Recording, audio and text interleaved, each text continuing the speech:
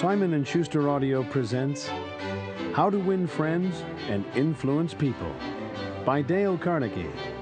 Read by Andrew McMillan.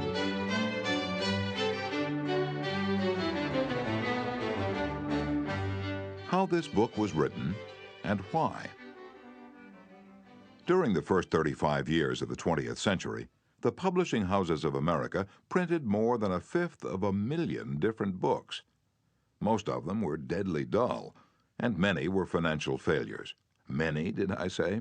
The president of one of the largest publishing houses in the world confessed to me that his company, after 75 years of publishing experience, still lost money on 7 out of every 8 books it published. Why then did I have the temerity to write another book? And after I had written it, why should you bother to read it? Fair questions both, and I'll try to answer them. I have, since 1912, been conducting educational courses for business and professional men and women in New York. At first, I conducted courses in public speaking only, courses designed to train adults by actual experience to think on their feet and express their ideas with more clarity, more effectiveness, and more poise, both in business interviews and before groups. But gradually, as the seasons passed, I realized that as sorely as these adults needed training in effective speaking, they needed still more training in the fine art of getting along with people in everyday business and social contacts. I also gradually realized that I was sorely in need of such training myself. As I look back across the years, I'm appalled at my own frequent lack of finesse and understanding. How I wish a book such as this had been placed in my hands 20 years ago. What a priceless boon it would have been. Dealing with people is probably the biggest problem you face, especially if you're in business. Yes, and that is also true if you are a housewife, architect, or engineer. Research done a few years ago under the auspices of the Carnegie Foundation for the Advancement of Teaching uncovered a most important and significant fact, a fact later confirmed by additional studies made at the Carnegie Institute of Technology. These investigations revealed that even in such technical lines as engineering, about 15% of one's financial success is due to one's technical knowledge, and about 85% is due to skill in human engineering, to personality, and the ability to lead people. For many years, I conducted courses each season at the Engineers Club of Philadelphia, and also courses for the New York chapter of the American Institute of Electrical Engineers. A total of probably more than 1,500 engineers have passed through my classes. They came to me because they had finally realized, after years of observation and experience, that the highest-paid personnel in engineering are frequently not those who know the most about engineering. One can, for example, hire mere technical ability in engineering, accountancy, architecture, or any other profession at nominal salaries. But the person who has technical knowledge plus the ability to express ideas, to assume leadership, and to arouse enthusiasm among people, that person is headed for higher earning power. In the heyday of his activity, John D. Rockefeller said that the ability to deal with people is as purchasable a commodity as sugar or coffee. And I will pay more for that ability, said John D., than for any other under the sun. Wouldn't you suppose that every college in the land would conduct courses to develop the highest-priced ability under the sun? But if there is just one practical, common-sense course of that kind given for adults in even one college in the land, it has escaped my attention up to the present writing. The University of Chicago and the United YMCA schools conducted a survey to determine what adults want to study. That survey cost $25,000 and took 2 years. The last part of the survey was made in Narrated, Connecticut. It had been chosen as a typical American town. Every adult in Meriden was interviewed and requested to answer 156 questions. Questions such as, what is your business or profession? Your education? How do you spend your spare time? What is your income? Your hobbies, your ambitions, your problems? What subjects are you most interested in studying? And so on. That survey revealed that health is the prime interest of adults, and that their second interest is people. How to understand and get along with people, how to make people like you, and how to win others to your way of thinking. So the committee conducting this survey resolved to conduct such a course for adults in Meriden. They searched diligently for a practical textbook on the subject and found not one. Finally, they approached one of the world's outstanding authorities on adult education and asked him if he knew of any book that met the needs of this group. "No," he replied. "I know what those adults want, but the book they need has never been written." I knew from experience that this statement was true, for I myself had been searching for years to discover a practical working handbook on human relations. Since no such book existed, I have tried to write one for use in my own courses. And here it is. I hope you like it. In preparation for this book, I read everything that I could find on the subject. Everything from newspaper columns, magazine articles, records of the family courts, the writings of the old philosophers, and the new psychologists. In addition, I hired a trained researcher to spend 1.5 years in various libraries reading everything I had missed, plowing through erudite tomes on psychology, poring over hundreds of magazine articles, searching through countless biographies, trying to ascertain how the great leaders of all ages had dealt with people. We read their biographies. We read the life stories of all great leaders from Julius Caesar to Thomas Edison.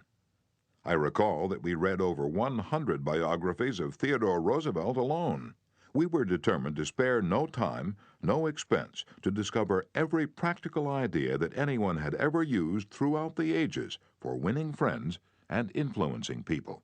I personally interviewed scores of successful people, some of them world famous, inventors like Marconi and Edison, political leaders like Franklin D. Roosevelt and James Farley, business leaders like Owen D. Young, movie stars like Clark Gable and Mary Pickford, and explorers like Martin Johnson, and tried to discover the techniques they used in human relations.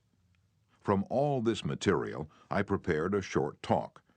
I called it How to Win Friends and Influence People. I say short, it was short in the beginning, but it soon expanded to a lecture that consumed 1 hour and 30 minutes.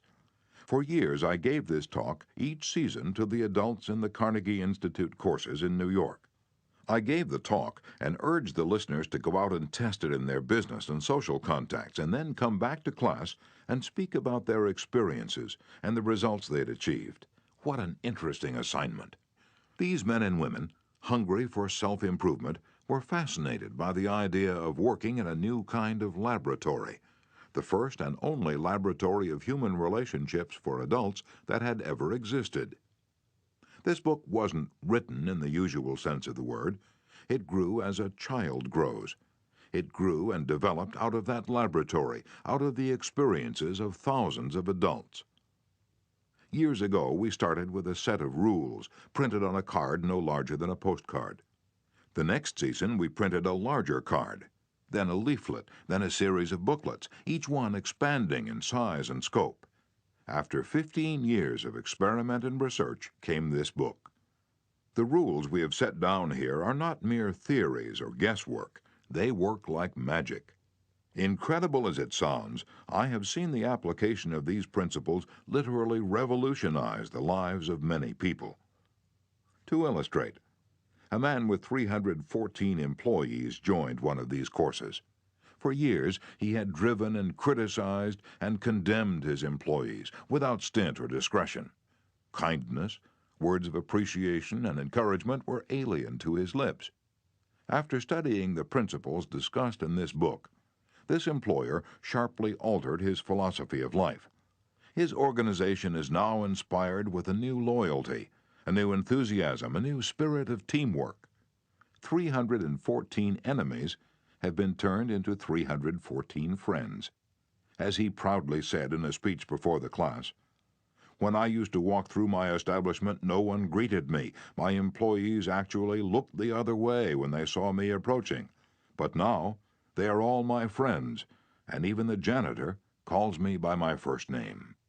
This employer gained more profit, more leisure, and what is infinitely more important, he found far more happiness in his business and in his home. Countless numbers of salespeople have sharply increased their sales by the use of these principles. Many have opened up new accounts that they had formerly solicited in vain. Executives have been given increased authority, increased pay. One executive reported a large increase in salary because he applied these truths. Another, an executive in the Philadelphia Gas Works Company, was slated for demotion when he was 65 because of his belligerence, because of his inability to lead people skillfully. This training not only saved him from the demotion, but brought him a promotion with increased pay. On innumerable occasions, spouses attending the banquet given at the end of the course have told me that their homes have been much happier since their husbands or wives started this training. People are frequently astonished at the new results they achieve. It all seems like magic. In some cases, in their enthusiasm, they have telephoned me at my home on Sundays because they couldn't wait 48 hours to report their achievements at the regular session of the course. One man was so stirred by a talk on these principles that he sat far into the night discussing them with other members of the class. At 3 o'clock in the morning, the others went home, but he was so shaken by a realization of his own mistakes, so inspired by the vista of a new and richer world opening before him, that he was unable to sleep. He didn't sleep that night, or the next day, or the next night. Who was he? A naive, untrained individual ready to gush over any new theory that came along? No, far from it. He was a sophisticated, blasé dealer in art, very much the man about town, who spoke 3 languages fluently and was a graduate of 2 European universities. While writing this chapter, I received a letter from a German of the old school, an aristocrat whose forebears had served for generations as professional army officers under the Hohenzollerns. His letter, written from a transatlantic steamer, telling about the application of these principles, rose almost to a religious fervor. Another man, an old New Yorker, a Harvard graduate, a wealthy man, the owner of a large carpet factory, declared he had learned more in 14 weeks through this system of training about the fine art of influencing people than he had learned about the same subject during his 4 years in college. Absurd? Laughable? Fantastic? Of course, you are privileged to dismiss this statement with whatever adjective you wish.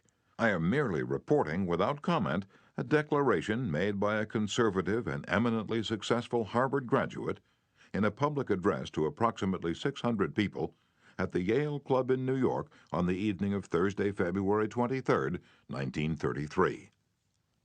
Compared to what we ought to be, said the famous Professor William James of Harvard, compared to what we ought to be, we are only half awake. We are making use of only a small part of our physical and mental resources. Stating the thing broadly, the human individual thus lives far within his limits. He possesses powers of various sorts which he habitually fails to use.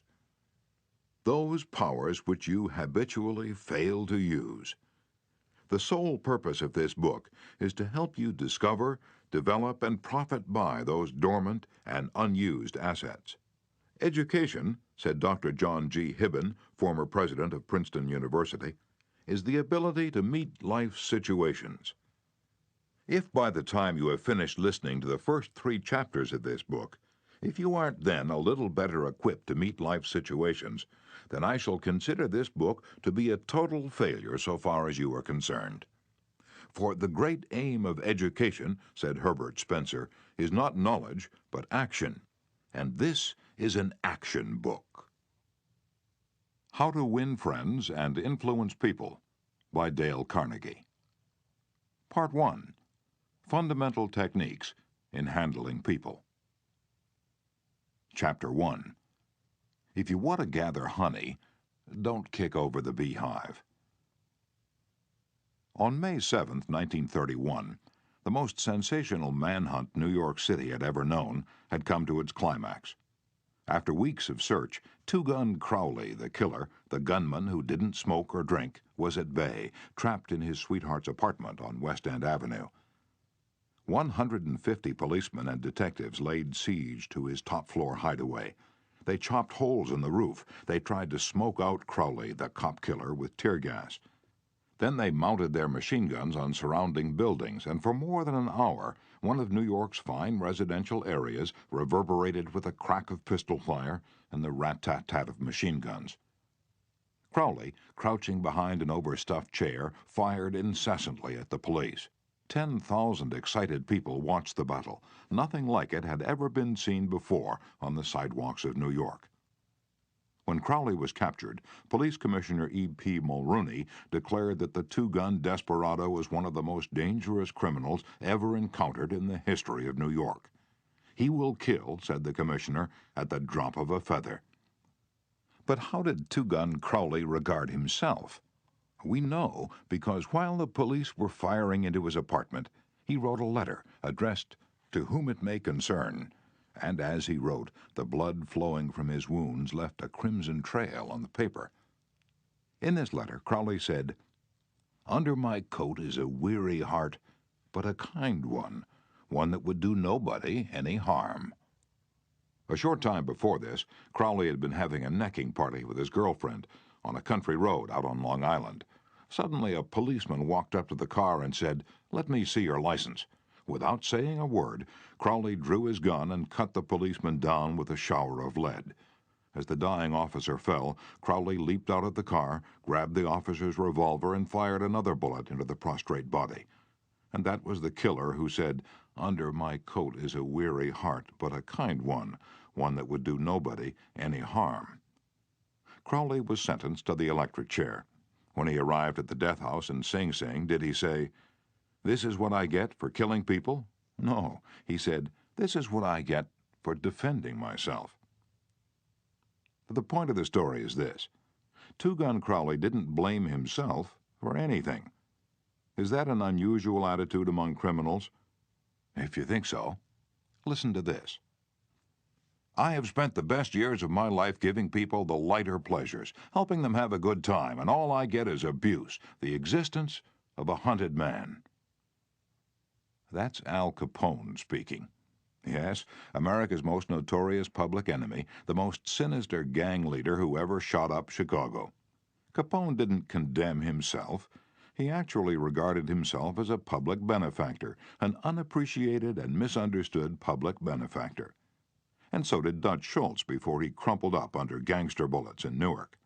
Dutch Schultz, one of New York's most notorious rats, said in a newspaper interview that he was a public benefactor, and he believed it. I've had some interesting correspondence with Lewis Laws, who was warden of New York's infamous Sing Sing prison for many years on this subject, and he declared that few of the criminals in Sing Sing regard themselves as bad men. They are just as human as you and I. So they rationalize, they explain. They can tell you why they had to crack a safe or be quick on the trigger finger. Most of them attempt by a form of reasoning, fallacious or logical, to justify their antisocial acts even to themselves, consequently stoutly maintaining that they should never have been imprisoned at all. If Al Capone, Two-Gun Crowley, Dutch Schultz, and the desperate men and women behind prison walls don't blame themselves for anything, what about the people with whom you and I come in contact? John Wanamaker, founder of the stores that bear his name, once confessed, "I learned 30 years ago that it is foolish to scold." I have enough trouble overcoming my own limitations without fretting over the fact that God has not seen fit to distribute evenly the gift of intelligence. Wanamaker learned this lesson early, but I personally had to blunder through this old world for a third of a century before it even began to dawn upon me that 99 times out of 100, people don't criticize themselves for anything, no matter how wrong it may be. Criticism is futile because it puts a person on the defensive and usually makes him strive to justify himself. Criticism is dangerous because it wounds a person's precious pride, hurts his sense of importance, and arouses resentment. B.F. Skinner, the world-famous psychologist, proved through his experiments that an animal rewarded for good behavior will learn much more rapidly and retain what it learns far more effectively than an animal punished for bad behavior. Later studies have shown that the same applies to humans. By criticizing, we do not make lasting changes and often incur resentment. Hans Selye, another great psychologist, said, "As much as we thirst for approval, we dread condemnation." The resentment that criticism engenders can demoralize employees, family members, and friends, and still not correct the situation that has been condemned. George B. Johnston of Enid, Oklahoma, is the safety coordinator for an engineering company. One of his responsibilities is to see that employees wear their hard hats whenever they are on a job in the field. He reported that whenever he came across workers who were not wearing hard hats, he would tell them with a lot of authority of the regulation and that they must comply. As a result, he would get sullen acceptance, and often after he left, the workers would remove the hats. He decided to try a different approach. The next time he found some of the workers not wearing their hard hat, he asked if the hats were uncomfortable or didn't fit properly. Then he reminded the men in a pleasant tone of voice that the hat was designed to protect them from injury, and suggested that it always be worn on the job. The result was increased compliance with the regulation with no resentment or emotional upset. You will find examples of the futility of criticism bristling on 1,000 pages of history. Take, for example, the famous quarrel between Theodore Roosevelt and President Taft.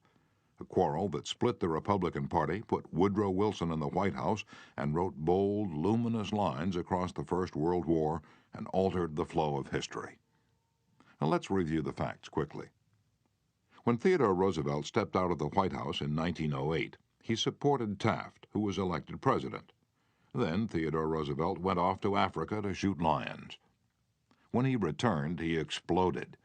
He denounced Taft for his conservatism, tried to secure the nomination for a third term himself, formed the Bull Moose Party, and all but demolished the GOP. In the election that followed, William Howard Taft and the Republican Party carried only 2 states, Vermont and Utah, the most disastrous defeat the party had ever known. Theodore Roosevelt blamed Taft, but did President Taft blame himself? Of course not. With tears in his eyes, Taft said, "I don't see how I could have done any differently from what I have."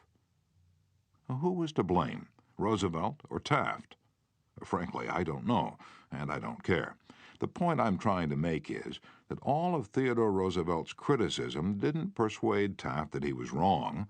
It merely made Taft strive to justify himself and to reiterate with tears in his eyes, "I don't see how I could have done any differently from what I have." Or take the Teapot Dome oil scandal. It kept the newspapers ringing with indignation in the early 1920s. It rocked the nation. Within the memory of living men, nothing like it had ever happened before in American public life. Now, here are the bare facts of the scandal. Albert B. Fall, Secretary of the Interior in Harding's cabinet, was entrusted with the leasing of government oil reserves at Elk Hill and Teapot Dome, oil reserves that had been set aside for the future of the Navy. Did Secretary Fall permit competitive bidding?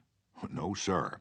He handed the fat, juicy contract outright to his friend Edward L. Doheny. What did Doheny do? He gave Secretary Fall what he was pleased to call a loan of $100,000.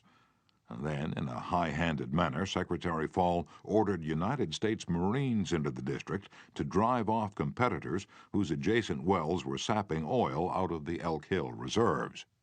These competitors, driven off their ground at the ends of guns and bayonets, rushed into court and blew the lid off the Teapot Dome scandal.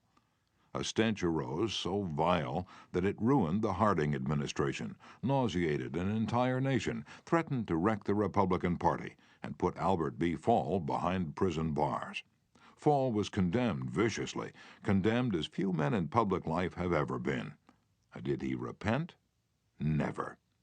Years later, Herbert Hoover intimated in a public speech that President Harding's death had been due to mental anxiety and worry because a friend had betrayed him. When Mrs. Fall heard that, she sprang from her chair, she wept, she shook her fists at fate and screamed, "What? Harding betrayed by Fall? No, my husband never betrayed anyone. this whole house full of gold would not tempt my husband to do wrong. He is the one who has been betrayed and led to the slaughter and crucified." And there you are. Human nature in action. Wrongdoers blaming everybody but themselves. We are all like that. So when you and I are tempted to criticize someone tomorrow, let's remember Al Capone, Two Gun Crowley, and Albert Fall. Let's realize that criticisms are like homing pigeons. They always return home. Let's realize that the person we're going to correct and condemn will probably justify himself or herself and condemn us in return. Or, like the gentle Taft, will say, "I don't see how I could have done any differently from what I have."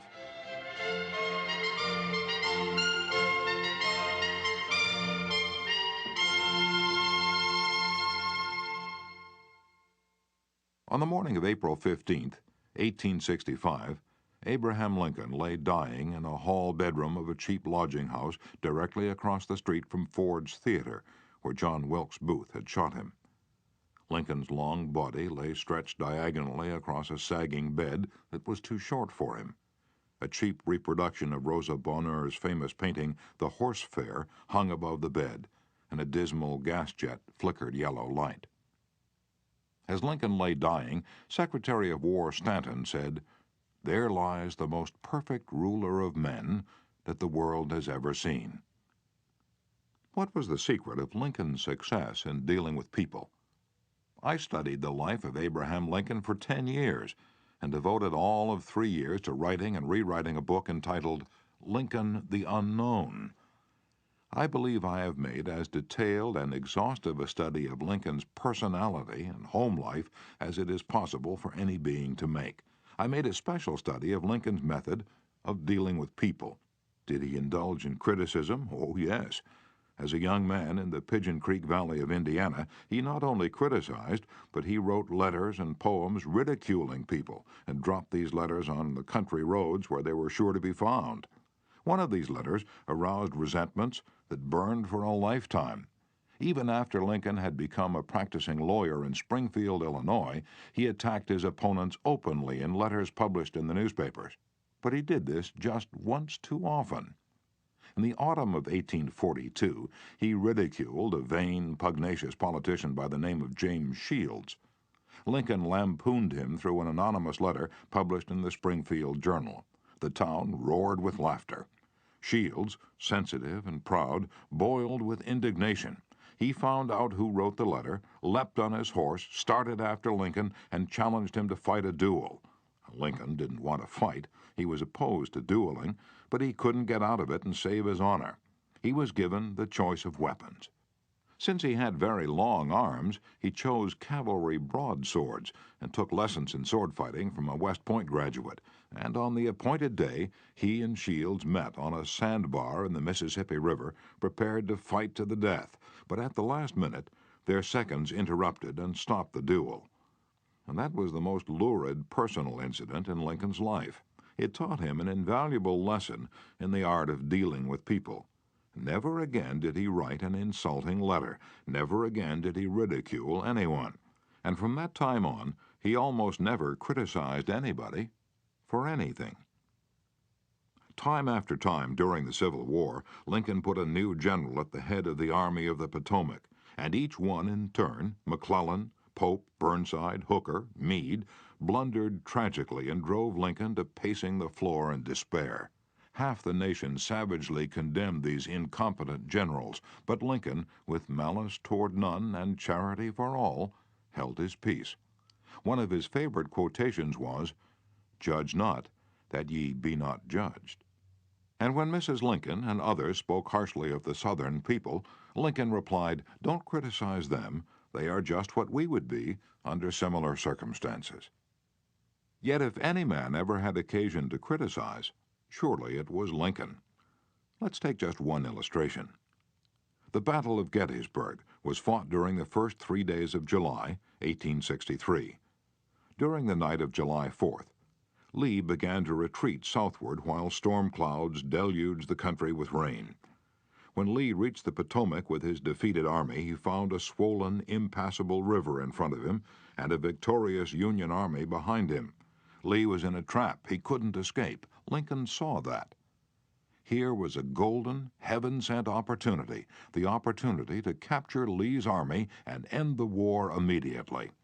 So, with a surge of high hope, Lincoln ordered Meade not to call a council of war, but to attack Lee immediately. Lincoln telegraphed his orders and then sent a special messenger to Meade demanding immediate action. And what did General Meade do?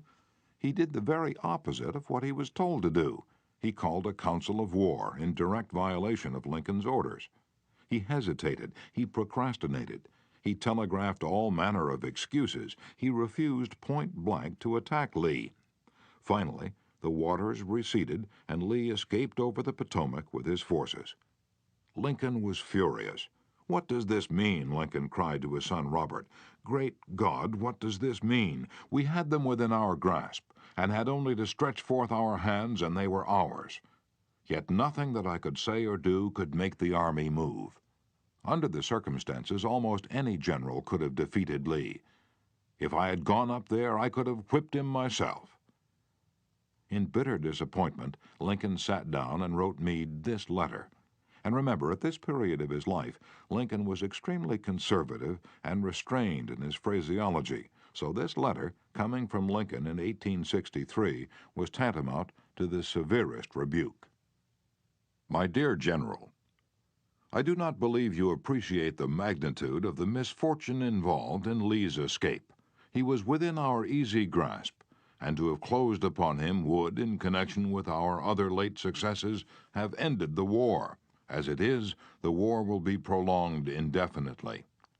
If you could not safely attack Lee last Monday, how can you possibly do so south of the river, when you can take with you very few, no more than 2/3 of the force you then had in hand?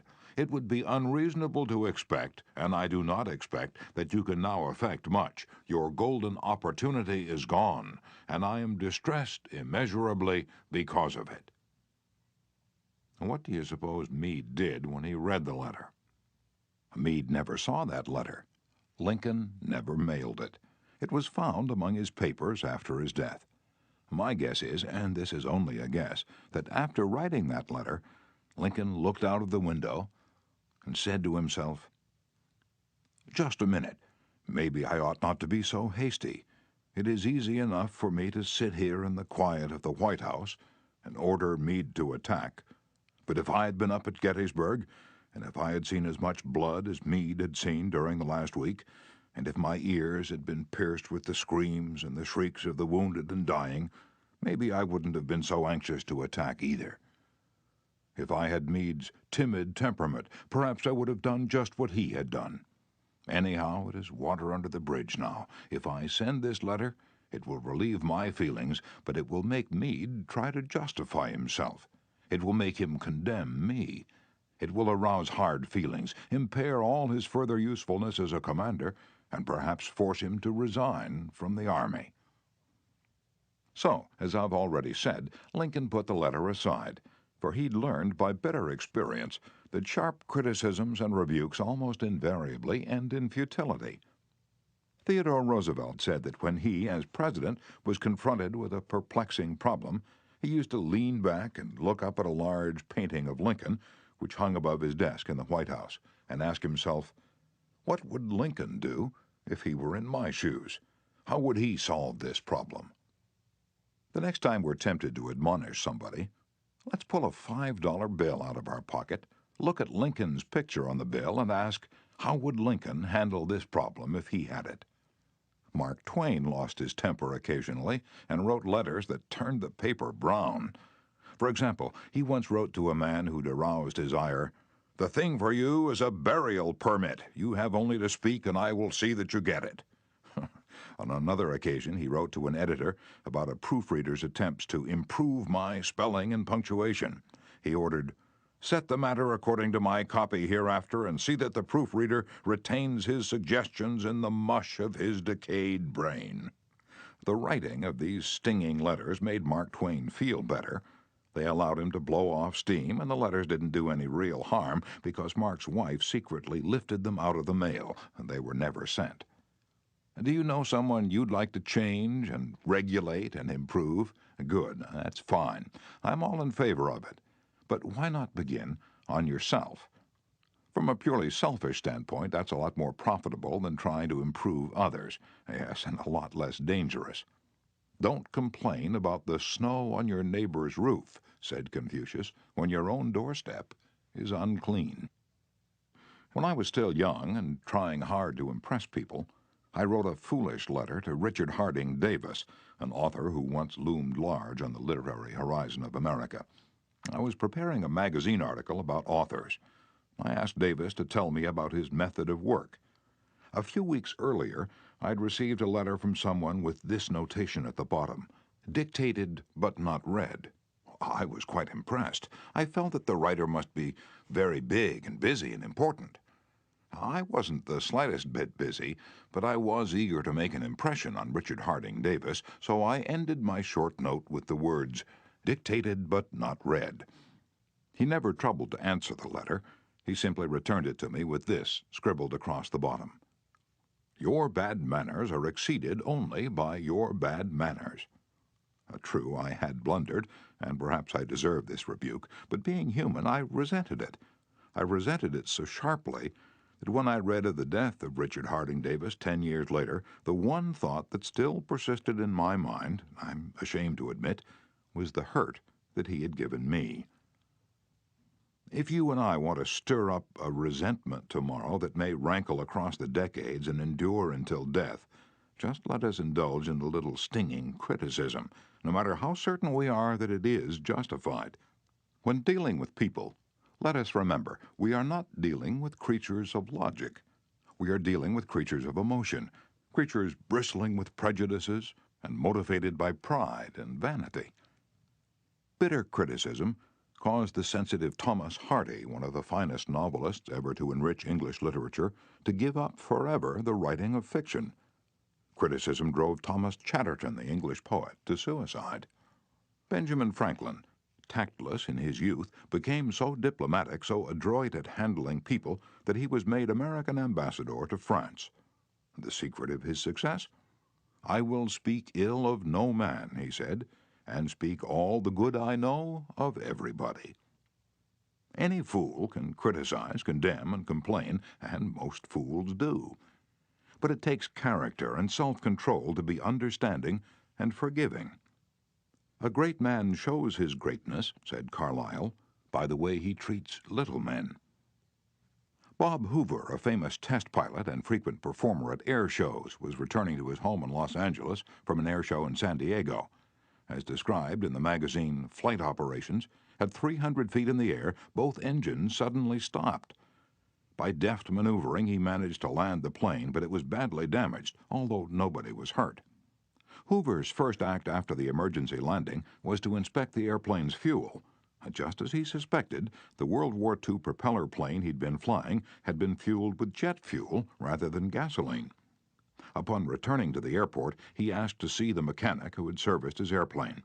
The young man was sick with the agony of his mistake. Tears streamed down his face as Hoover approached.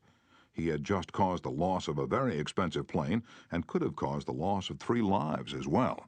You can imagine Hoover's anger. One could anticipate a tongue-lashing that this proud and precise pilot would unleash for that carelessness. But Hoover didn't scold the mechanic. He didn't even criticize him.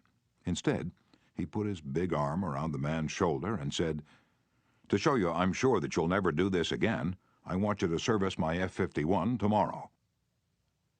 Often parents are tempted to criticize their children. You would expect me to say, don't, but I will not. I am merely going to say, before you criticize them, read one of the classics of American journalism, Father Forgets. It originally appeared as an editorial in the People's Home Journal. Here it is, with the author's permission, as condensed in the Reader's Digest. A Father Forgets is one of those little pieces which, dashed off in a moment of sincere feeling, strikes an echoing chord in so many readers as to become a perennial reprint favorite.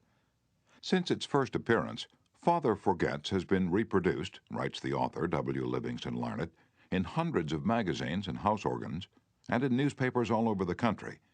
It has been reprinted almost as extensively in many foreign languages. I have given personal permission to thousands who wish to read it from school, church, and lecture platforms. It has been on the air on countless occasions and programs.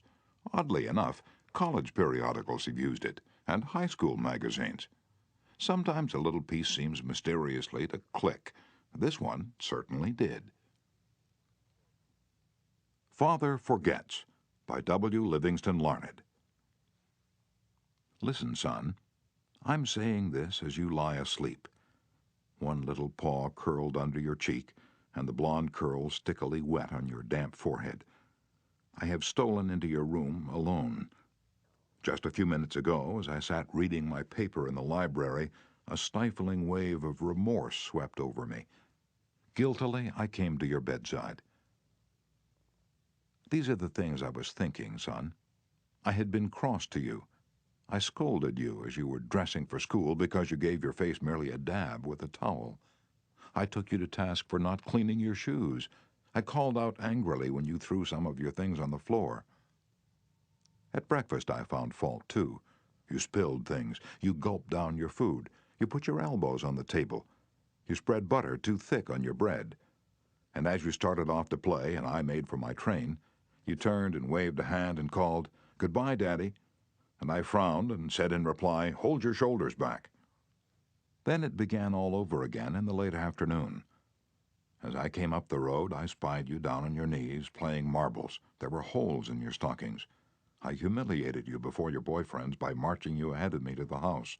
Stockings were expensive, and if you had to buy them, you'd be more careful. Imagine that, son, from a father. Do you remember later, when I was reading in the library, how you came in timidly with a sort of hurt look in your eyes? When I glanced up over my paper, impatient at the interruption, you hesitated at the door. "What is it you want?" I snapped. You said nothing, but ran across in one tempestuous plunge and threw your arms around my neck and kissed me, and your small arms tightened with an affection that God had set blooming in your heart and which even neglect could not wither. And then you were gone, pattering up the stairs. Well, son, it was shortly afterwards that my paper slipped from my hands and a terrible, sickening fear came over me. What has habit been doing to me? The habit of finding fault, of reprimanding. This was my reward to you for being a boy. It was not that I did not love you. It was that I expected too much of youth. I was measuring you by the yardstick of my own years. And there was so much that was good and fine and true in your character. The little heart of you was as big as the dawn itself over the wide hills. This was shown by your spontaneous impulse to rush in and kiss me good night. Nothing else matters tonight, son. I have come to your bedside in the darkness, and I have knelt there ashamed. It is a feeble atonement. I know you would not understand these things if I told them to you during your waking hours, but tomorrow I will be a real daddy. I will chum with you, and suffer when you suffer, and laugh when you laugh. I will bite my tongue when impatient words come. I will keep saying, as if it were a ritual, "He is nothing but a boy, a little boy." I am afraid I have visualized you as a man, yet as I see you now, son, crumpled and weary in your cot, I see that you are still a baby. Yesterday you were in your mother's arms, your head on her shoulder. I have asked too much. Too much. Instead of condemning people, let's try to understand them. Let's try to figure out why they do what they do. That's a lot more profitable and intriguing than criticism, and it breeds sympathy, tolerance, and kindness. To know all is to forgive all. As Dr. Johnson said, God himself, sir, does not propose to judge man until the end of his days. Why should you and I? Principle 1. Don't criticize, condemn, or complain. Chapter 2. The Big Secret of Dealing with People. There is only one way under high heaven to get anybody to do anything. Did you ever stop to think of that? Yes, just one way. And that is by making the other person want to do it. Remember, there is no other way. Of course, you can make someone want to give you his watch by sticking a revolver in his ribs. You can make your employees give you cooperation until your back is turned by threatening to fire them. You can make a child do what you want it to do by a whip or a threat. But these crude methods have sharply undesirable repercussions. The only way I can get you to do anything is by giving you what you want. What do you want? Sigmund Freud said that everything you and I do springs from two motives, the sex urge and the desire to be great. John Dewey, one of America's most profound philosophers, phrased it a bit differently. Dr. Dewey said that the deepest urge in human nature is the desire to be important. Remember that phrase, the desire to be important. It is significant. You're going to hear a lot about it in this book. And what do you want? Well, not many things, but the few things that you do wish you crave with an insistence that will not be denied. Some of the things most people want include health and the preservation of life, food, sleep, money and the things money will buy, life in the hereafter, sexual gratification, the well-being of our children, a feeling of importance. Almost all of these wants are usually gratified, all except one. But there is one longing, almost as deep, almost as imperious as the desire for food or sleep, which is seldom gratified. It is what Freud calls the desire to be great. It is what Dewey calls the desire to be important. Lincoln once began a letter saying, "Everybody likes a compliment." William James said, "The deepest principle in human nature is the craving to be appreciated." He didn't speak, mind you, of the wish or the desire or the longing to be appreciated. He said the craving to be appreciated. Here is a gnawing and unfaltering human hunger, and the rare individual who honestly satisfies this heart hunger will hold people in the palm of his or her hand, and even the undertaker will be sorry when he dies. The desire for a feeling of importance is one of the chief distinguishing differences between mankind and the animals. To illustrate, when I was a farm boy out in Missouri, my father bred fine Duroc Jersey hogs and pedigreed white-faced cattle. We used to exhibit our hogs and white-faced cattle at the county fairs and livestock shows throughout the Middle West. We won first prizes by the score. My father pinned his blue ribbons on a sheet of white muslin, and when friends or visitors came to the house, he'd get out the long sheet of muslin, he'd hold one end and I would hold the other while he exhibited the blue ribbons. And the hogs didn't care about the ribbons they had won, but Father did. These prizes gave him a feeling of importance. If our ancestors hadn't had this flaming urge for a feeling of importance, civilizations would have been impossible. Without it, we should have been just about like the animals. It was this desire for a feeling of importance that led an uneducated, poverty-stricken grocery clerk to study some law books he found on the bottom of a barrel of household plunder that he had bought for 50 cents. You've probably heard of this grocery clerk. His name was Lincoln. It was this desire for a feeling of importance that inspired Dickens to write his immortal novels. This desire inspired Sir Christopher Wren to design his symphonies in stone. This desire made Rockefeller amass millions that he never spent. And this same desire made the richest family in your town build a house far too large for its requirements. This desire makes you want to wear the latest styles, drive the latest cars, and talk about your brilliant children. It is this desire that lures many boys and girls into joining gangs and engaging in criminal activities. The average young criminal, according to E.P. Mulrooney, one-time police commissioner of New York, is filled with ego, and his first request after arrest is for those lurid newspapers that make him out a hero. The disagreeable prospect of serving time seems remote so long as he can gloat over his likeness sharing space with pictures of sports figures, movie and TV stars, and politicians.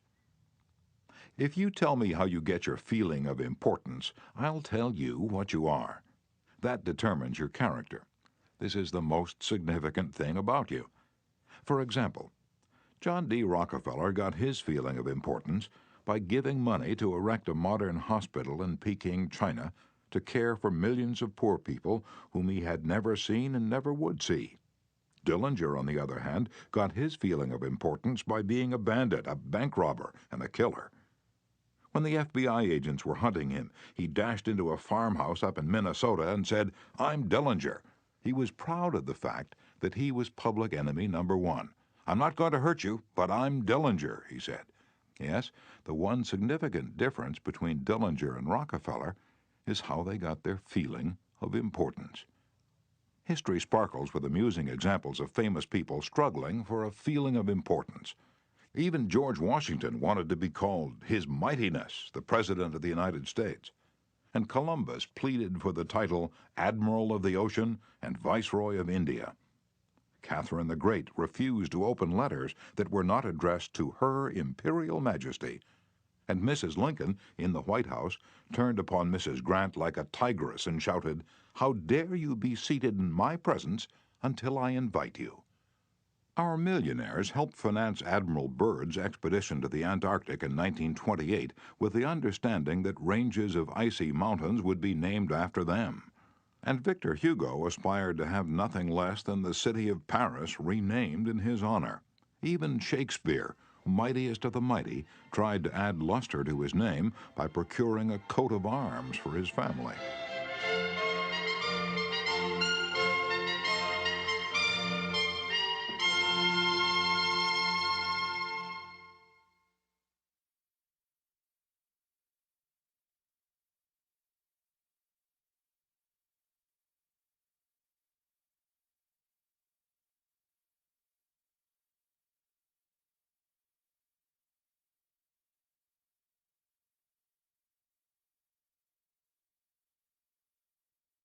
People sometimes become invalids in order to win sympathy and attention and get a feeling of importance. For example, take Mrs. McKinley. She got a feeling of importance by forcing her husband, the President of the United States, to neglect important affairs of state while he reclined on the bed beside her for hours at a time, his arm about her, soothing her to sleep. She fed her gnawing desire for attention by insisting that he remain with her while she was having her teeth fixed, and once created a stormy scene when he had to leave her alone with the dentist while he kept an appointment with John Hay, his Secretary of State. The writer, Mary Roberts Reinhardt, once told me of a bright, vigorous young woman who became an invalid in order to get a feeling of importance. "One day," said Mrs. Reinhardt, "this woman had been obliged to face something, her age, perhaps. The lonely years were stretching ahead, and there was little left for her to anticipate. She took to her bed, and for 10 years her old mother traveled to the 3rd floor and back carrying trays, nursing her. Then one day the old mother, weary with service, lay down and died. For some weeks the invalid languished. Then she got up, put on her clothing, and resumed living again." Some authorities declare that people may actually go insane in order to find, in the dreamland of insanity, the feeling of importance that has been denied them in the harsh world of reality. There are more patients suffering from mental diseases in the United States than from all other diseases combined. What is the cause of insanity? Nobody can answer such a sweeping question, but we know that certain diseases, such as syphilis, break down and destroy the brain cells and result in insanity. In fact, about 1/2 of all mental diseases can be attributed to such physical causes as brain lesions, alcohol, toxins, and injuries. But the other half, and this is the appalling part of the story, the other half of the people who go insane apparently have nothing organically wrong with their brain cells. In post-mortem examinations, when their brain tissues are studied under the highest-powered microscopes, these tissues are found to be apparently just as healthy as yours and mine. Why do these people go insane? I put that question to the head physician at one of our most important psychiatric hospitals. This doctor, who's received the highest honors and the most coveted awards for his knowledge of this subject, told me frankly that he didn't know why people went insane. Nobody knows for sure. But he did say, many people who go insane find in insanity a feeling of importance that they were unable to achieve in the world of reality. And then he told me this story. I have a patient right now whose marriage proved to be a tragedy. She wanted love, sexual gratification, children, social prestige, but life blasted all her hopes. Her husband didn't love her. He refused even to eat with her and forced her to serve his meals in his room upstairs. She had no children, no social standing. She went insane, and in her imagination she divorced her husband and resumed her maiden name. She now believes she had married into English aristocracy, and she insists on being called Lady Smith. And as for children, she imagines that she has a new child every night. Each time I call on her, she says, "Doctor, I had a baby last night." Life once wrecked all her dream ships on the sharp rocks of reality. But in the sunny fantasy isles of insanity, all her barkentines race into port with canvas billowing and winds singing through the masts. Tragic? Oh, I don't know. Her physician said to me, "If I could stretch out my hand and restore her sanity, I wouldn't do it. She's much happier as she is." If some people are so hungry for a feeling of importance that they actually go insane to get it, imagine what miracle you and I can achieve by giving people honest appreciation this side of insanity. One of the first people in American business to be paid a salary of over $1 million a year when there was no income tax and a person earning $50 a week was considered well off was Charles Schwab. He had been picked by Andrew Carnegie to become the first president of the newly formed United States Steel Company in 1921, when Schwab was only 38 years old. Schwab later left U.S. Steel to take over the then-troubled Bethlehem Steel Company, and he rebuilt it into one of the most profitable companies in America. Why did Andrew Carnegie pay $1 million a year, or more than $3,000 a day, to Charles Schwab? Why? Because Schwab was a genius? No. Because he knew more about the manufacture of steel than other people? Nonsense. Charles Schwab told me himself that he had many men working for him who knew more about the manufacture of steel than he did. Schwab says that he was paid this salary largely because of his ability to deal with people. I asked him how he did it.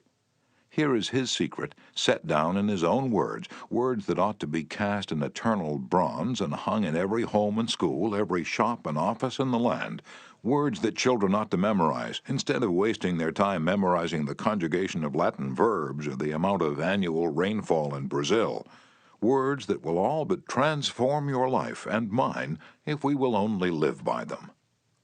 "I consider my ability to arouse enthusiasm among my people," said Schwab, "the greatest asset that I possess. And the way to develop the best that is in a person is by appreciation and encouragement. There is nothing else that so kills the ambition of a person as criticism from superiors. I never criticize anyone. I believe in giving a person incentive to work. So I'm anxious to praise, but loath to find fault. If I like anything, I am hearty in my approbation and lavish in my praise."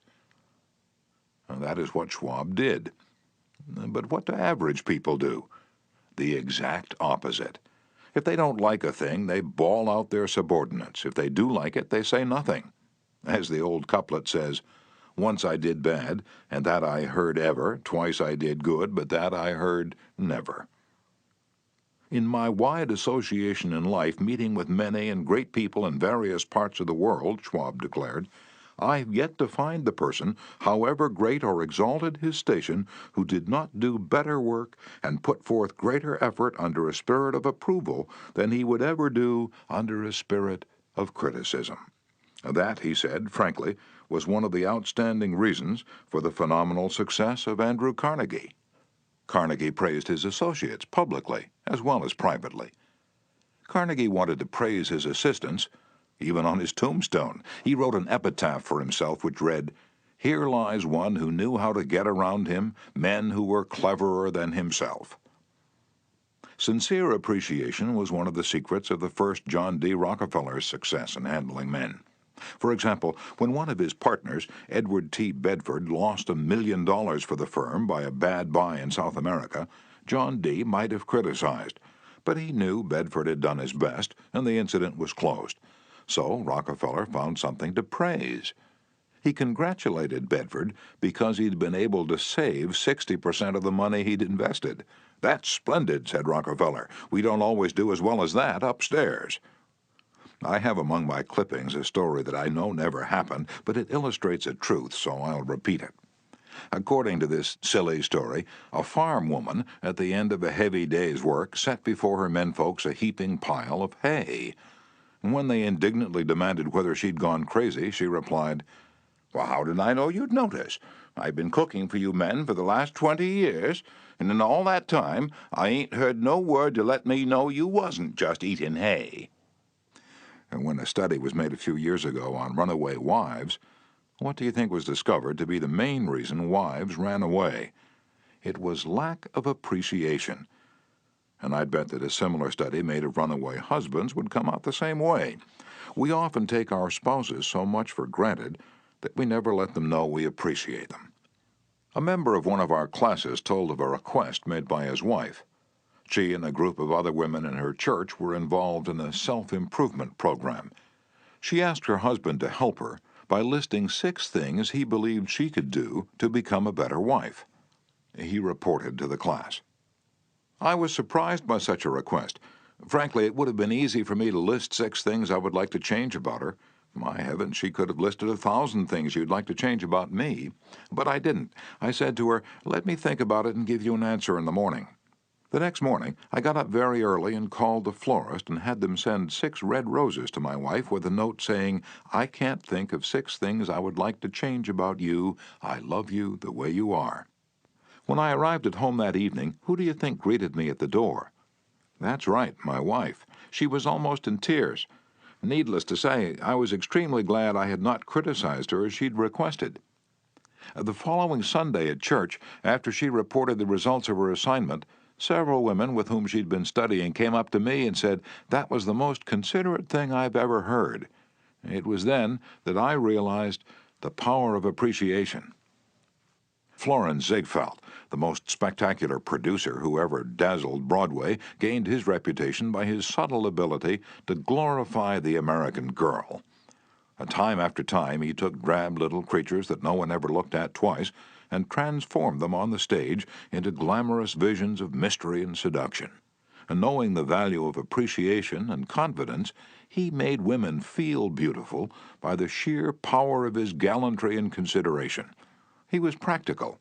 He raised the salary of chorus girls from $30 a week to as high as $175. And he was also chivalrous.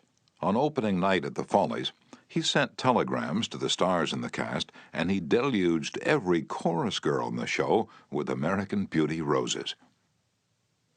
I once succumbed to the fad of fasting and went for 6 days and nights without eating. It wasn't difficult. I was less hungry at the end of the 6th day than I was at the end of the 2nd. Yet I know, as you know, people who would think they'd committed a crime if they let their families or employees go for 6 days without food, but they will let them go for 6 days and 6 weeks and sometimes 60 years without giving them the hearty appreciation that they crave almost as much as they crave food. When Alfred Lunt, one of the great actors of his time, played the leading role in Reunion in Vienna, he said, "There is nothing I need so much as nourishment for my self-esteem." We nourish the bodies of our children and friends and employees, but how seldom do we nourish their self-esteem? We provide them with roast beef and potatoes to build energy, but we neglect to give them kind words of appreciation that would sing in their memories for years, like the music of the morning stars.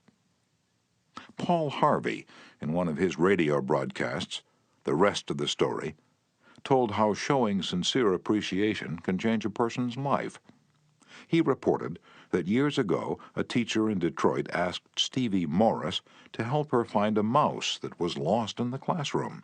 You see, she appreciated the fact that nature had given Stevie something no one else in the room had. Nature had given Stevie a remarkable pair of ears to compensate for his blind eyes. But this was really the first time Stevie had been shown appreciation for those talented ears. Now, years later, he says that this act of appreciation was the beginning of a new life. You see, from that time on, he developed his gift of hearing and went on to become, under the stage name of Stevie Wonder, one of the great pop singers and songwriters of the 70s. Some of you are saying right now, as you hear these words, "Oh, phooey, flattery, bear oil, I've tried that stuff. It doesn't work, not with intelligent people." Of course, flattery seldom works with discerning people. It is shallow, selfish, and insincere. It ought to fail, and it usually does. True, some people are so hungry, so thirsty for appreciation that they'll swallow anything, just as a starving man will eat grass and fishworms.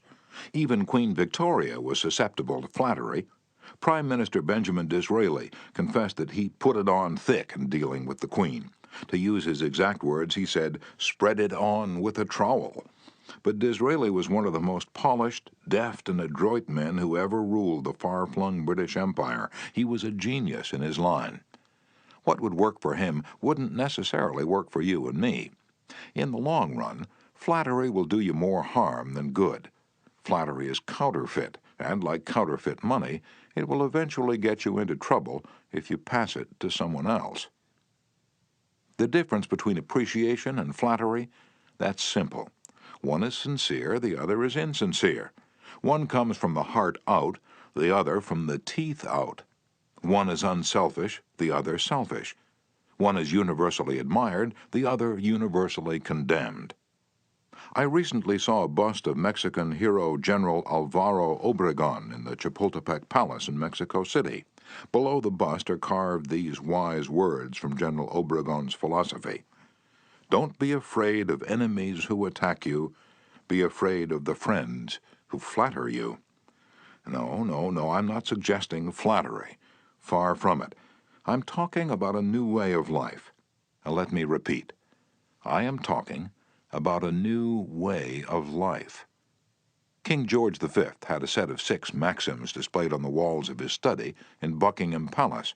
One of these maxims said, "Teach me neither to proffer nor receive cheap praise." Well, that's all flattery is, cheap praise. I once read a definition of flattery that may be worth repeating. Flattery is telling the other person precisely what he thinks about himself. "Use what language you will," said Ralph Waldo Emerson, "you can never say anything but what you are." If all we had to do was flatter, everybody would catch on, and we should all be experts in human relations. When we are not engaged in thinking about some definite problem, we usually spend about 95% of our time thinking about ourselves. Now, if we stop thinking about ourselves for a while and begin to think of the other person's good points, we won't have to resort to flattery so cheap and false that it can be spotted almost before it's out of the mouth. One of the most neglected virtues of our daily existence is appreciation. Somehow we neglect to praise our son or daughter when he or she brings home a good report card, and we fail to encourage our children when they first succeed in baking a cake or building a birdhouse. Nothing pleases children more than this kind of parental interest and approval. And the next time you enjoy filet mignon at the club, send word to the chef that it was excellently prepared. And when a tired salesperson shows you unusual courtesy, please mention it. Every minister, lecturer, and public speaker knows the discouragement of pouring himself or herself out to an audience and not receiving a single ripple of appreciative comment. What applies to professionals applies doubly to workers in offices, shops, and factories, and our families and friends. In our interpersonal relations, we should never forget that all our associates are human beings and hunger for appreciation. It is the legal tender that all souls enjoy. Try leaving a friendly trail of little sparks of gratitude on your daily trips. You will be surprised how they will set small flames of friendship that will be rose beacons on your next visit. Pamela Dunham of New Fairfield, Connecticut, had among her responsibilities on her job the supervision of a janitor who was doing a very poor job. The other employees would jeer at him and litter the hallways to show him what a bad job he was doing. It was so bad, productive time was being lost in the shop. Without success, Pam tried various ways to motivate this person. She noticed that occasionally he did a particularly good piece of work. She made a point to praise him for it in front of the other people. Each day the job he did all around got better. Pretty soon he started doing all his work efficiently. Now he does an excellent job, and other people give him appreciation and recognition. Honest appreciation got results where criticism and ridicule failed. Hurting people not only does not change them, it is never called for. There's an old saying that I have cut out and pasted on my mirror where I cannot help but see it every day. I shall pass this way but once. Any good, therefore, that I can do, or any kindness that I can show to any human being, let me do it now. Let me not defer nor neglect it, for I shall not pass this way again. Emerson said, "Every man I meet is my superior in some way. In that I learn of him." If that was true of Emerson, isn't it likely to be 1,000 times more true of you and me? Let's cease thinking of our accomplishments, our wants. Let's try to figure out the other person's good points. Then forget flattery. Give honest, sincere appreciation.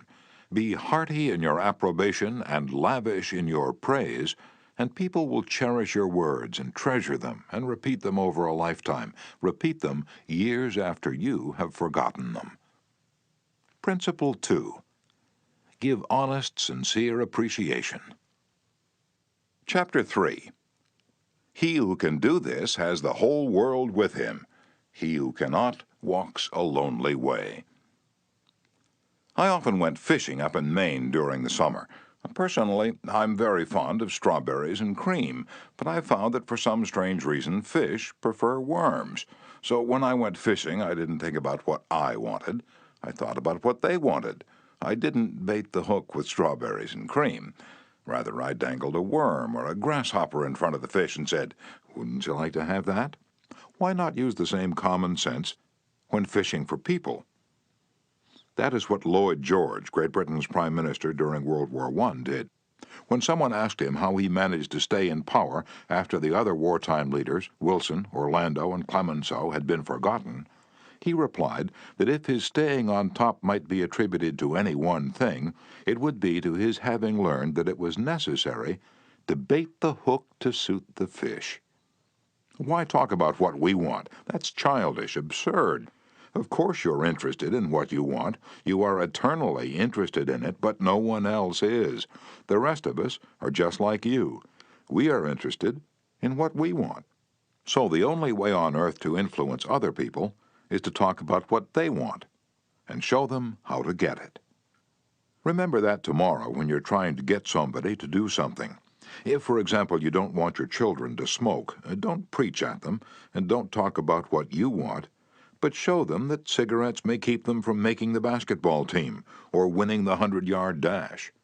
This is a good thing to remember, regardless of whether you're dealing with children or calves or chimpanzees.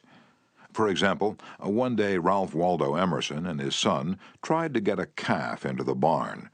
They made the common mistake of thinking only of what they wanted. Emerson pushed and his son pulled, but the calf was doing just what they were doing. He was thinking only of what he wanted, so he stiffened his legs and stubbornly refused to leave the pasture. The Irish housemaid saw their predicament. She couldn't write essays or books, but on this occasion at least she had more horse sense or calf sense than Emerson had. She thought of what the calf wanted. So she put her maternal finger in the calf's mouth and let the calf suck her finger as she gently led him into the barn.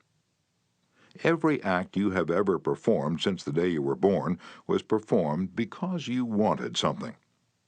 What about the time you gave a large contribution to the Red Cross? Yes, that's no exception to the rule. You gave the Red Cross the donation because you wanted to lend a helping hand. You wanted to do a beautiful, unselfish, divine act. Inasmuch as ye have done it unto one of the least of these, my brethren, ye have done it unto me. If you hadn't wanted that feeling more than you wanted your money, you would not have made the contribution. Of course, you might have made the contribution because you were ashamed to refuse, or because a customer asked you to do it, but one thing is certain. You made the contribution because you wanted something.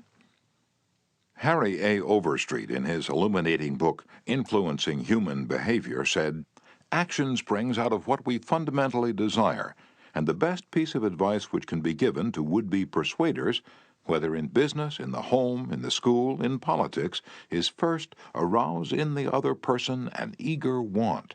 He who can do this has the whole world with him. He who cannot walks a lonely way." Andrew Carnegie, the poverty-stricken Scotch lad who started to work at 2 cents an hour and finally gave away $365 million, learned early in life that the only way to influence people is to talk in terms of what the other person wants. He attended school only 4 years, yet he learned how to handle people. And to illustrate, his sister-in-law was worried sick over her 2 boys. They were at Yale, and they were so busy with their own affairs that they neglected to write home and paid no attention whatever to their mother's frantic letters. Then Carnegie offered to wager $100 that he could get an answer by return mail without even asking for it. Someone called his bet, so he wrote his nephews a chatty letter mentioning casually in a postscript that he was sending each one a $5 bill. He neglected, however, to enclose the money. Back came replies by return mail, thanking dear Uncle Andrew for his kind note, and, well, you can finish the sentence yourself. Another example of persuading comes from Stan Novak of Cleveland, Ohio, a participant in our course. Stan came home from work one evening to find his youngest son, Tim, kicking and screaming on the living room floor. He was to start kindergarten the next day, and was protesting that he would not go. Stan's normal reaction would have been to banish the child to his room and tell him he just better make up his mind to go. He had no choice. But tonight, recognizing that this would not really help Tim start kindergarten in the best frame of mind, Stan sat down and thought, if I were Tim, why would I be excited about going to kindergarten?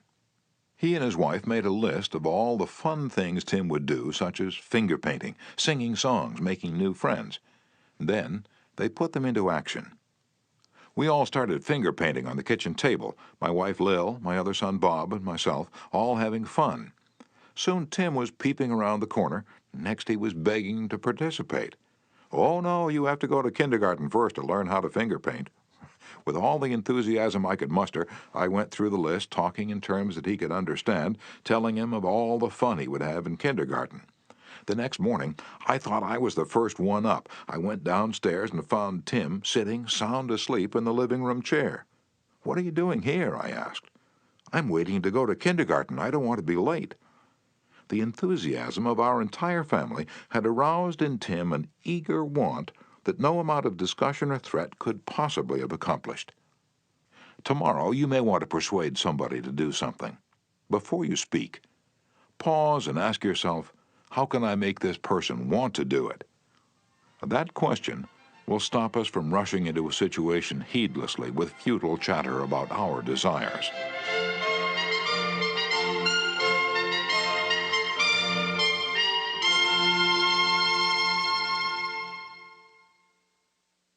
At one time, I rented the grand ballroom of a certain New York hotel for 20 nights each season in order to hold a series of lectures. At the beginning of one season, I was suddenly informed that I should have to pay almost 3 times as much rent as formerly. This news reached me after the tickets had been printed and distributed and all announcements had been made. Naturally, I didn't want to pay the increase, but what was the use of talking to the hotel about what I wanted? They were interested only in what they wanted. So a couple of days later, I went to see the manager. "I was a bit shocked when I got your letter," I said, "but I don't blame you at all. If I'd been in your position, I should probably have written a similar letter myself. Your duty as manager of the hotel is to make all the profit possible. If you don't do that, you'll be fired, and you ought to be fired. Now let's take a piece of paper, Write down the advantages and the disadvantages that will accrue to you if you insist on this increase in rent." And then I took the letterhead and ran a line through the center and headed one column advantages and the other column disadvantages. I wrote down under the head advantages these words: ballroom free. And then I went on to say, "You'll have the advantage of having the ballroom free to rent for dances and conventions. And that's a big advantage, for affairs like that will pay you much more than you can get for a series of lectures. If I tie your ballroom up for 20 nights during the course of the season, it's sure to mean a loss of some very profitable business to you. Now, let's consider the disadvantages. First, instead of increasing your income from me, you're going to decrease it. In fact, you're going to wipe it out because I cannot pay the rent you're asking. I shall be forced to hold these lectures at some other place. There's another disadvantage to you also. These lectures attract crowds of educated and cultured people to your hotel. That is good advertising for you, isn't it? In fact, if you spent $5,000 advertising in the newspapers, you couldn't bring as many people to look at your hotel as I can bring by these lectures. That is worth a lot to the hotel, isn't it?" As I talked, I wrote these two disadvantages under the proper heading and handed the sheet of paper to the manager, saying, "I wish you'd carefully consider both the advantages and disadvantages that are going to accrue to you, and then give me your final decision." I received a letter the next day informing me that my rent would be increased only 50% instead of 300%. Mind you, I got this reduction without saying a word about what I wanted. I talked all the time about what the other person wanted and how he could get it. Suppose I had done the human, natural thing. Suppose I'd stormed into his office and said, "What do you mean, raising my rent 300%, when you know the tickets have been printed and the announcements made? 300%? Ridiculous, absurd, I won't pay it." What would have happened then? An argument would have begun to steam and boil and sputter, and you know how arguments end. Even if I had convinced him that he was wrong, his pride would have made it difficult for him to back down and give in. Here is one of the best bits of advice ever given about the fine art of human relationships. "If there is any one secret of success," said Henry Ford, "it lies in the ability to get the other person's point of view and see things from that person's angle as well as from your own." That is so good I want to repeat it. If there is any one secret of success, it lies in the ability to get the other person's point of view and see things from that person's angle as well as from your own. That is so simple, so obvious, that anyone ought to see the truth of it at a glance, yet 90% of the people on this earth ignore it 90% of the time. An example? Look at the letters that come across your desk tomorrow morning, and you find that most of them violate this important canon of common sense. Take this one, a letter written by the head of the radio department of an advertising agency with offices scattered across the continent. This letter was sent to the managers of local radio stations throughout the country. To Mr. John Blank, Blankville, Indiana. Dear Mr. Blank, the XYZ Company desires to retain its position in advertising agency leadership in the radio field. Who cares what your company desires? I'm worried about my own problems. The bank is foreclosing the mortgage on my house. The bugs are destroying the hollyhocks. The stock market tumbled yesterday. I missed the 8:15 this morning. I wasn't invited to the Joneses' dance last night. The doctor tells me I have high blood pressure and neuritis and dandruff. And then what happens? I come down to the office this morning worried, open my mail, and hear some little whippersnapper off in New York yapping about what his company wants. Bah! If he only realized what sort of impression his letter makes, he would get out of the advertising business and start manufacturing sheep dip. This agency's national advertising accounts were the bulwark of the network. Our subsequent clearances of station time have kept us at the top of agencies year after year. You are big and rich and right at the top, are you? So what? I don't give two hoops in Hades if you're as big as General Motors and General Electric and the general staff of the U.S. Army all combined. If you had as much sense as a half-witted hummingbird, you'd realize that I'm interested in how big I am, not how big you are. All this talk about your enormous success makes me feel small and unimportant. We desire to service our accounts with the last word on radio station information. You desire. You desire. You unmitigated ass. I'm not interested in what you desire, or what the President of the United States desires. Let me tell you once and for all that I am interested in what I desire, and you haven't said a word about that yet in this absurd letter of yours. Will you therefore put the XYZ Company on your preferred list for weekly station information, every single detail that will be useful to an agency in intelligently booking time? Preferred list? You have your nerve. You make me feel insignificant by your big talk about your company, and then you ask me to put you on a preferred list, and you don't even say please when you ask it. A prompt acknowledgement of this letter, giving us your latest doings, will be mutually helpful. You fool. You mail me a cheap form letter, a letter scattered far and wide like the autumn leaves, and you have the gall to ask me, when I'm worried about the mortgage and the hollyhocks and my blood pressure, to sit down and dictate a personal note acknowledging your form letter, and you ask me to do it promptly. What do you mean, promptly? Don't you know I'm just as busy as you are, or at least I like to think I am? And while we're on the subject, who gave you the lordly right to order me around? You say it will be mutually helpful. At last, you have begun to see my viewpoint, but you're vague about how it will be to my advantage. Very truly yours, John Doe, Manager, Radio Department. P.S. The enclosed reprint from the Blankville Journal will be of interest to you, and you may want to broadcast it over your station. Finally, down here in the postscript, you mention something that may help me solve one of my problems. Why didn't you begin your letter with, oh, what's the use? Any advertising man who's guilty of perpetrating such drivel as you've sent me has something wrong with his medulla oblongata. You don't need a letter giving our latest doings. What you need is a quart of iodine in your thyroid gland. Now, if people who devote their lives to advertising and who pose as experts in the art of influencing people to buy, if they write a letter like that, what can we expect from the butcher and the baker or the auto mechanic?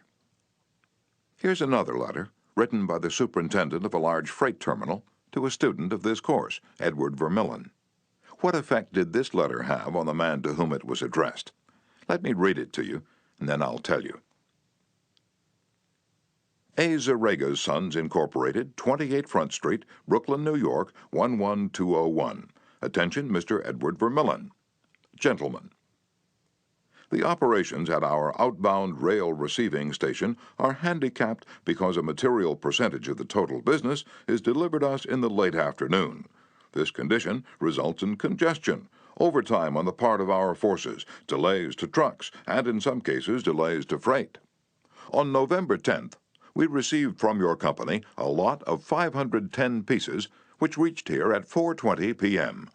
We solicit your cooperation toward overcoming the undesirable effects arising from late receipt of freight. May we ask that on days on which you ship the volume which was received on the above date, effort be made either to get the truck here earlier or to deliver us part of the freight during the morning. The advantage that would accrue to you under such an arrangement would be that of more expeditious discharge of your trucks and the assurance that your business would go forward on the date of its receipt. Very truly yours, John Brown, Superintendent. After reading this letter, Mr. Vermillion, sales manager for A. Zarega's Sons, Incorporated, sent it to me with the following comment. This letter had the reverse effect from that which was intended. The letter begins by describing the terminal's difficulties, in which we're not interested, generally speaking. Our cooperation is then requested without any thought as to whether it would inconvenience us. And then, finally, in the last paragraph, The fact is mentioned that if we do cooperate, it will mean more expeditious discharge of our trucks with the assurance that our freight will go forward on the date of its receipt. In other words, that in which we are most interested is mentioned last, and the whole effect is one of raising a spirit of antagonism rather than of cooperation. Let's see if we can't rewrite and improve this letter. Let's not waste any time talking about our problems. As Henry Ford admonishes, let's get the other person's point of view and see things from his or her angle as well as from our own. Here's one way of revising the letter. It may not be the best way, but isn't it an improvement? Mr. Edward Vermillion, care of A. Zarega's Sons, Incorporated, 28 Front Street, Brooklyn, New York, 11201. Dear Mr. Vermillion, your company has been one of our good customers for 14 years. Naturally, we're very grateful for your patronage and are eager to give you the speedy, efficient service you deserve. However, we regret to say that it isn't possible for us to do that when your trucks bring us a large shipment late in the afternoon, as they did on November 10th. Why? Because many other customers make late afternoon deliveries also. Naturally, that causes congestion. That means your trucks are held up unavoidably at the pier, and sometimes even your freight is delayed. That's bad, but it can be avoided. If you make your deliveries at the pier in the morning, when possible, your trucks will be able to keep moving. Your freight will get immediate attention, and our workers will get home early at night to enjoy a dinner of the delicious macaroni and noodles that you manufacture. Regardless of when your shipments arrive, we shall always cheerfully do all in our power to serve you promptly. You are busy, please don't trouble to answer this note. Yours truly, John Brown, Superintendent. Barbara Anderson, who worked in a bank in New York, desired to move to Phoenix, Arizona because of the health of her son. Using the principles she had learned in our course, she wrote the following letter to 12 banks in Phoenix. Dear Sir, my 10 years of bank experience should be of interest to a rapidly growing bank like yours. In various capacities in bank operations with the Bankers Trust Company in New York, leading to my present assignment as branch manager, I have acquired skills in all phases of banking, including depositor relations, credits, loans, and administration. I will be relocating to Phoenix in May, and I am sure I can contribute to your growth and profit. I will be in Phoenix the week of April 3rd and would appreciate the opportunity to show you how I can help your bank meet its goals. Sincerely, Barbara A. Anderson. Do you think Mrs. Anderson received any response from that letter? 11 of the 12 banks invited her to be interviewed, and she had a choice of which bank's offer to accept. Why? Mrs. Anderson did not state what she wanted, but wrote in the letter how she could help them, and focused on their wants, not on her own. Thousands of salespeople are pounding the pavements today, tired, discouraged, and underpaid. Why? Because they're always thinking only of what they want. They don't realize that neither you or I want to buy anything. If we did, we'd go out and buy it. But both of us are eternally interested in solving our problems. And if salespeople can show us how their services or merchandise will help us solve our problems, they won't need to sell us, we'll buy. And customers like to feel that they're buying, not being sold. Yet many salespeople spend a lifetime in selling without seeing things from the customer's angle. For example, for many years I lived in Forest Hills, a little community of private homes in the center of Greater New York. One day, as I was rushing to the station, I chanced to meet a real estate operator who'd bought and sold property in that area for many years. He knew Forest Hills well, so I hurriedly asked him whether or not my stucco house was built with metal lath or hollow tile. He said he didn't know, told me what I already knew, that I could find out by calling the Forest Hills Garden Association.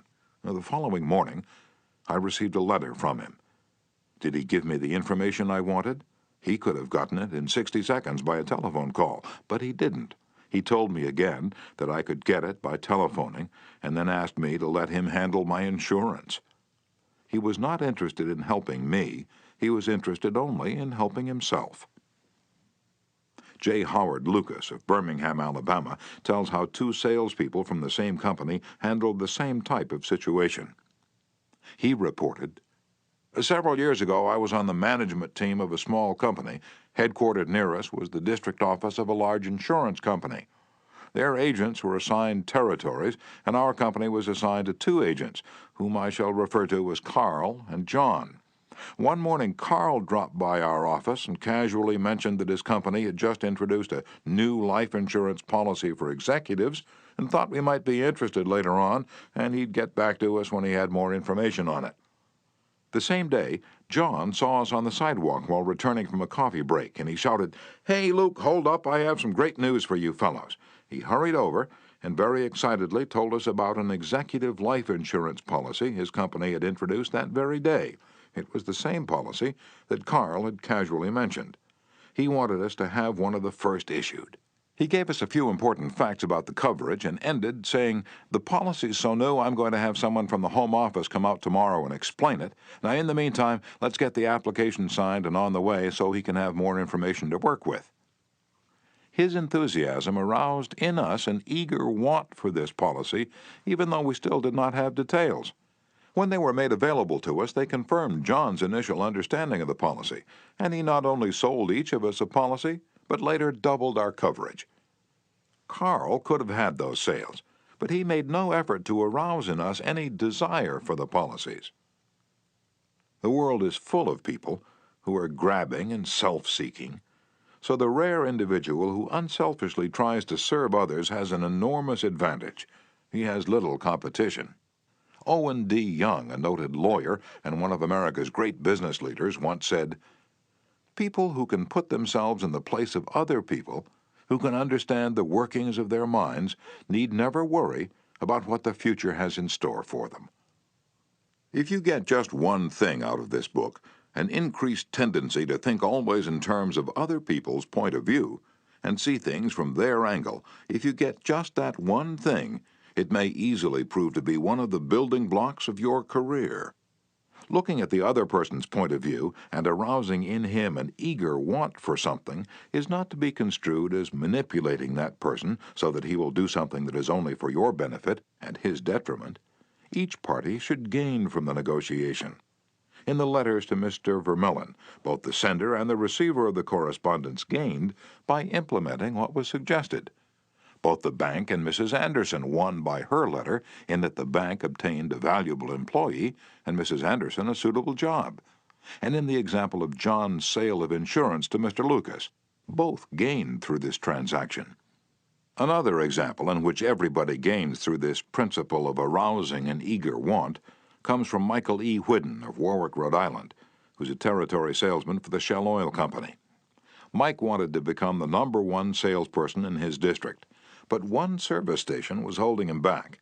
It was run by an older man who could not be motivated to clean up his station. It was in such poor shape that sales were declining significantly. This manager would not listen to any of Mike's pleas to upgrade the station. After many exhortations and heart-to-heart talks, all of which had no impact, Mike decided to invite the manager to visit the newest Shell station in his territory. The manager was so impressed by the facilities at the new station that when Mike visited him the next time, his station was cleaned up and had recorded a sales increase. This enabled Mike to reach the #1 spot in his district. All his talking and discussion hadn't helped, but by arousing an eager want in the manager, by showing him the modern station, he had accomplished his goal, and both the manager and Mike benefited. Most people go through college and learn to read Virgil and master the mysteries of calculus without ever discovering how their own minds function.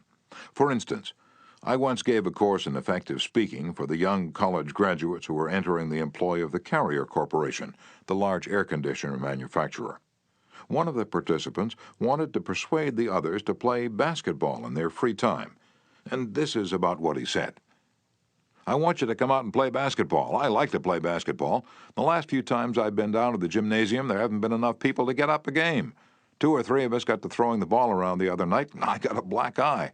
I wish all of you would come down tomorrow night. I want to play basketball." Did he talk about anything you want? You don't want to go to a gymnasium that no one else goes to, do you? You don't care about what he wants. You don't want to get a black eye. Could he have shown you how to get the things you want by using the gymnasium? Well, surely. More pep, keener edge to the appetite, clearer brain, fun, games, basketball. To repeat Professor Overstreet's wise advice, first, arouse in the other person an eager want. He who can do this has the whole world with him. He who cannot walks a lonely way. One of the students in my training course was worried about his little boy. The child was underweight and refused to eat properly. His parents used the usual method. They scolded and nagged. Mother wants you to eat this and that. Father wants you to grow up to be a big man. Did the boy pay any attention to these pleas? And just about as much as you pay to one fleck of sand on a sandy beach. No one with a trace of horse sense would expect a child 3 years old to react to the viewpoint of a father 30 years old. Yet that was precisely what the father had expected. It was absurd. He finally saw that. So he said to himself, "What does that boy want? How can I tie up what I want to what he wants?" It was easy for the father when he started thinking about it. His boy had a tricycle that he loved to ride up and down the sidewalk in front of the house in Brooklyn. A few doors down the street lived a bully, a bigger boy who would pull the little boy off his tricycle and ride it himself. Naturally, the little boy would run screaming to his mother, and she would have to come out and take the bully off the tricycle and put her little boy on again. This happened almost every day. What did the little boy want? It didn't take a Sherlock Holmes to answer that one. His pride, his anger, his desire for a feeling of importance, all the strongest emotions in his makeup, goaded him to get revenge, to smash the bully in the nose. And when his father explained that the boy would be able to wallop the daylights out of the bigger kid someday if he would only eat the things his mother wanted him to eat, when his father promised him that, there was no longer any problem of dietetics. That boy would have eaten spinach, sauerkraut, salt mackerel, anything in order to be big enough to whip the bully who had humiliated him so often. After solving that problem, the parents tackled another. The little boy had the unholy habit of wetting his bed. He slept with his grandmother. In the morning, his grandmother would wake up and feel the sheet and say, "Look, Johnny, you did it again last night." He would say, "Well, no, I didn't do it, you did it." Scolding, spanking, shaming him, reiterating that the parents didn't want him to do it, none of these things kept the bed dry. So the parents asked, how can we make this boy want to stop wetting his bed? What were his wants? Well, first, he wanted to wear pajamas like Daddy instead of wearing a nightgown like Grandmother. Grandmother was getting fed up with his nocturnal iniquities, so she gladly offered to buy him a pair of pajamas if he'd reform. Secondly, he wanted a bed of his own. Grandma didn't object. His mother took him to a department store in Brooklyn, winked at the salesgirl, and said, "Here's a little gentleman who would like to do some shopping." The salesgirl made him feel important by saying, "Young man, what can I show you?" He stood a couple of inches taller and said, "I want to buy a bed for myself." When he was shown the one his mother wanted him to buy, she winked at the salesgirl, and the boy was persuaded to buy it.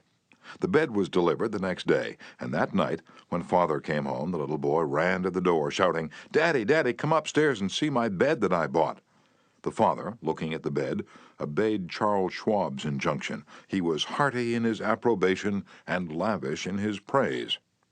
"You're not going to wet this bed, are you?" the father said. "Oh, no, no, I'm not going to wet this bed." And the boy kept his promise, for his pride was involved. That was his bed. He and he alone had bought it, and he was wearing pajamas now like a little man. He wanted to act like a man, and he did. Another father, K.T. Dutchman, a telephone engineer, a student of this course, couldn't get his 3-year-old daughter to eat breakfast food. The usual scolding, pleading, coaxing methods had all ended in futility.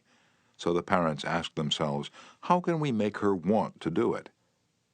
The little girl loved to imitate her mother, to feel big and grown up, so one morning they put her on a chair and let her make the breakfast food. At just the psychological moment, Father drifted into the kitchen while she was stirring the cereal, and she said, "Oh, look, Daddy, I'm making the cereal this morning." She ate 2 helpings of the cereal without any coaxing, because she was interested in it. She had achieved a feeling of importance. She had found, in making the cereal, an avenue of self-expression. William Winter once remarked that self-expression is the dominant necessity of human nature. Why can't we adapt this same psychology to business dealings? When we have a brilliant idea, instead of making others think it is ours, why not let them cook and stir the idea themselves? They will then regard it as their own. They will like it, and maybe eat a couple of helpings of it. Remember, first arouse in the other person an eager want. He who can do this has the whole world with him. He who cannot walks a lonely way. Principle 3. Arouse in the other person an eager want. In a nutshell, fundamental techniques in handling people. Principle 1. Don't criticize, condemn, or complain. Principle 2. Give honest, sincere appreciation. Principle 3. Arouse in the other person an eager want.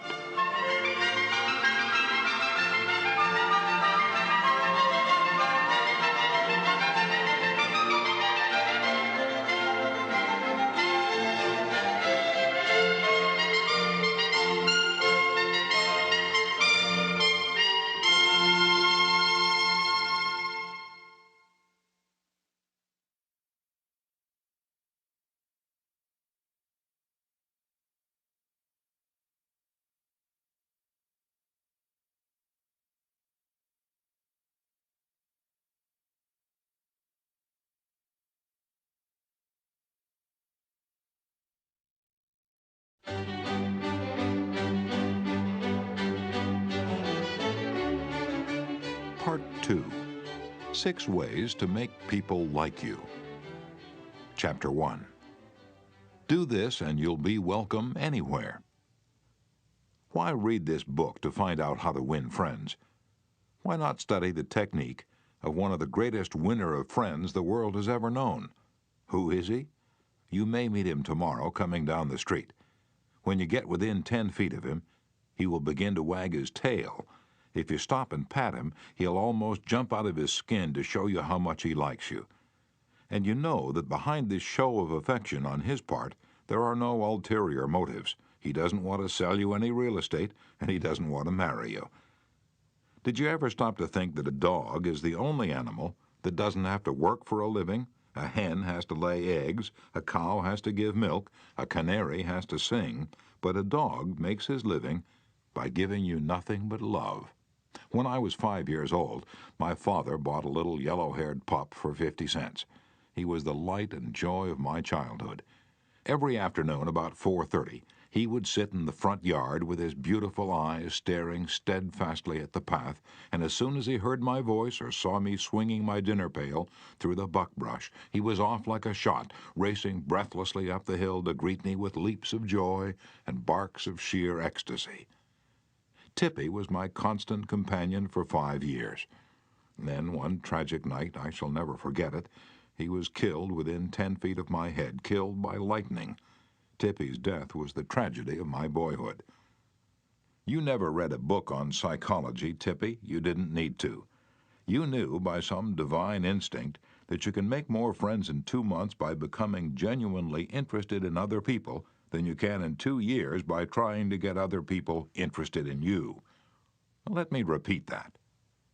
You can make more friends in 2 months by becoming interested in other people than you can in 2 years by trying to get other people interested in you.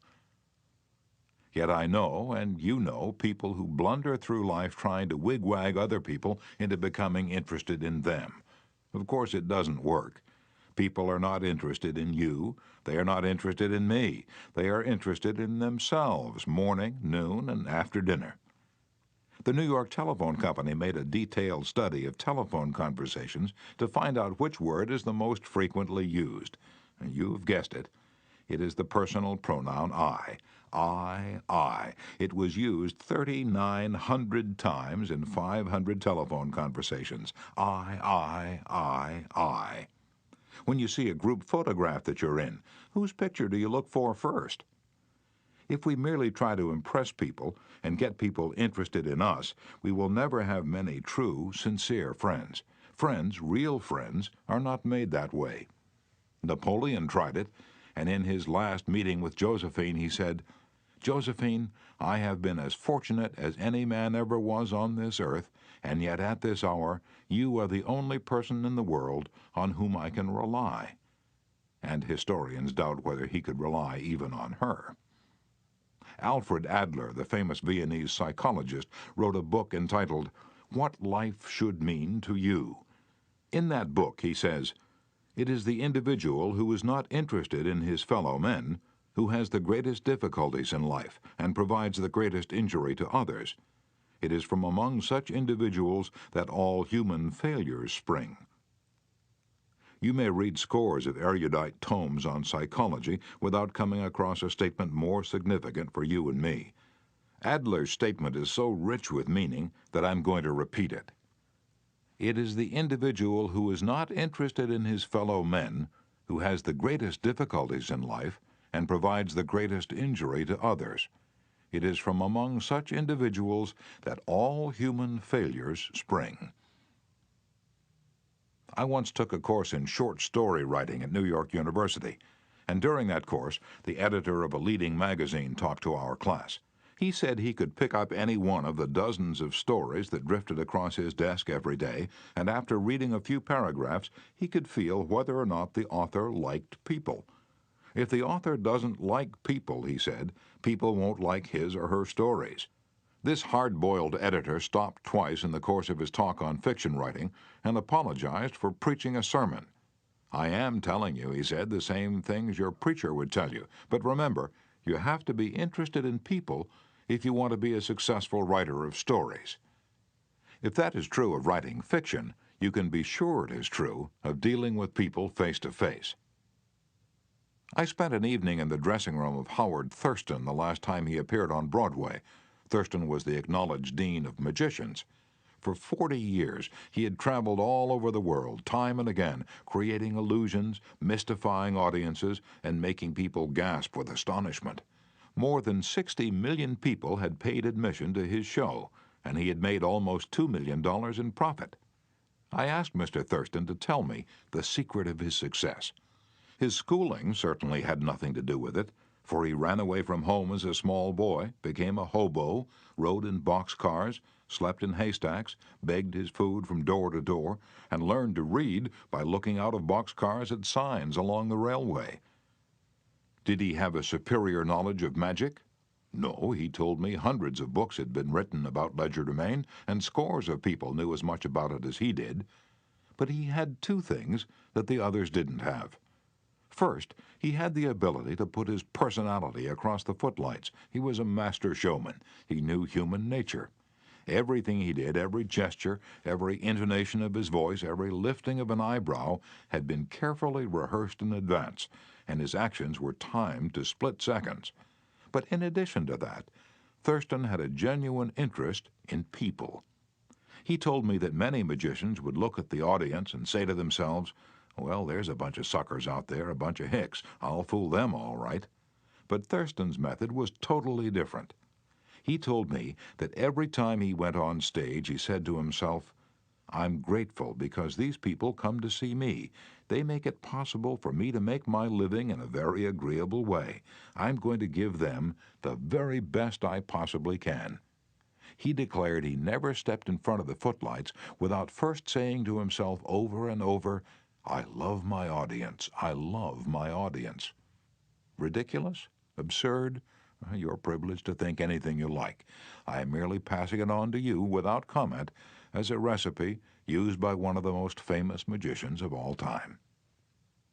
George Dyke of North Warren, Pennsylvania, was forced to retire from his service station business after 30 years when a new highway was constructed over the site of his station. It wasn't long before the idle days of retirement began to bore him, so he started filling in his time trying to play music on his old fiddle. Soon he was traveling the area to listen to music and talk with many of the accomplished fiddlers. In his humble and friendly way, he became generally interested in learning the background and interests of every musician he met. Although he was not a great fiddler himself, he made many friends in this pursuit. He attended competitions and soon became known to the country music fans in the eastern part of the United States as Uncle George the Fiddle Scraper from Kinzua County. When we heard Uncle George, he was 72 and enjoying every minute of his life. By having a sustained interest in other people, he created a new life for himself at a time when most people consider their productive years over. That, too, is one of the secrets of Theodore Roosevelt's astonishing popularity. Even his servants loved him. His valet, James E. Amos, wrote a book about him entitled Theodore Roosevelt, Hero to His Valet. In that book, Amos relates this illuminating incident. My wife one time asked the president about a Bob White. She'd never seen one, and he described it to her fully. And sometime later, the telephone at our cottage rang. Amos and his wife lived in a little cottage on the Roosevelt estate at Oyster Bay. My wife answered it, and it was Mr. Roosevelt himself. He'd called her, he said, to tell her that there was a Bob White outside her window, and that if she would look out, she might see it. Little things like that were so characteristic of him. Whenever he went by our cottage, even though we were out of sight, we'd hear him call out, "Oh, Annie! Oh, James!" and just a friendly greeting as he went by. How could employees keep from liking a man like that? How could anyone keep from liking him? Roosevelt called at the White House one day when President and Mrs. Taft were away. His honest liking for humble people was shown by the fact that he greeted all the old White House servants by name, even the scullery maids. When he saw Alice, the kitchen maid, writes Archie Butt, he asked her if she still made cornbread. Alice told him that she sometimes made it for the servants, but no one ate it upstairs. "They show bad taste," Roosevelt boomed, "and I'll tell the president so when I see him." Alice brought a piece to him on a plate, and he went over to the office, eating it as he went and greeting gardeners and laborers as he passed. He addressed each person just as he had addressed them in the past. Ike Hoover, who had been head usher at the White House for 40 years, said with tears in his eyes, "It's the only happy day we had here in nearly 2 years, and not one of us would exchange it for a $100 bill." The same concern for the seemingly unimportant people helped sales representative Edward M. Sykes, Jr. of Chatham, New Jersey, retain an account. "Many years ago," he reported, "I called on customers for Johnson & Johnson in the Massachusetts area. One account was a drugstore in Hingham. Whenever I went into this store, I would always talk to the soda clerk and sales clerk for a few minutes before talking to the owner to obtain his order. One day, I went up to the owner of the store and he told me to leave as he was not interested in buying J&J products anymore because he felt they were concentrating their activities on food and discount stores to the detriment of small drugstores. I left with my tail between my legs and drove around the town for several hours. Finally, I decided to go back and try at least to explain our position to the owner of the store. When I returned, I walked in and, as usual, said hello to the soda clerk and sales clerk. When I walked up to the owner, he smiled at me and welcomed me back. He then gave me double the usual order. I looked at him with surprise and asked him what had happened since my visit only a few hours earlier. He pointed to the young man at the soda fountain and said that after I had left, the boy had come over and said that I was one of the few salespeople that called on the store that even bothered to say hello to him and to the others in the store. He told the owner that if any salesperson deserved his business, it was I. The owner agreed and remained a loyal customer. I never forgot that to be genuinely interested in other people is a most important quality for a salesperson to possess, for any person for that matter. I have discovered from personal experience that one can win the attention and time and cooperation of even the most sought-after people by becoming genuinely interested in them. Let me illustrate. Years ago, I conducted a course in fiction writing at the Brooklyn Institute of Arts and Sciences, and we wanted such distinguished and busy authors as Kathleen Norris, Fannie Hurst, Ida Tarbell, Albert Payson Terhune, and Rupert Hughes to come to Brooklyn and give us the benefit of their experiences. So we wrote them, saying we admired their work and were deeply interested in getting their advice and learning the secrets of their success. Each of these letters was signed by about 150 students. We said we realized that these authors were busy, too busy to prepare a lecture, so we enclosed a list of questions for them to answer about themselves and their methods of work. They liked that. Who wouldn't like it? So they left their homes and traveled to Brooklyn to give us a helping hand. By using the same method, I persuaded Leslie M. Shaw, Secretary of the Treasury in Theodore Roosevelt's cabinet, George W. Wickersham, Attorney General in Taft's cabinet, William Jennings Bryan, Franklin D. Roosevelt, and many other prominent men to come to talk to the students of my courses in public speaking. All of us, be we workers in a factory, clerks in an office, or even a king upon his throne, all of us like people who admire us. Take the German Kaiser, for example. At the close of World War I, he was probably the most savagely and universally despised man on this earth. Even his own nation turned against him when he fled over into Holland to save his neck. The hatred against him was so intense that millions of people would have loved to tear him limb from limb or burn him at the stake. In the midst of all this forest fire of fury, one little boy wrote the Kaiser a simple, sincere letter, glowing with kindliness and admiration. This little boy said that no matter what the others thought, he would always love Wilhelm as his emperor. The Kaiser was deeply touched by his letter and invited the little boy to come see him. The boy came, so did his mother, and the Kaiser married her. That little boy didn't need to read a book on how to win friends and influence people. He knew how instinctively. If we want to make friends, let's put ourselves out to do things for other people, things that require time, energy, unselfishness, and thoughtfulness. When the Duke of Windsor was Prince of Wales, he was scheduled to tour South America. And before he started out on that tour, he spent months studying Spanish so that he could make public talks in the language of the country. And the South Americans loved him for it. For years, I made it a point to find out the birthdays of my friends. How? Although I haven't the foggiest bit of faith in astrology, I began by asking the other party whether he believed the date of one's birth had anything to do with character and disposition. I then asked him or her to tell me the month and day of birth.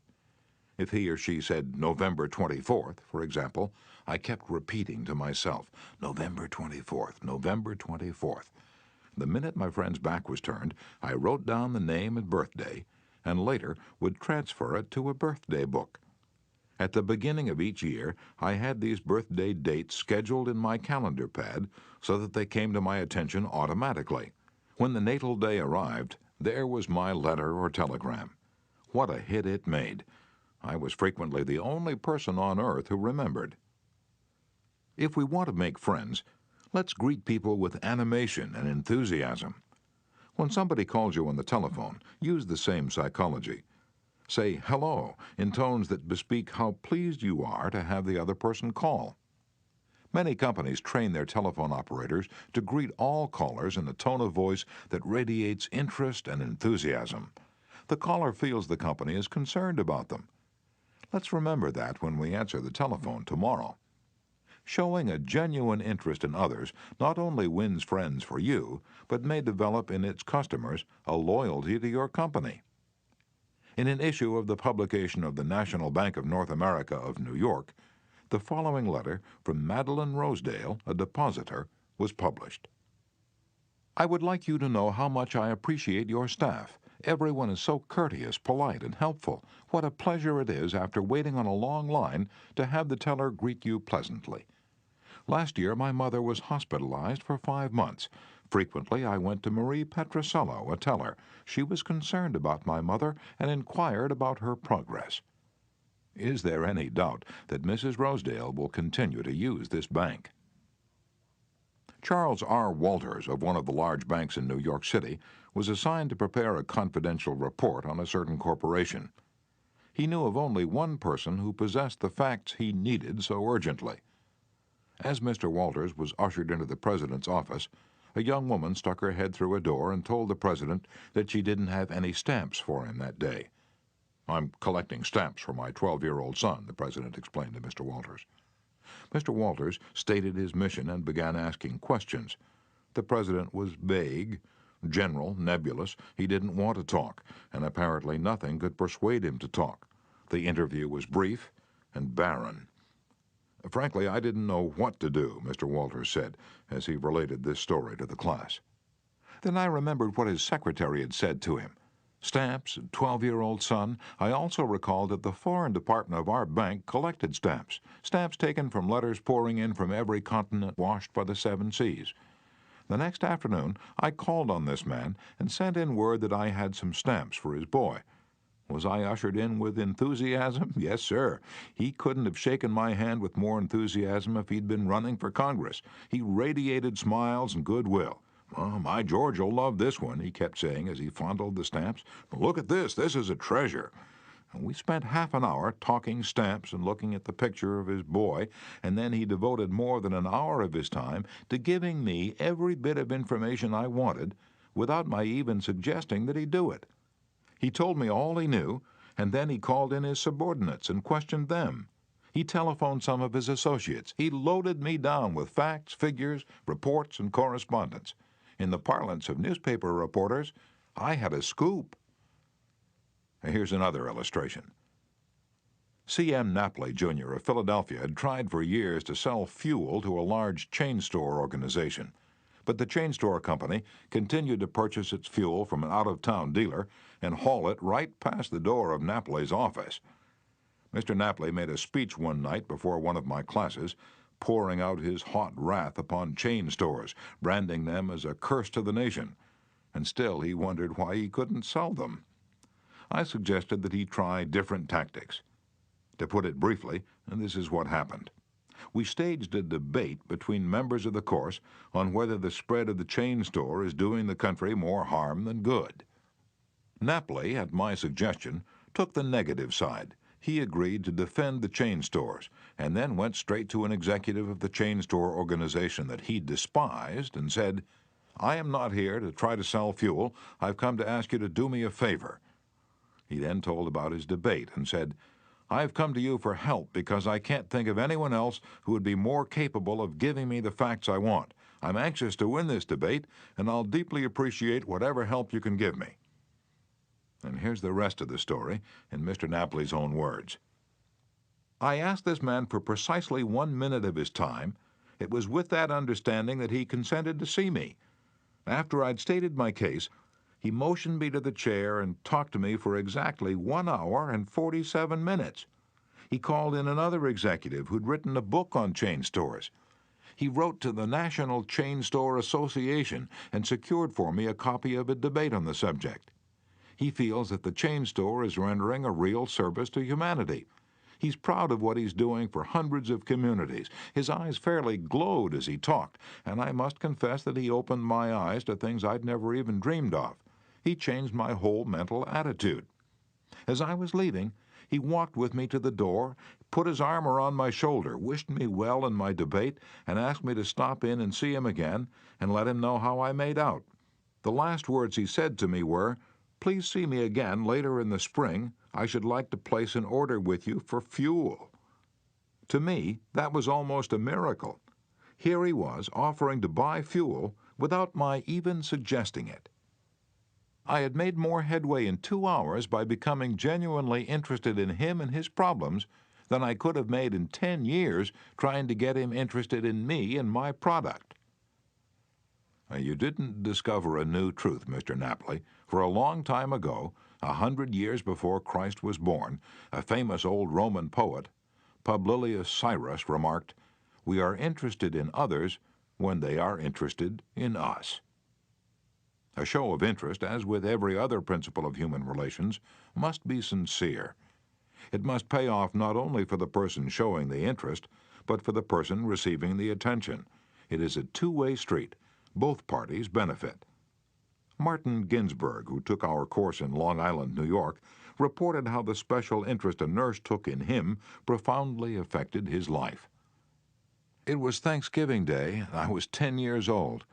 I was in a welfare ward of a city hospital and was scheduled to undergo major orthopedic surgery the next day. I knew that I could only look forward to months of confinement, convalescence, and pain. My father was dead. My mother and I lived alone in a small apartment, and we were on welfare. My mother was unable to visit me that day.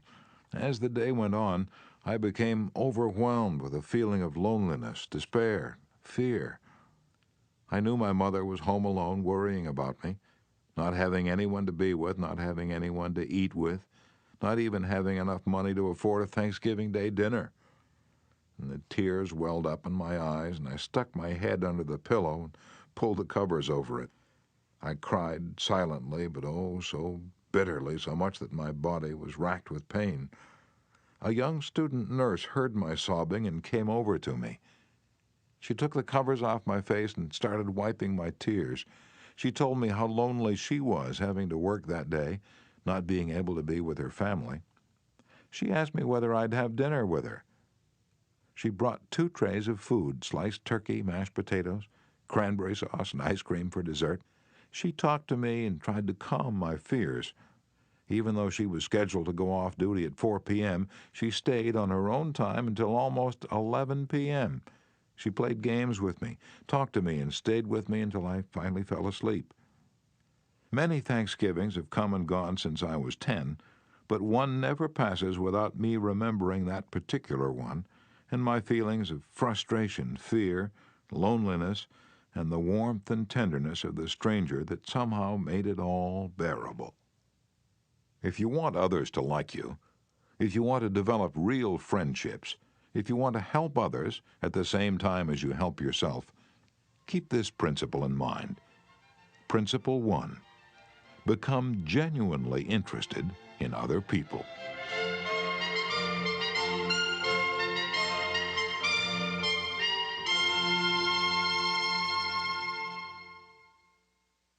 Chapter 2. A simple way to make a good first impression. At a dinner party in New York, one of the guests, a woman who had inherited money, was eager to make a pleasing impression on everyone. She had squandered a modest fortune on sables, diamonds, and pearls, but she hadn't done anything whatever about her face. It radiated sourness and selfishness. She didn't realize what everyone knows, namely that the expression one wears on one's face is far more important than the clothes one wears on one's back. Charles Schwab told me his smile had been worth $1 million, and he was probably understating the truth. For Schwab's personality, his charm, his ability to make people like him were almost wholly responsible for his extraordinary success, and one of the most delightful factors in his personality was his captivating smile. Actions speak louder than words, and a smile says, "I like you, you make me happy, I'm glad to see you." That's why dogs make such a hit. They're so glad to see us that they almost jump out of their skins, so naturally we're glad to see them. A baby's smile has the same effect. Have you ever been in a doctor's waiting room and looked around at all the glum faces waiting impatiently to be seen? Dr. Stephen K. Spruill, a veterinarian in Raytown, Missouri, told of a typical spring day when his waiting room was full of clients waiting to have their pets inoculated. No one was talking to anyone else, and all were probably thinking of a dozen other things they'd rather be doing than wasting time sitting in that office. He told one of our classes, "There were 6 or 7 clients waiting when a young woman came in with a 9-month-old baby and a kitten. As luck would have it, she sat down next to a gentleman who was more than a little distraught about the long wait for service. The next thing he knew, the baby just looked up at him with that great big smile that's so characteristic of babies. And what did the gentleman do? Just what you and I would do, of course. He smiled back at the baby. Soon he struck up a conversation with the woman about her baby and his grandchildren, and soon the entire reception room joined in, and the boredom and tension were converted into a pleasant and enjoyable experience." Professor James V. McConnell, a psychologist at the University of Michigan, expressed his feelings about a smile. "People who smile," he said, "tend to manage, teach, and sell more effectively, and to raise happier children. There's far more information in a smile than a frown. That's why encouragement is a much more effective teaching device than punishment." The employment manager of a large New York department store told me she'd rather hire a sales clerk who hadn't finished grade school if he or she has a pleasant smile than to hire a doctor of philosophy with a somber face. The effect of a smile is powerful, even when it's unseen. Telephone companies throughout the United States have a program called Phone Power, which is offered to employees who use the telephone for selling their services or products. In this program, they suggest that you smile when talking on the phone. Your smile comes through in your voice. Robert Cryer, manager of a computer department for a Cincinnati, Ohio company, told me how he had successfully found the right applicant for a hard-to-fill position. I was desperately trying to recruit a Ph.D. in computer science for my department. I finally located a young man with ideal qualifications who was about to be graduated from Purdue University. After several phone conversations, I learned that he had had several offers from other companies, many of them larger and better known than mine. I was delighted when he accepted my offer. After he started on the job, I asked him why he had chosen us over the others.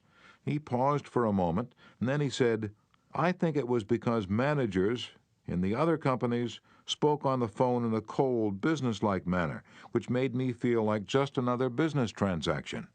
Your voice sounded as if you were glad to hear from me, that you really wanted me to be a part of your organization. You can be assured I am still answering my phone with a smile." The chairman of the board of directors of one of the largest rubber companies in the United States told me that, according to his observations, people rarely succeed at anything unless they have fun doing it. This industrial leader doesn't put much faith in the old adage that hard work alone is the magic key that will unlock the door to our desires. "I have known people," he said, "who succeeded because they had a rip-roaring good time conducting their business. Later, I saw those people change as the fun became work. The business had grown dull, they lost all joy in it, and they failed." You must have a good time meeting people if you expect them to have a good time meeting you. I've asked thousands of business people to smile at someone every hour of the day for a week and then come to class and talk about the results. How did it work? Well, let's see. Here's a letter from William B. Steinhardt, a New York stockbroker. His case isn't isolated. In fact, it's typical of hundreds of cases. "I've been married for over 18 years, wrote Mr. Steinhardt. In all that time, I seldom smiled at my wife or spoke 24 words to her from the time I got up until I was ready to leave for business. I was one of the worst grouches who ever walked down Broadway. When you asked me to make a talk about my experience with smiles, I thought I'd try it for a week. So the next morning, while combing my hair, I looked at my glum mug in the mirror and I said to myself, 'Bill, you're going to wipe the scowl off that sourpuss of yours today. You are going to smile. And you are going to begin right now.' As I sat down to breakfast, I greeted my wife with a 'Good morning, my dear,' and smiled as I said it. You warned me that she might be surprised. Well, you underestimated her reaction. She was bewildered. She was shocked. I told her that in the future she could expect this as a regular occurrence, and I kept it up every morning. This changed attitude of mine brought more happiness into our home in 2 months since I started than was there during the last year. As I leave for my office, I greet the elevator operator in the apartment house with a 'good morning' and a smile. I greet the doorman with a smile. I smile at the cashier in the subway booth when I ask for change. As I stand on the floor of the stock exchange, I smile at people who until recently never saw me smile. I soon found that everybody was smiling back at me. I treat those who come to me with complaints or grievances in a cheerful manner. I smile as I listen to them, and I find that adjustments are accomplished much easier. I find that smiles are bringing me dollars, many dollars, every day. I share my office with another broker. One of his clerks is a likable young chap. I was so elated about the results I was getting that I told him recently about my new philosophy of human relations. He then confessed that when I first came to share my office with his firm, he thought me a terrible grouch and only recently changed his mind. He said I was really human when I smiled. I have also eliminated criticism from my system. I give appreciation and praise now instead of condemnation. I have stopped talking about what I want. I'm now trying to see the other person's viewpoint. And these things have literally revolutionized my life. I am a totally different man, a happier man, a richer man, richer in friendships and happiness, the only things that matter much after all. You don't feel like smiling? And then what? Two things. First, force yourself to smile. If you're alone, force yourself to whistle or hum a tune or sing. Act as if you were already happy, and that will tend to make you happy. Here's the way the psychologist and philosopher William James puts it. Action seems to follow feeling, but really action and feeling go together. And by regulating the action, which is under the more direct control of the will, we can indirectly regulate the feeling, which is not. Thus the sovereign voluntary path to cheerfulness, if our cheerfulness be lost, is to sit up cheerfully and to act and speak as if cheerfulness were already there. Everybody in the world is seeking happiness, and there's only one sure way to find it. That is, by controlling your thoughts. Happiness doesn't depend on outward conditions, it depends on inner conditions. It isn't what you have, or who you are, or where you are, or what you're doing that makes you happy or unhappy. It is what you think about it. For example, two people may be in the same place doing the same thing. Both may have about an equal amount of money and prestige, and yet one may be miserable and the other happy. Why? Because of a different mental attitude. I have seen just as many happy faces among the poor peasants toiling with their primitive tools in the devastating heat of the tropics as I have seen in air-conditioned offices in New York, Chicago, or Los Angeles. There is nothing either good or bad, said Shakespeare, but thinking makes it so. Abe Lincoln once remarked that most folks are about as happy as they make up their minds to be. He was right. I saw a vivid illustration of that truth as I was walking up the stairs of the Long Island Railroad station in New York.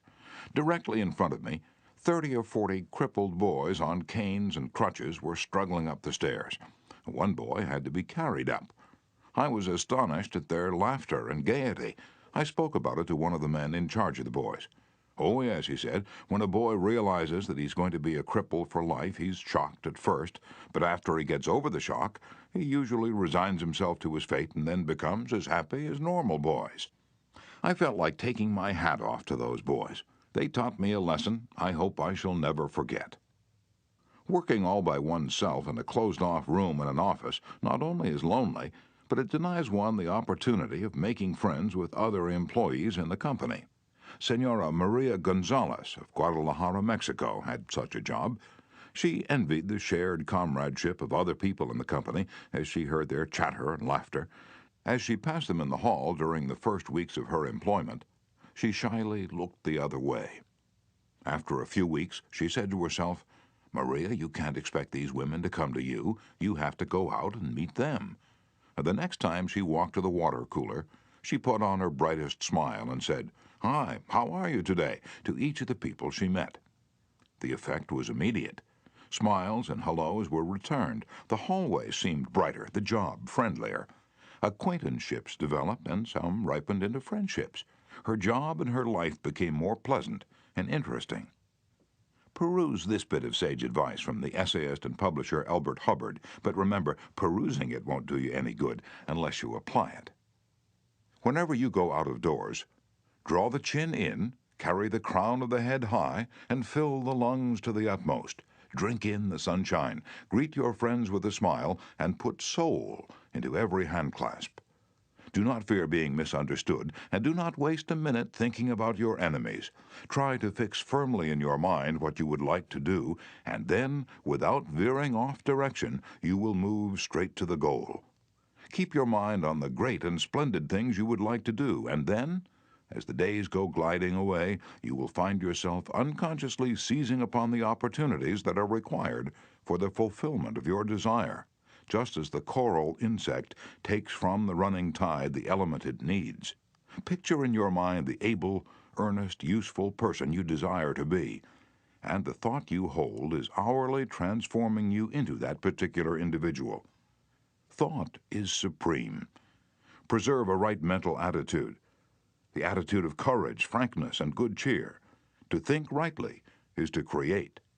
All things come through desire, and every sincere prayer is answered. We become like that on which our hearts are fixed. Carry your chin in and the crown of your head high. We are gods in the chrysalis. The ancient Chinese were a wise lot, wise in the ways of the world, and they had a proverb that you and I ought to cut out and paste inside our hats. It goes like this: a man without a smiling face must not open a shop. Your smile is a messenger of your goodwill. Your smile brightens the lives of all who see it. To someone who has seen a dozen people frown, scowl, or turn their faces away, your smile is like the sun breaking through the clouds, especially when that someone is under pressure from his bosses, his customers, his teachers, or parents, or children. A smile can help him realize that all is not hopeless, that there is joy in the world. Some years ago, a department store in New York City, in recognition of the pressures its sales clerks were under during the Christmas rush, presented the readers of its advertisements with the following homely philosophy: the value of a smile at Christmas. It costs nothing but creates much. It enriches those who receive, without impoverishing those who give. It happens in a flash, and the memory of it sometimes lasts forever. None are so rich they can get along without it, and none so poor but are richer for its benefits. It creates happiness in the home, fosters goodwill in the business, and is the countersign of friends.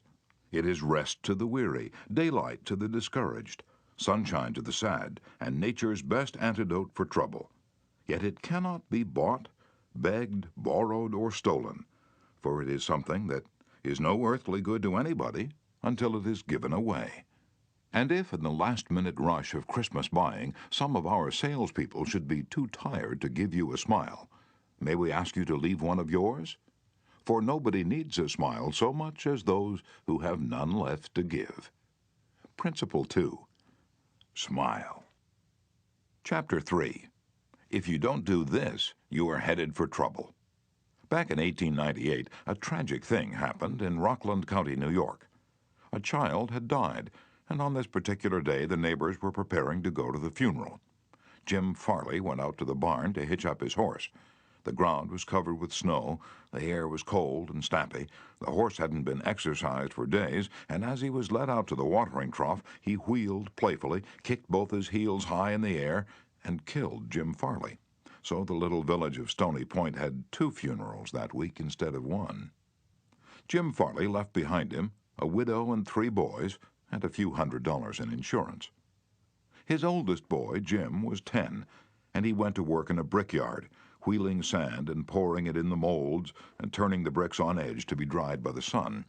This boy, Jim, never had a chance to get much education, but with his natural geniality he had a flair for making people like him, so he went into politics, and as the years went by he developed an uncanny ability for remembering people's names. He never saw the inside of a high school, but before he was 46 years of age, 4 colleges had honored him with degrees, and he'd become chairman of the Democratic National Committee and Postmaster General of the United States. I once interviewed Jim Farley and asked him the secret of his success. He said, "Hard work," and I said, "Don't be funny."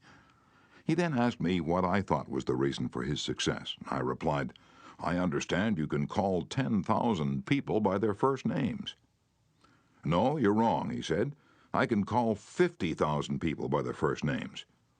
Now, make no mistake about it, that ability helped Mr. Farley put Franklin D. Roosevelt in the White House when he managed Roosevelt's campaign in 1932. During the years that Jim Farley traveled as a salesman for a gypsum concern, and during the years that he held office as town clerk in Stony Point, he built up a system for remembering names. In the beginning, it was a very simple one. Whenever he met a new acquaintance, he found out his or her complete name and some facts about his or her family, business, and political opinions. He fixed all these facts well in mind as part of the picture, and then the next time he met that person, even if it was a year later, he was able to shake hands, inquire after the family, and ask about the hollyhocks in the backyard. No wonder he developed a following. For months before Roosevelt's campaign for president began, Jim Farley wrote hundreds of letters a day to people all over the western and northwestern states. Then he hopped onto a train and in 19 days covered 20 states and 12,000 miles, traveling by buggy, train, automobile, and boat. He would drop into town, meet his people at lunch or breakfast, tea or dinner, and give them a heart-to-heart talk. Then he'd dash off again on another leg of his journey. As soon as he arrived back east, he wrote to one person in each town he had visited, asking for a list of all the guests to whom he had talked. The final list contained thousands and thousands of names, yet each person on that list was paid the subtle flattery of getting a personal letter from James Farley.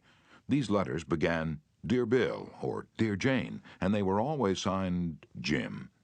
Jim Farley discovered early in life that the average person is more interested in his or her own name than in all the other names on earth put together. Remember that name and call it easily, and you have paid a subtle and very effective compliment. But forget it or misspell it, and you've placed yourself at a sharp disadvantage. For example, I once organized a public speaking course in Paris and sent form letters to all the American residents in the city. French typists with apparently little knowledge of English filled in the names, and naturally they made blunders. One man, the manager of a large American bank in Paris, wrote me a scathing rebuke because his name had been misspelled. Sometimes it's difficult to remember a name, particularly if it's hard to pronounce. Rather than even try to learn it, many people ignore it or call the person by an easy nickname. Sid Levy once called on a customer for some time whose name was Nicodemus Papadoulis. Most people just called him Nick. Levy told us, "I made a special effort to say his name over several times to myself before I made a call. When I greeted him by his full name, 'Good afternoon, Mr. Nicodemus Papadoulis,' he was shocked. For what seemed like several minutes, there was no reply from him at all. Finally, he said with tears rolling down his cheeks, 'Mr. Levy, in all the 15 years I have been in this country, nobody has ever made the effort to call me by my right name.'" And what was the reason for Andrew Carnegie's success? He was called the Steel King, yet he himself knew little about the manufacture of steel. He had hundreds of people working for him who knew far more about steel than he did. But he knew how to handle people, and that is what made him rich. Early in life he showed a flair for organization, a genius for leadership. By the time he was 10, he too had discovered the astounding importance people place on their own name, and he used that discovery to win cooperation. To illustrate, when he was a boy back in Scotland, he got a hold of a rabbit, a mother rabbit. Presto, he soon had a whole nest of little rabbits and nothing to feed them. But he had a brilliant idea. He told the boys and girls in the neighborhood that if they would go out and pull enough clover and dandelions to feed the rabbits, he would name the bunnies in their honor. The plan worked like magic, and Carnegie never forgot it. Years later, he made millions by using the same psychology in business. For example, he wanted to sell steel rails to the Pennsylvania Railroad. J. Edgar Thompson was the president of the Pennsylvania Railroad then, so Andrew Carnegie built a huge steel mill in Pittsburgh and called it the Edgar Thompson Steel Works. Now, here's a riddle. See if you can guess it. When the Pennsylvania Railroad needed steel rails, where do you suppose J. Edgar Thompson bought them? From Sears Roebuck? No. No, you're wrong. Guess again. When Andrew Carnegie and George Pullman were battling each other for supremacy in the railroad sleeping car business, the Steel King again remembered the lesson of the rabbits. The Central Transportation Company, which Andrew Carnegie controlled, was fighting with the company that Pullman owned. Both were struggling to get the sleeping car business of the Union Pacific Railroad, bucking each other, slashing prices, and destroying all chance of profit. Both Carnegie and Pullman had gone to New York to see the board of directors of the Union Pacific. Meeting one evening in the St. Nicholas Hotel, Carnegie said, "Good evening, Mr. Pullman. Aren't we making a couple of fools of ourselves?" "What do you mean?" Pullman demanded. And then Carnegie expressed what he had on his mind, a merger of their two interests. He pictured in glowing terms the mutual advantages of working with instead of against each other. Pullman listened attentively, but he was not wholly convinced. Finally he asked, "What would you call the new company?" And Carnegie replied promptly, "Why, the Pullman Palace Car Company, of course." Pullman's face brightened. "Come into my room," he said. "Let's talk it over." And that talk made industrial history.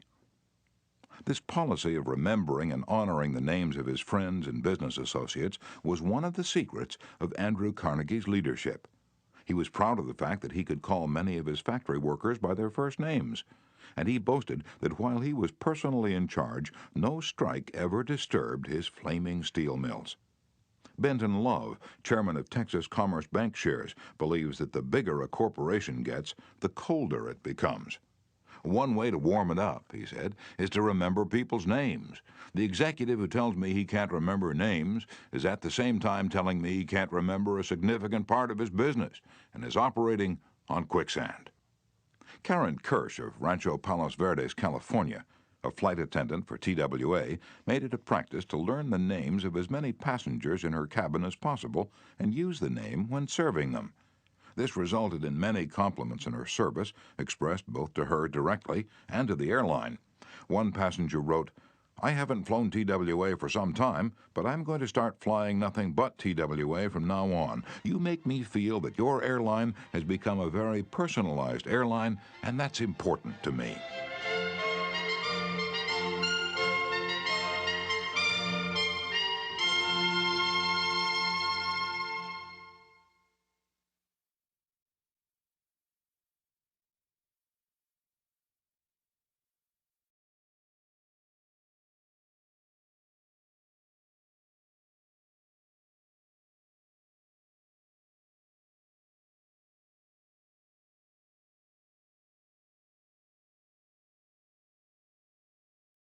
People are so proud of their names that they strive to perpetuate them at any cost.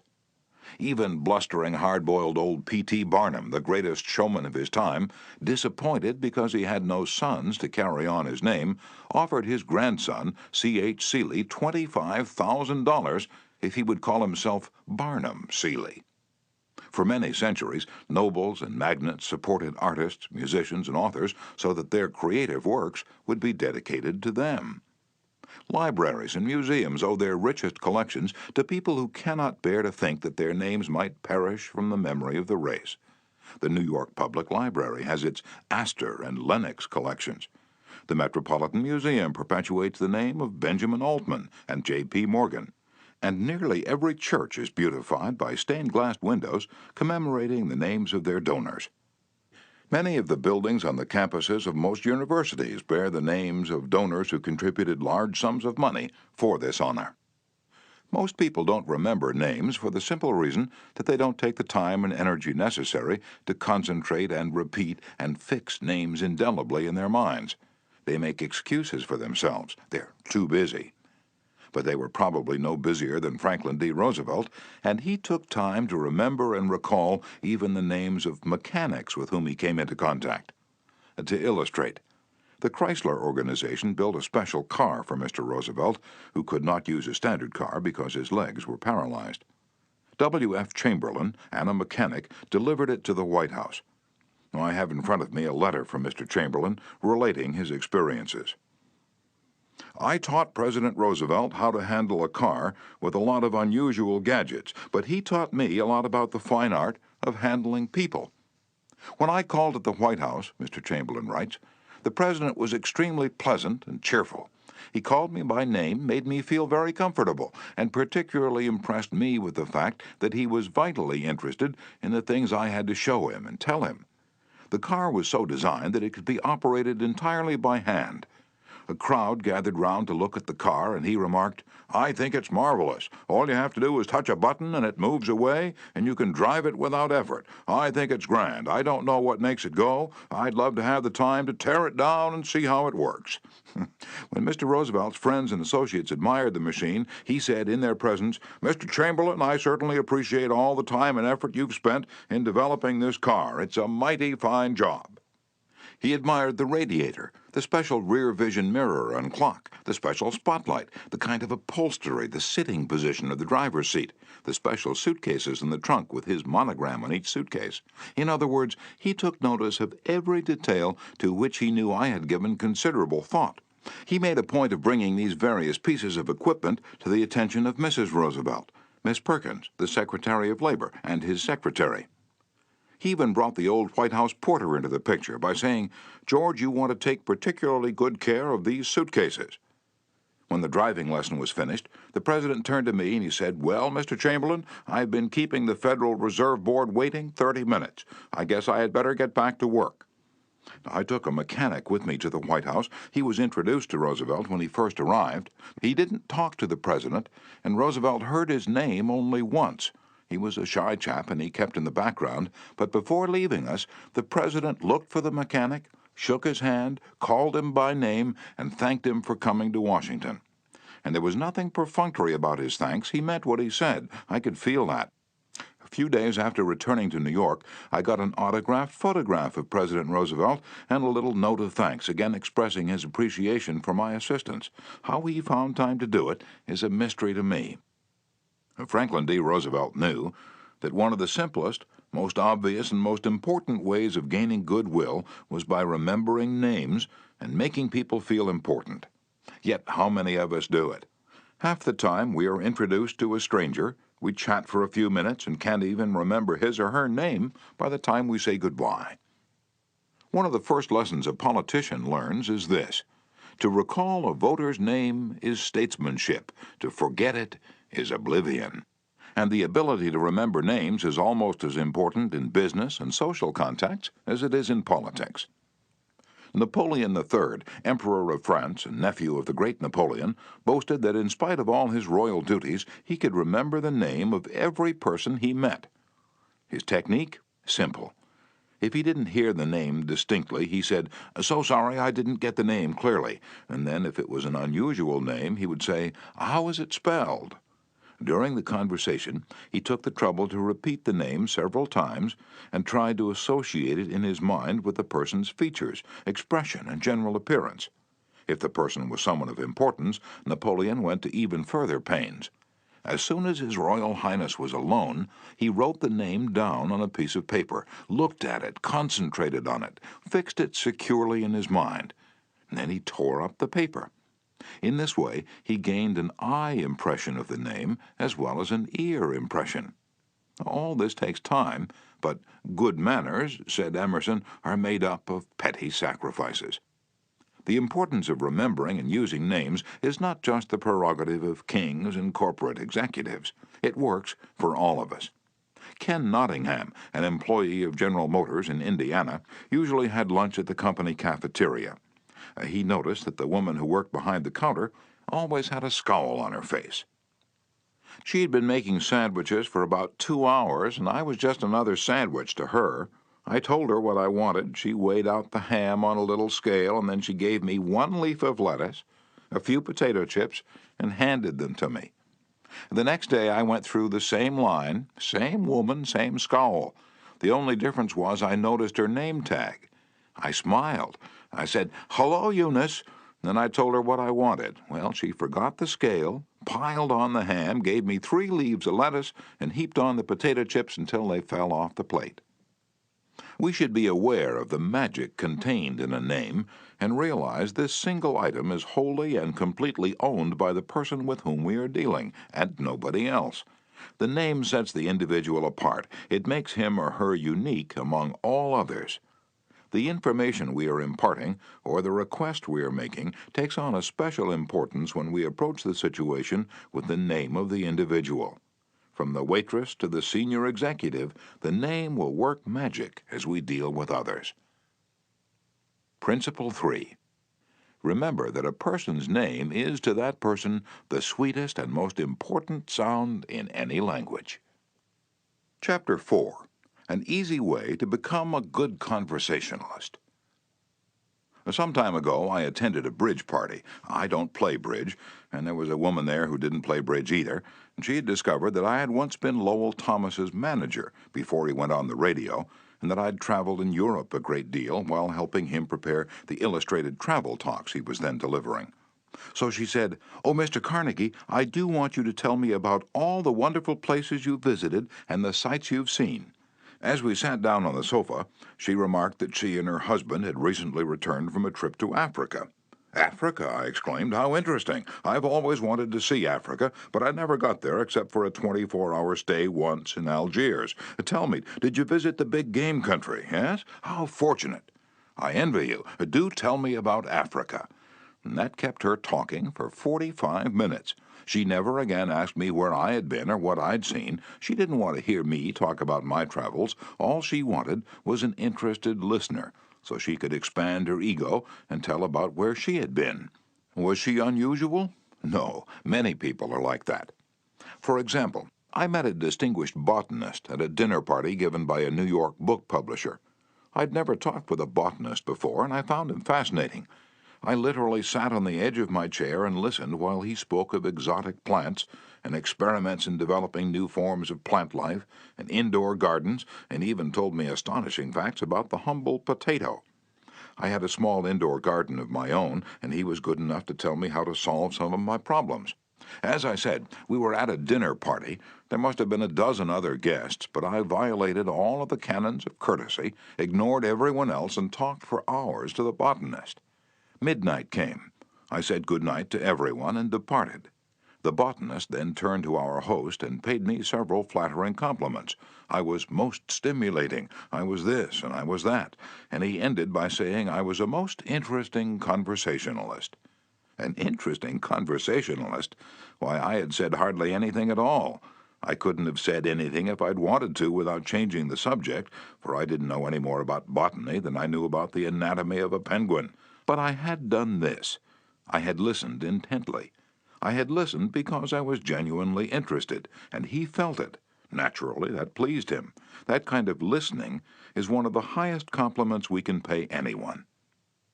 Few human beings, wrote Jack Woodford in Strangers in Love, few human beings are proof against the implied flattery of rapt attention.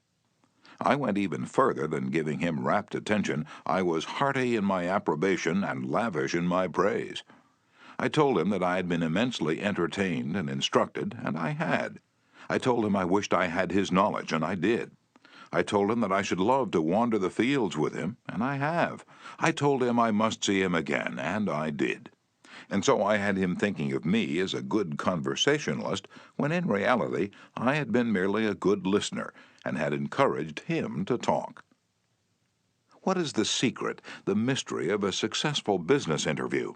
Well, according to former Harvard President Charles W. Eliot, there is no mystery about successful business intercourse. Exclusive attention to the person who is speaking to you is very important. Nothing else is so flattering as that. Eliot himself was a past master of the art of listening. Henry James, one of America's first great novelists, recalled, "Dr. Eliot's listening was not mere silence, but a form of activity. Sitting very erect on the end of his spine, with hands joined in his lap, making no movement except that he revolved his thumbs around each other, faster or slower. He faced his interlocutor and seemed to be hearing with his eyes as well as his ears. He listened with his mind and attentively considered what you had to say while you said it. At the end of an interview, the person who had talked to him felt that he had had his say." Self-evident, isn't it? You don't have to study for 4 years at Harvard to discover that. Yet I know, and you know, department store owners who will rent expensive space, buy their goods economically, dress their windows appealingly, spend thousands of dollars in advertising, and then hire clerks who haven't the sense to be good listeners. Clerks who interrupt customers, contradict them, irritate them, and all but drive them from the store. A department store in Chicago almost lost a regular customer who spent several $1,000s each year in that store because a sales clerk wouldn't listen. Mrs. Henrietta Douglas, who took our course in Chicago, had purchased a coat at a special sale. After she'd brought it home, she noticed that there was a tear in the lining. She came back the next day and asked the sales clerk to exchange it. The clerk refused even to listen to her complaint. "You bought this at a special sale," she said. She pointed to a sign on the wall. "Read that," she explained. "All sales are final. Once you bought it, you have to keep it. Sew up the lining yourself." "But this was damaged merchandise," Mrs. Douglas complained. "Makes no difference," the clerk interrupted. "Final's final." Mrs. Douglas was about to walk out indignantly, swearing never to return to that store ever, when she was greeted by the department manager, who knew her from her many years of patronage. Mrs. Douglas told her what had happened. The manager listened attentively to the whole story, examined the coat, and then said, "Special sales are final, so we can dispose of merchandise at the end of the season, but this no-return policy does not apply to damaged goods. We will certainly repair or replace the lining, or if you prefer, give you your money back." What a difference in treatment. If that manager had not come along and listened to the customer, a long-term patron of that store could have been lost forever. Listening is just as important in one's home life as in the world of business. Millie Esposito of Croton-on-Hudson, New York, made it her business to listen carefully when one of her children wanted to speak with her. One evening, she was sitting in the kitchen with her son Robert, and after a brief discussion of something that was on his mind, Robert said, "Mom, I know that you love me very much." Mrs. Esposito was touched and said, "Of course I love you very much. Did you doubt it?" And Robert responded, "No, but I really know you love me because whenever I want to talk to you about something, you stop whatever you're doing and listen to me." The chronic kicker, even the most violent critic, will frequently soften and be subdued in the presence of a patient, sympathetic listener, a listener who will be silent while the irate fault-finder dilates like a king cobra and spews the poison out of his system. To illustrate, the New York Telephone Company discovered a few years ago that it had to deal with one of the most vicious customers who ever cursed a customer service representative. And he did curse. He raved. He threatened to tear the phone out by its roots. He refused to pay certain charges that he declared were false. He wrote letters to the newspapers. He filed innumerable complaints with the Public Service Commission, and he started several suits against the telephone company. At last, one of the company's most skillful troubleshooters was sent to interview this stormy petrel. This troubleshooter listened and let the cantankerous customer enjoy himself pouring out his tirade.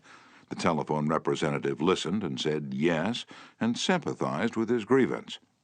"He raved on, and I listened for nearly 3 hours," the troubleshooter said, as he related his experiences before one of my classes. "And then I went back and listened some more.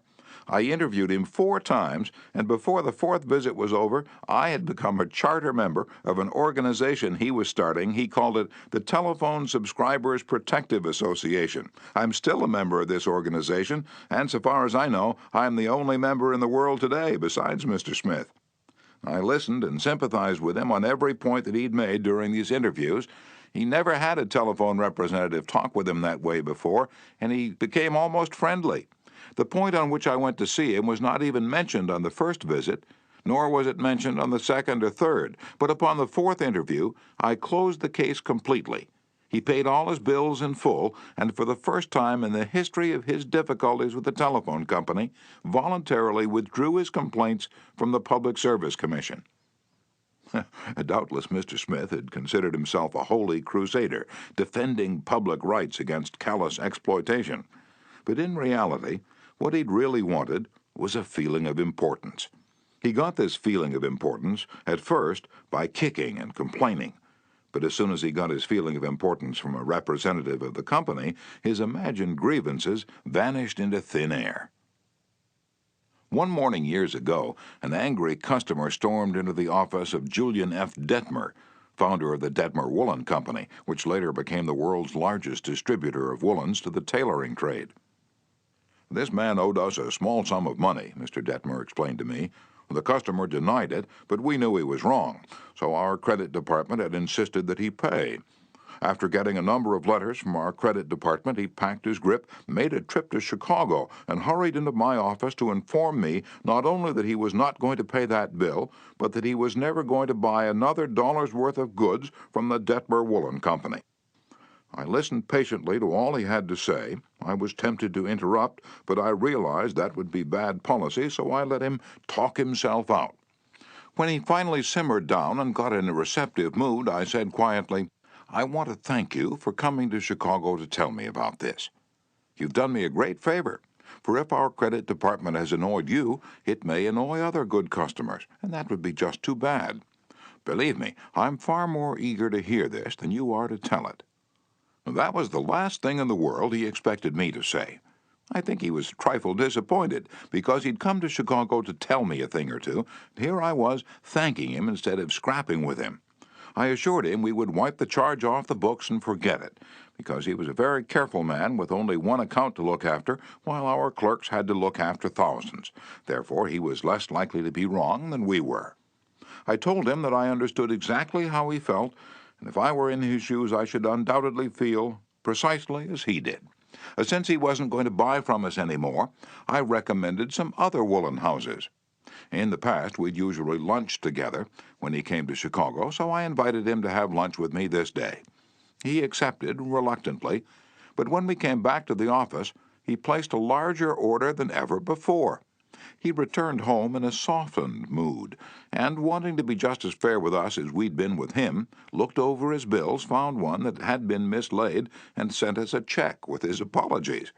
Later, when his wife presented him with a baby boy, he gave his son the middle name of Detmer, and he remained a friend and customer of the house until his death 22 years afterward.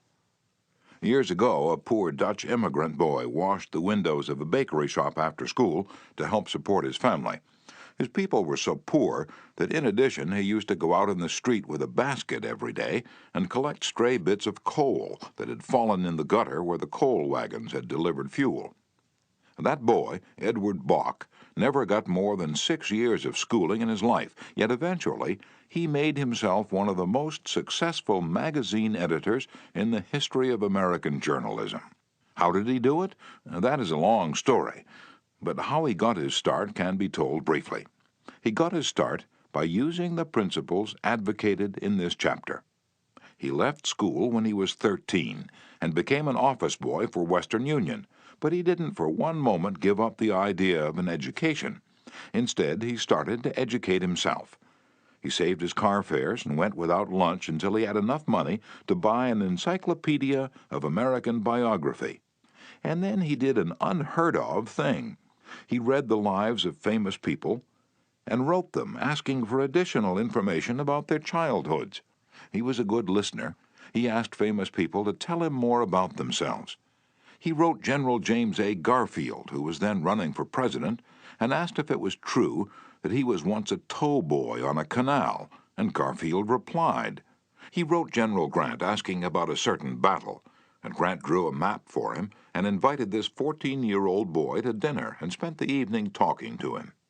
Soon our Western Union messenger boy was corresponding with many of the most famous people in the nation: Ralph Waldo Emerson, Oliver Wendell Holmes, Longfellow, Mrs. Abraham Lincoln, Louisa May Alcott, General Sherman, and Jefferson Davis. Not only did he correspond with these distinguished people, but as soon as he got a vacation, he visited many of them as a welcome guest in their homes. This experience imbued him with a confidence that was invaluable. These men and women fired him with a vision and ambition that shaped his life. And all this, let me repeat, was made possible solely by the application of the principles we're discussing here. Isaac F. Marcusson, a journalist who interviewed hundreds of celebrities, declared that many people fail to make a favorable impression because they don't listen attentively. They have been so much concerned with what they are going to say next, they do not keep their ears open. Very important people have told me they prefer good listeners to good talkers, but the ability to listen seems rarer than almost any other good trait. And not only important personages crave a good listener, but ordinary folks do too. As the Reader's Digest once said, many persons call a doctor when all they want is an audience. During the darkest hours of the Civil War, Lincoln wrote to an old friend in Springfield, Illinois, asking him to come to Washington. Lincoln said he had some problems he wanted to discuss with him. The old neighbor called at the White House, and Lincoln talked to him for hours about the advisability of issuing a proclamation freeing the slaves. Lincoln went over all the arguments for and against such a move, and then read letters and newspaper articles, some denouncing him for not freeing the slaves, others denouncing him for fear he was going to free them. After talking for hours, Lincoln shook hands with his old neighbor, said good night, and sent him back to Illinois without even asking for his opinion. Lincoln had done all the talking himself. That seemed to clarify his mind. He seemed to feel easier after that talk, the old friend said. Lincoln hadn't wanted advice. He had wanted merely a friendly, sympathetic listener to whom he could unburden himself. That's what we all want when we're in trouble. That is frequently all the irritated customer wants, and the dissatisfied employee, or the hurt friend. One of the great listeners of modern times was Sigmund Freud. A man who met Freud described his manner of listening. It struck me so forcibly that I shall never forget him. He had qualities which I had never seen in any other man. Never had I seen such concentrated attention. There was none of that piercing, soul-penetrating gaze business. His eyes were mild and genial. His voice was low and kind. His gestures were few, but the attention he gave me, his appreciation of what I said, even when I said it badly, was extraordinary. You have no idea what it meant to be listened to like that. If you want to know how to make people shun you and laugh at you behind your back and even despise you, here's the recipe. Never listen to anyone for long. Talk incessantly about yourself. If you have an idea while the other person is talking, don't wait for him or her to finish. Burst right in and interrupt in the middle of a sentence. Do you know people like that? I do, unfortunately, and the astonishing part of it is that some of them are prominent. Bores, that is all they are. Bores, intoxicated with their own egos, drunk with the sense of their own importance. People who talk only of themselves think only of themselves. And those people who think only of themselves, Dr. Nicholas Murray Butler, longtime president of Columbia University, said, are hopelessly uneducated. They are not educated, said Dr. Butler, no matter how instructed they may be. So, if you aspire to be a good conversationalist, be an attentive listener. To be interesting, be interested. Ask questions that other persons will enjoy answering. Encourage them to talk about themselves and their accomplishments. Remember that the people you're talking to are 100 times more interested in themselves and their wants and problems than they are in you and your problems. A person's toothache means more to that person than a famine in China which kills 1 million people. A boil on one's neck interests one more than 40 earthquakes in Africa. Think of that the next time you start a conversation. Principle 4. Be a good listener. Encourage others to talk about themselves. Chapter 5. How to Interest People. Everyone who was ever a guest of Theodore Roosevelt was astonished at the range and diversity of his knowledge. Whether his visitor was a cowboy or a rough rider, a New York politician or a diplomat, Roosevelt knew what to say. And how was it done? The answer was simple. Whenever Roosevelt expected a visitor, he sat up late the night before, reading up on the subject in which he knew his guest was particularly interested. For Roosevelt knew, as all leaders know, that the royal road to a person's heart is to talk about the things he or she treasures most. The genial William Lyon Phelps, essayist and professor of literature at Yale, learned this lesson early in life. When I was 8 years old and was spending a weekend visiting my Aunt Libby Lindsley at her home in Stratford on the Housatonic, he wrote in his essay on human nature, a middle-aged man called one evening, and after a polite skirmish with my aunt, he devoted his attention to me. At that time, I happened to be excited about boats, and the visitor discussed the subject in a way that seemed to me particularly interesting. After he left, I spoke of him with enthusiasm. What a man! My aunt informed me he was a New York lawyer, that he cared nothing whatever about boats, that he took not the slightest interest in the subject. But why then did he talk all the time about boats?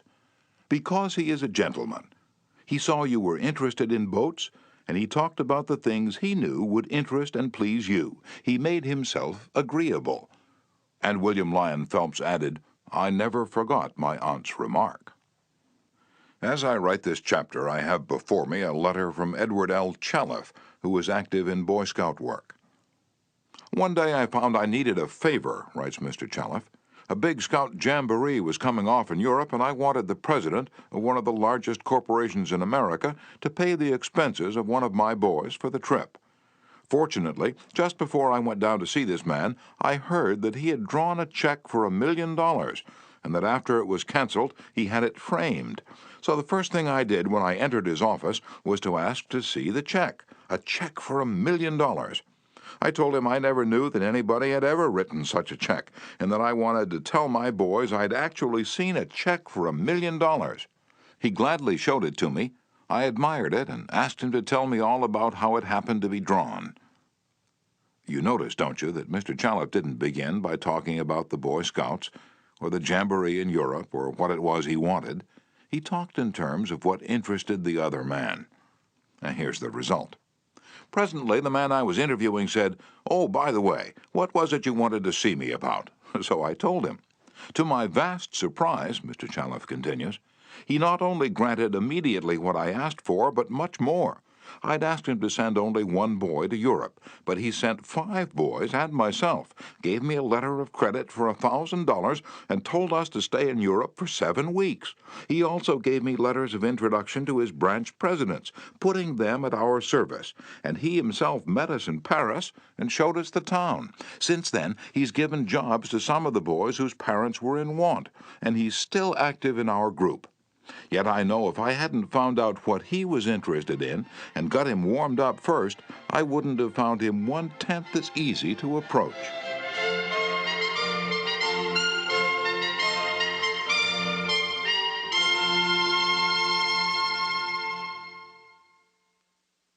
Is this a valuable technique to use in business? Is it? Let's see. Take Henry G. Duvernoy of Duvernoy & Sons, a wholesale baking firm in New York. Mr. Duvernoy had been trying to sell bread to a certain New York hotel. He'd called on the manager every week for 4 years. He went to the same social affairs the manager attended. He even took rooms in the hotel and lived there in order to get the business. But he failed. Then, said Mr. Duvernoy, after studying human relations, I resolved to change my tactics. I decided to find out what interested this man, what caught his enthusiasm. I discovered he belonged to a society of hotel executives called the Hotel Greeters of America. He not only belonged, but his bubbling enthusiasm had made him president of the organization and president of the International Greeters. No matter where its conventions were held, he would be there. So when I saw him the next day, I began talking about the greeters. What a response I got! What a response! He talked to me for half an hour about the greeters, his tones vibrant with enthusiasm. I could plainly see that this society was not only his hobby, it was the passion of his life. Before I left his office, he had sold me a membership in his organization. In the meantime, I'd said nothing about bread, but a few days later, a steward of his hotel phoned me to come over with samples and prices. "I don't know what you did to the old boy," the steward greeted me, "but he sure is sold on you." Think of it. I'd been drumming at that man for 4 years, trying to get his business, and I'd still be drumming at him if I hadn't finally taken the trouble to find out what he was interested in and what he enjoyed talking about.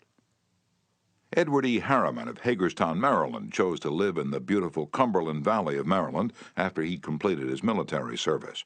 Unfortunately, at that time there were few jobs available in the area. A little research uncovered the fact that a number of companies in the area were either owned or controlled by an unusual business maverick, R.J. Funkhauser, whose rise from poverty to riches intrigued Mr. Harriman. However, he was known for being inaccessible to job seekers. Mr. Harriman wrote, "I interviewed a number of people and found out that his major interest was anchored in his drive for power and money. Since he protected himself from people like me by use of a dedicated and stern secretary, I studied her interests and goals, and only then I paid an unannounced visit at her office. She had been Mr. Funkhauser's orbiting satellite for about 15 years. When I told her I had a proposition for him, which might translate itself into financial and political success for him, she became enthused. I also conversed with her about her constructive participation in his success. After this conversation, she arranged for me to meet Mr. Funkhauser. I entered his huge and impressive office, determined not to ask directly for a job. He was seated behind a large carved desk and thundered at me, "How about it, young man?" I said, "Mr. Funkhauser, I believe I can make money for you." He immediately rose and invited me to sit in one of the large upholstered chairs. I enumerated my ideas and the qualifications I had to realize these ideas, as well as how they would contribute to his personal success and that of his businesses. R.J., as he has become known to me, hired me at once, and for over 20 years I have grown in his enterprises, and we both have prospered. Talking in terms of the other person's interests pays off for both parties. Howard Z. Herzig, A leader in the field of employee communications has always followed this principle. When asked what reward he got from it, Mr. Herzig responded that he not only received a different reward from each person, but that in general, the reward had been an enlargement of his life each time he spoke to someone. Principle 5. Talk in terms of the other person's interests. Chapter 6. How to make people like you instantly. I was waiting in line to register a letter at the post office at 33rd Street and 8th Avenue, New York. I noticed that the clerk appeared to be bored with the job, weighing envelopes, handing out stamps, making change, issuing receipts, the same monotonous grind year after year. So I said to myself, I'm going to try to make that clerk like me. Obviously, to make him like me, I must say something nice, and not about myself, but about him. So I asked myself, what is there about him that I can honestly admire? That is sometimes a hard question to answer, especially with strangers, but in this case it happened to be easy. I instantly saw something I admired no end. So while he was weighing my envelope, I remarked with enthusiasm, I certainly wish I had your head of hair. He looked up, half startled, his face beaming with smiles.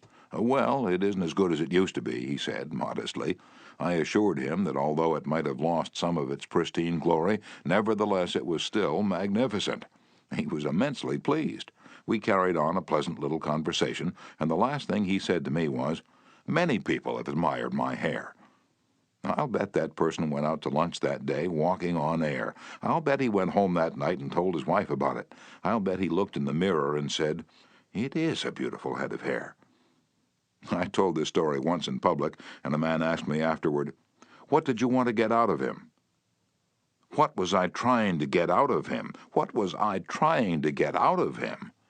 If we are so contemptibly selfish that we can't radiate a little happiness and pass on a bit of honest appreciation without trying to get something out of the other person in return, if our souls are no bigger than sour crab apples, we shall meet with the failure we so richly deserve.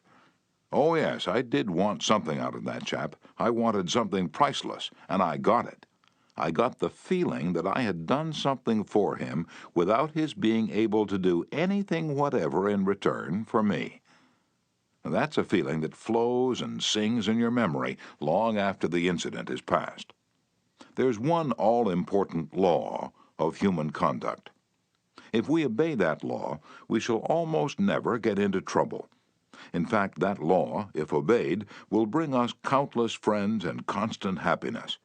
But the very instant we break the law, we shall get into endless trouble.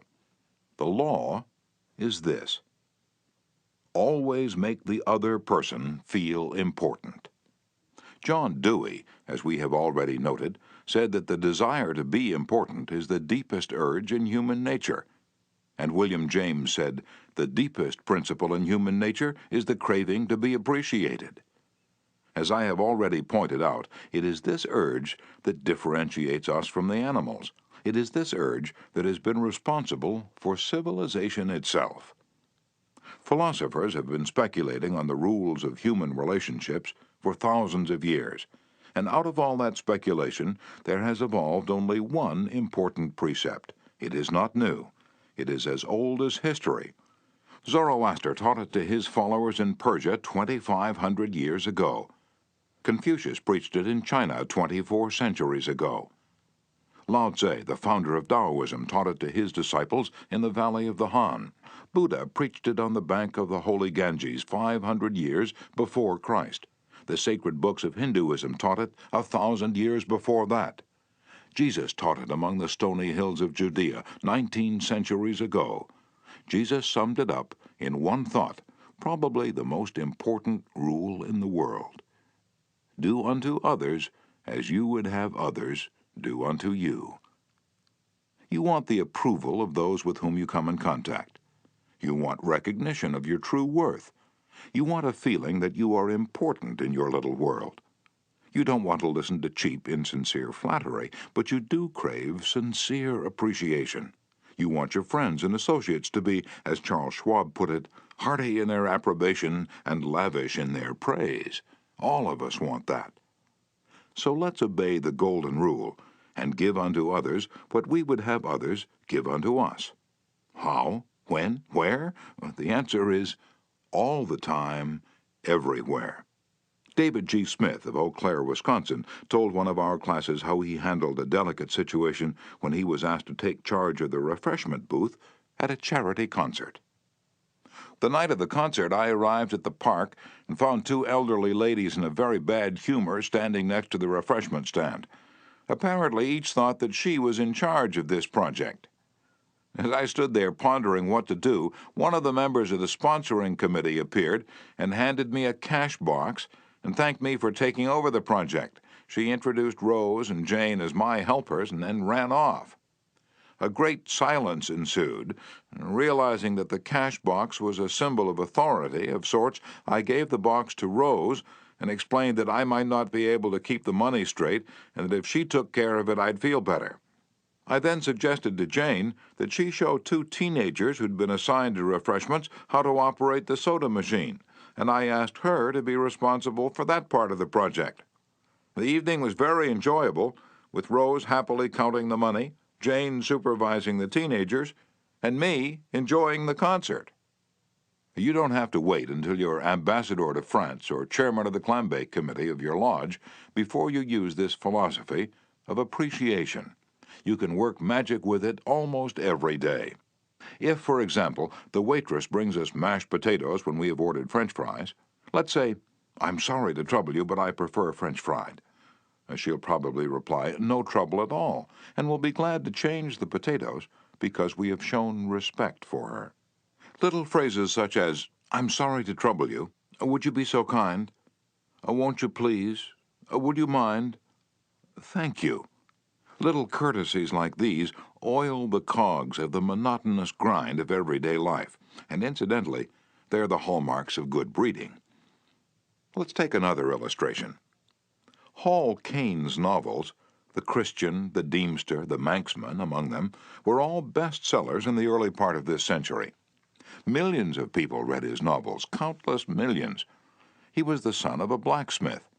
He never had more than 8 years of schooling in his life, yet when he died, he was the richest literary man of his time. The story goes like this. Hall Caine loved sonnets and ballads, so he devoured all of Dante Gabriel Rossetti's poetry. He even wrote a lecture chanting the praises of Rossetti's artistic achievement and sent a copy to Rossetti himself. Rossetti was delighted. "Any young man who has such an exalted opinion of my ability," Rossetti probably said to himself, "must be brilliant." So Rossetti invited this blacksmith's son to come to London and act as his secretary. That was the turning point in Hall Caine's life, for in his new position he met the literary artists of the day. Profiting by their advice and inspired by their encouragement, he launched upon a career that emblazoned his name across the sky. His home, Greba Castle on the Isle of Man, became a mecca for tourists from the far corners of the world, and he left a multi-million-dollar estate. Yet who knows, he might have died poor and unknown had he not written an essay expressing his admiration for a famous man. Such is the power, the stupendous power, of sincere, heartfelt appreciation. Rossetti considered himself important. That is not strange. Almost everyone considers himself important, very important. The life of many a person could probably be changed if only someone would make him feel important. Ronald J. Rowland, who is one of the instructors of our course in California, is also a teacher of arts and crafts. He wrote to us about a student named Chris in his beginning crafts class. Chris was a very quiet, shy boy, lacking in self-confidence, the kind of student that often does not receive the attention he deserves. I also teach an advanced class that had grown to be somewhat of a status symbol and a privilege for a student to have earned the right to be in it. On Wednesday, Chris was diligently working at his desk. I really felt there was a hidden fire deep inside him. I asked Chris if he'd like to be in the advanced class. How I wish I could express the look in Chris's face, the emotions in that shy 14-year-old boy trying to hold back his tears. "Who, me, Mr. Rowland? Am I good enough?" "Yes, Chris, you're good enough." I had to leave at that point because tears were coming to my eyes. As Chris walked out of the class that day, seemingly 2 inches taller, he looked at me with bright blue eyes and said in a positive voice, "Thank you, Mr. Rowland." Chris taught me a lesson I will never forget. Our deep desire to feel important. To help me never forget this rule, I made a sign which reads, "You are important." And this sign hangs in the front of the classroom for all to see, and to remind me that each student I face is equally important. The unvarnished truth is that almost all the people you meet feel themselves superior to you in some way, and a sure way to their hearts is to let them realize in some subtle way that you recognize their importance and recognize it sincerely. Remember what Emerson said, "Every man I meet is my superior in some way. In that I learn of him." And the pathetic part of it is that frequently those who have the least justification for a feeling of achievement bolster up their egos by a show of tumult and conceit which is truly nauseating. As Shakespeare put it, "Man, proud man, dressed in a little brief authority, plays such fantastic tricks before high heaven as make the angels weep." I'm going to tell you how business people in my own courses have applied these principles with remarkable results. Let's take the case of a Connecticut attorney. Because of his relatives, he prefers not to have his name mentioned. Shortly after joining the course, Mr. R. drove to Long Island with his wife to visit some of her relatives. She left him to chat with an old aunt of hers, and then rushed off by herself to visit some of the younger relatives. Since he soon had to give a speech professionally on how he applied the principles of appreciation, he thought he would gain some worthwhile experience talking with the elderly lady. So he looked around the house to see what he could honestly admire. "This house was built about 1890, wasn't it?" he inquired. "Yes," she replied. "That's precisely the year it was built." "It reminds me of the house I was born in," he said. "It's beautiful, well built, roomy. You know, they don't build houses like this anymore." "You're right," the old lady agreed. "The young folks nowadays don't care for beautiful homes. All they want is a small apartment, and then they go off gadding about in their automobiles. This is a dream house," she said, in a voice vibrating with tender memories. "This house was built with love. My husband and I dreamed about it for years before we built it. We didn't have an architect. We planned it all ourselves." She showed Mr. R. about the house, and he expressed his hearty admiration for the beautiful treasures she'd picked up in her travels and cherished over a lifetime. Paisley shawls, an old English tea set, Wedgwood china, French beds and chairs, Italian paintings, and silk draperies that had once hung in a French chateau. After showing Mr. R. through the house, she took him out to the garage. There, jacked up on blocks, was a Packard car in mint condition. "My husband bought that car for me shortly before he passed on," she said softly. "I have never ridden in it since his death. You appreciate nice things, and I'm going to give this car to you." "Why, Auntie," he said, "you overwhelm me. I appreciate your generosity, of course, but I couldn't possibly accept it. I'm not even a relative of yours. I have a new car, and you have many relatives that would like to have that Packard." "Relatives!" she exclaimed. "Yes, I had relatives who are just waiting till I die so they can get that car, but they are not going to get it." "If you don't want to give it to them, you could very easily sell it to a second-hand dealer," he told her. "Sell it!" she cried. "Do you think I would sell this car? Do you think I could stand to see strangers riding up and down the street in that car that my husband bought for me? I wouldn't dream of selling it. I'm going to give it to you. You appreciate beautiful things." He tried to get out of accepting the car, but he couldn't without hurting her feelings. This lady, left all alone in the big house with her Paisley shawls, her French antiques, and her memories, was starving for a little recognition. She had once been young and beautiful and sought after. She had once built a house warm with love and had collected things from all over Europe to make it beautiful.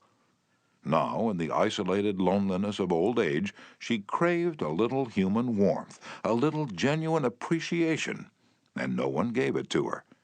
And when she found it, like a spring in a desert, her gratitude couldn't adequately express itself with anything less than the gift of her cherished Packard. Let's take another case. Donald M. McMahon, who was superintendent of Lewis and Valentine, nurserymen and landscape architects in Rye, New York, related this incident. Shortly after I attended the talk on how to win friends and influence people, I was landscaping the estate of a famous attorney. The owner came out to give me a few instructions about where he wished to plant a mass of rhododendrons and azaleas. I said, "Judge, you have a lovely hobby. I've been admiring your beautiful dogs.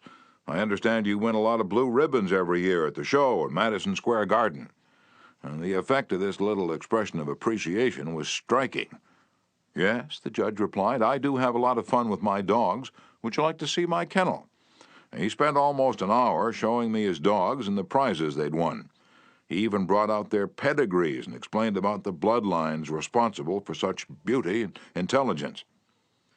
Finally, turning to me, he asked, "Do you have any small children?" "Well, yes, I do," I replied. "I have a son." "Well, wouldn't he like a puppy?" the judge inquired. "Well, yes, he'd be tickled pink." "All right, I'm going to give him one," the judge announced. He started to tell me how to feed the puppy, and then he paused. "You'll forget if I tell you, I'll write it out." So the judge went in the house, typed out the pedigree and feeding instructions, and gave me a puppy worth several $100 and an hour and 15 minutes of his valuable time, largely because I'd expressed my honest admiration for his hobby and achievements. George Eastman of Kodak fame invented the transparent film that made motion pictures possible, amassed a fortune of $100 million, and made himself one of the most famous businessmen on earth. Yet in spite of all these tremendous accomplishments, he craved little recognitions, even as you and I. To illustrate, when Eastman was building the Eastman School of Music and also Kilbourne Hall in Rochester, James Adamson, then president of the Superior Seating Company of New York, wanted to get the order to supply the theater chairs for these buildings. Phoning the architect, Mr. Adamson made an appointment to see Mr. Eastman in Rochester. When Adamson arrived, the architect said, "I know you want to get this order, but I can tell you right now that you won't stand a ghost of a show if you take more than 5 minutes of George Eastman's time. He's a strict disciplinarian. He's very busy, so tell your story quickly and get out." Adamson was prepared to do just that. When he was ushered into the room, he saw Mr. Eastman bending over a pile of papers at his desk. Presently, Mr. Eastman looked up, removed his glasses, and walked toward the architect and Mr. Adamson, saying, "Good morning, gentlemen. What can I do for you?" And the architect introduced them, and then Mr. Adamson said, "While we've been waiting for you, Mr. Eastman, I've been admiring your office. I wouldn't mind working in a room like this myself. I'm in the interior woodworking business, and I never saw a more beautiful office in all my life." And George Eastman replied, "You remind me of something I had almost forgotten. It is beautiful, isn't it? I enjoyed it a great deal when it was first built, but I come down here now with a lot of other things on my mind and sometimes don't even see the room for weeks at a time." Adamson walked over and rubbed his hand across a panel. "And this is English oak, isn't it? A little different texture from Italian oak." "Yes," Eastman replied. "Imported English oak. It was selected for me by a friend who specializes in fine woods." And then Eastman showed him about the room, commenting on the proportions, the coloring, the hand carving, and other effects he'd helped to plan and execute. While drifting about the room, admiring the woodwork, they paused before a window, and George Eastman, in his modest, soft-spoken way, pointed out some of the institutions through which he was trying to help humanity: the University of Rochester, the General Hospital, the Homeopathic Hospital, the Friendly Home, the Children's Hospital. Mr. Adamson congratulated him warmly on the idealistic way he was using his wealth to alleviate the sufferings of humanity. Presently, George Eastman unlocked a glass case and pulled out the first camera he had ever owned, an invention he had bought from an Englishman. Adamson questioned him at length about his early struggles to get started in business. Mr. Eastman spoke with real feeling about the poverty of his childhood, telling how his widowed mother had kept a boarding house while he clerked in an insurance office. The terror of poverty haunted him day and night, and he resolved to make enough money so that his mother wouldn't have to work. Mr. Adamson drew him out with further questions and listened absorbed while he related the story of his experiments with dry photographic plates. He told how he had worked in an office all day and sometimes experimented all night, taking only brief naps while the chemicals were working, sometimes working and sleeping in his clothes for 72 hours at a stretch. James Adamson had been ushered into Eastman's office at 10:15 and had been warned that he must not take more than 5 minutes, but an hour had passed, and then 2 hours passed, and they were still talking. Finally, George Eastman turned to Adamson and said, "The last time I was in Japan, I bought some chairs, brought them home and put them on my sun porch, but the sun peeled the paint, so I went downtown the other day and bought some paint and painted the chairs myself. Would you like to see what sort of a job I can do painting chairs? All right, come up to my home and have lunch with me, and I'll show you." The order for the seats amounted to $90,000. Now, who do you suppose got the order? James Adamson or one of his competitors? From the time of this story until Mr. Eastman's death, he and James Adamson were close friends. Claude Marais, a restaurant owner in Rouen, France, used this principle and saved his restaurant the loss of a key employee. This woman had been in his employ for 5 years and was a vital link between Monsieur Marais and his staff of 21 people. He was shocked to receive a registered letter from her advising him of her resignation. Monsieur Marais reported, "I was very surprised and even more disappointed because I was under the impression that I had been fair to her and receptive to her needs. Inasmuch as she was a friend as well as an employee, I probably had taken her too much for granted, and maybe was even more demanding of her than of other employees. I could not, of course, accept this resignation without some explanation. I took her aside and said, 'Paulette, you must understand that I cannot accept your resignation. You mean a great deal to me and to this company, and you are as important to the success of this restaurant as I am.' I repeated this in front of the entire staff and invited her to my home and reiterated my confidence in her with my family present. Paulette withdrew her resignation, and today I can rely on her as never before. I frequently reinforce this by expressing my appreciation for what she does and showing her how important she is to me and to the restaurant." "Talk to people about themselves," said Disraeli, one of the shrewdest men who ever ruled the British Empire. "Talk to people about themselves, and they will listen for hours." Principle 6. Make the other person feel important, and do it sincerely. In a nutshell, 6 ways to make people like you. Principle 1. Become genuinely interested in other people. Principle 2. Smile. Principle 3. Remember that a person's name is to that person the sweetest and most important sound in any language. Principle 4. Be a good listener. Encourage others to talk about themselves.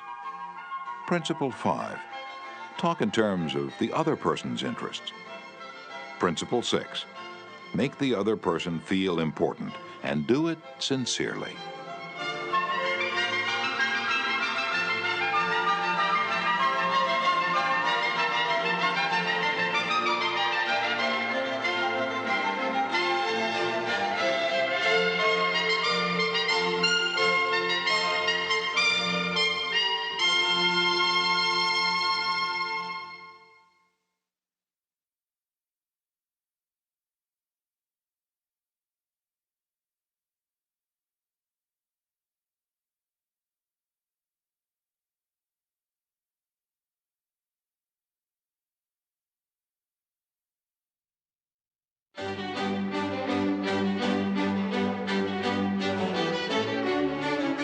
Part 3. How to win people to your way of thinking. Chapter 1. You can't win an argument. Shortly after the close of World War I learned an invaluable lesson one night in London. I was manager at the time for Sir Ross Smith. During the war, Sir Ross had been the Australian ace out in Palestine, and shortly after peace was declared, he astonished the world by flying halfway round it in 30 days. No such feat had ever been attempted before. It created a tremendous sensation. The Australian government awarded him $50,000. The King of England knighted him, and for a while he was the most talked-about man under the Union Jack. I was attending a banquet one night given in Sir Ross's honor, and during the dinner the man sitting next to me told a humorous story which hinged on the quotation, "There's a divinity that shapes our ends, rough hew them how we will." The raconteur mentioned that the quotation was from the Bible. He was wrong, I knew that. I knew it positively. There couldn't be the slightest doubt about it. And so, to get a feeling of importance and display my superiority, I appointed myself an unsolicited and unwelcome committee of one to correct him. He stuck to his guns. What, from Shakespeare? Impossible. Absurd. That quotation was from the Bible, and he knew it. The storyteller was sitting on my right, and Frank Gammond, an old friend of mine, was seated at my left. Mr. Gammond had devoted years to the study of Shakespeare, so the storyteller and I agreed to submit the question to Mr. Gammond. Mr. Gammond listened. He kicked me under the table and then said, "Dale, you're wrong. The gentleman is right. It is from the Bible." On our way home that night, I said to Mr. Gammond, "Frank, you know that quotation was from Shakespeare." "Yes, of course," he replied. "Hamlet, Act 5, Scene 2. But we were guests at a festive occasion, my dear Dale. Why prove to a man that he is wrong? Is that going to make him like you? Why not let him save his face? He didn't ask for your opinion. He didn't want it. Why argue with him? Always avoid the acute angle." The man who said that taught me a lesson I'll never forget. I'd not only made the storyteller uncomfortable, but had put my friend in an embarrassing situation. How much better it would have been had I not become argumentative. It was a sorely needed lesson, because I'd been an inveterate arguer. During my youth, I'd argued with my brother about everything under the Milky Way. When I went to college, I studied logic and argumentation and went in for debating contests. Talk about being from Missouri. I was born there. I had to be shown. Later, I taught debating and argumentation in New York, and once, I'm ashamed to admit, I planned to write a book on the subject. Since then, I have listened to, engaged in, and watched the effects of thousands of arguments. As a result of all this, I've come to the conclusion that there's only one way under high heaven to get the best of an argument, and that is to avoid it. Avoid it as you would avoid rattlesnakes and earthquakes. 9 times out of 10, an argument ends with each of the contestants more firmly convinced than ever that he is absolutely right. You can't win an argument. You can't, because if you lose it, you lose it, and if you win it, you lose it. Why? Well, suppose you triumph over the other man and shoot his argument full of holes and prove that he is non compos mentis. And then what? You'll feel fine, but what about him? You've made him feel inferior. You've hurt his pride. He will resent your triumph. And a man convinced, against his will, is of the same opinion still. Years ago, Patrick J. O'Hare joined one of my classes. He had had little education, and how he loved a scrap. He had once been a chauffeur, and he came to me because he had been trying, without much success, to sell trucks. A little questioning brought out the fact that he was continually scrapping with and antagonizing the very people he was trying to do business with. If a prospect said anything derogatory about the trucks he was selling, Pat saw red and was right at the customer's throat. Pat won a lot of arguments in those days. As he said to me afterward, "I often walked out of an office saying, 'I told that bird something.' Sure, I'd told him something, but I hadn't sold him anything." My first problem was not to teach Patrick J. O'Hare to talk. My immediate task was to train him to refrain from talking and to avoid verbal fights. Mr. O'Hare became one of the star salesmen for the White Motor Company in New York. How did he do it? Here's his story in his own words. If I walk into a buyer's office now and he says, "What, a white truck? They're no good. I wouldn't take one if you gave it to me. I'm going to buy the Who's It truck." I say, "The Who's It's a good truck. If you buy the Who's It, you'll never make a mistake. The Who's It's are made by a fine company and sold by good people." He's speechless then. There's no room for argument. If he says the who's it's the best, and I say sure it is, he has to stop. He can't keep on all afternoon saying it's the best when I'm agreeing with him. We then get off the subject of the who's it, and I begin to talk about the good points of the white trunk. There was a time when a remark like his first one would have made me see scarlet and red and orange. I'd start arguing against the who's it, and the more I argued against it, the more my prospect argued in favor of it. And the more he argued, the more he sold himself on my competitor's product. As I look back now, I wonder how I was ever able to sell anything. I lost years of my life in scrapping and arguing. I keep my mouth shut now. It pays. As wise old Ben Franklin used to say, if you argue and rankle and contradict, you may achieve a victory sometimes, but it will be an empty victory, because you will never get your opponent's goodwill. So figure it out for yourself. Which would you rather have, an academic, theatrical victory, or a person's goodwill? You can seldom have both. The Boston Transcript once printed this bit of significant doggerel. Here lies the body of William J., who died maintaining his right-of-way. He was right, dead right, as he sped along, but he's just as dead as if he were wrong. You may be right, dead right, as you speed along in your argument, but as far as changing another's mind is concerned, you will probably be just as futile as if you were wrong. Frederick S. Parsons, an income tax consultant, had been disputing and wrangling for an hour with a government tax inspector.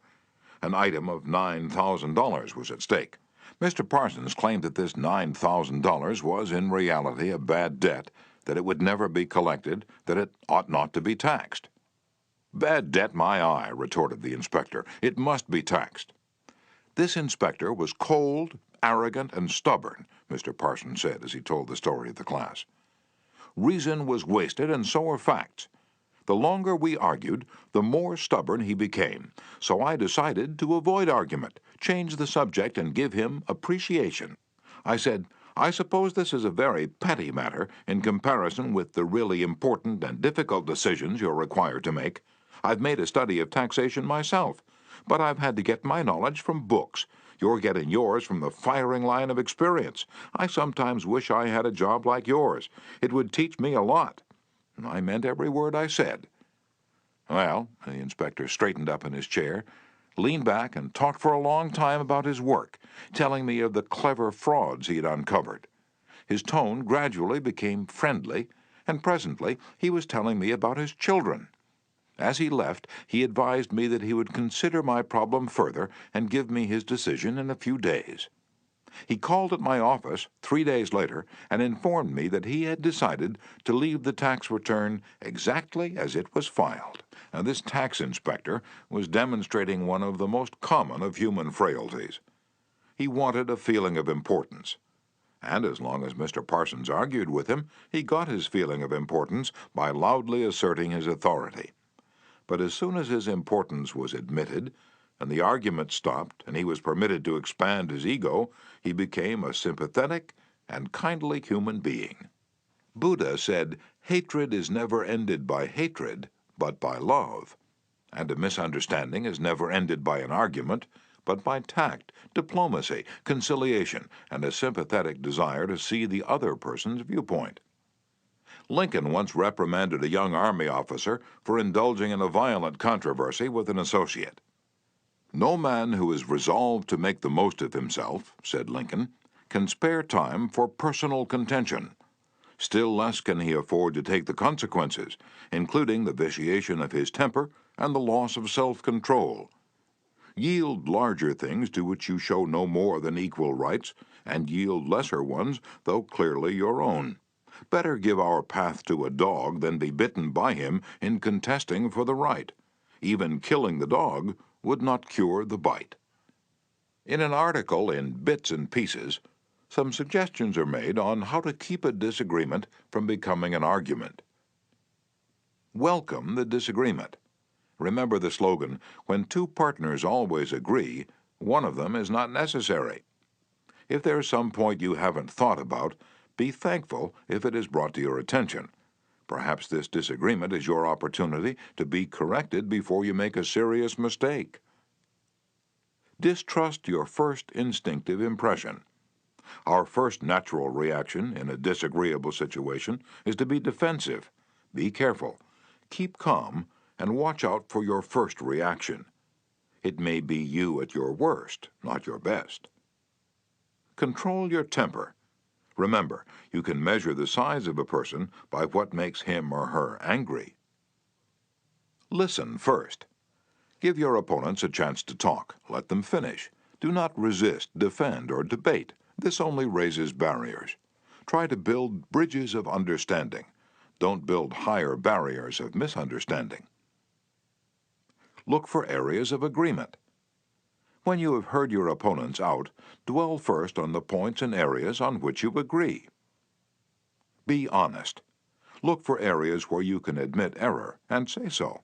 Apologize for your mistakes. It will help disarm your opponents and reduce defensiveness. Promise to think over your opponent's ideas and study them carefully, and mean it. Your opponents may be right. It is a lot easier at this stage to agree to think about their points than to move rapidly ahead and find yourself in a position where your opponents can say, "We tried to tell you, but you wouldn't listen."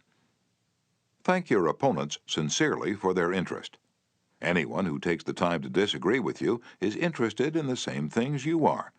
Think of them as people who really want to help you, and you may turn your opponents into friends. Postpone action to give both sides time to think through the problem.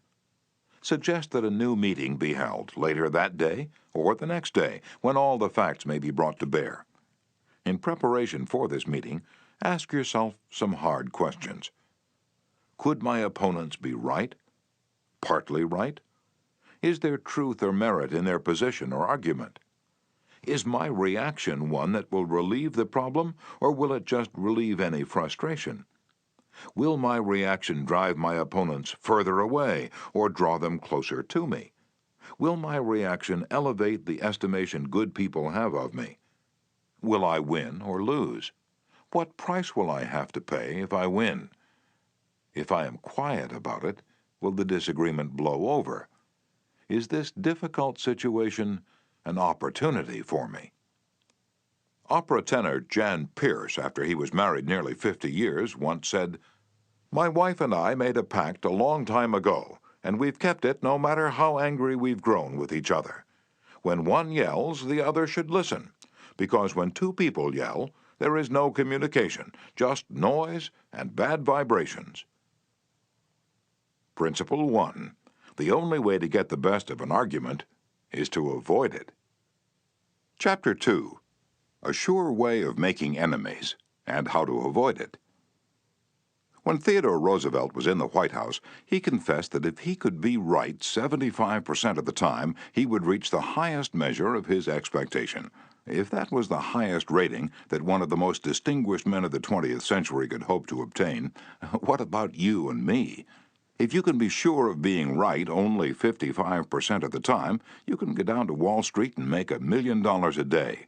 If you can't be sure of being right even 55% of the time, why should you tell other people they are wrong? You can tell people they are wrong by a look or an intonation or a gesture, just as eloquently as you can in words. And if you tell them they are wrong, do you make them want to agree with you? Never. For you've struck a direct blow at their intelligence, judgment, pride, and self-respect. That will make them want to strike back, but it will never make them want to change their minds.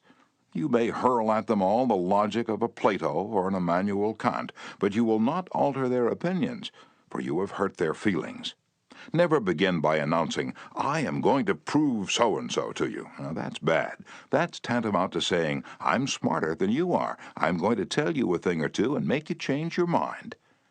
That is a challenge. It arouses opposition and makes the listener want to battle with you before you even start.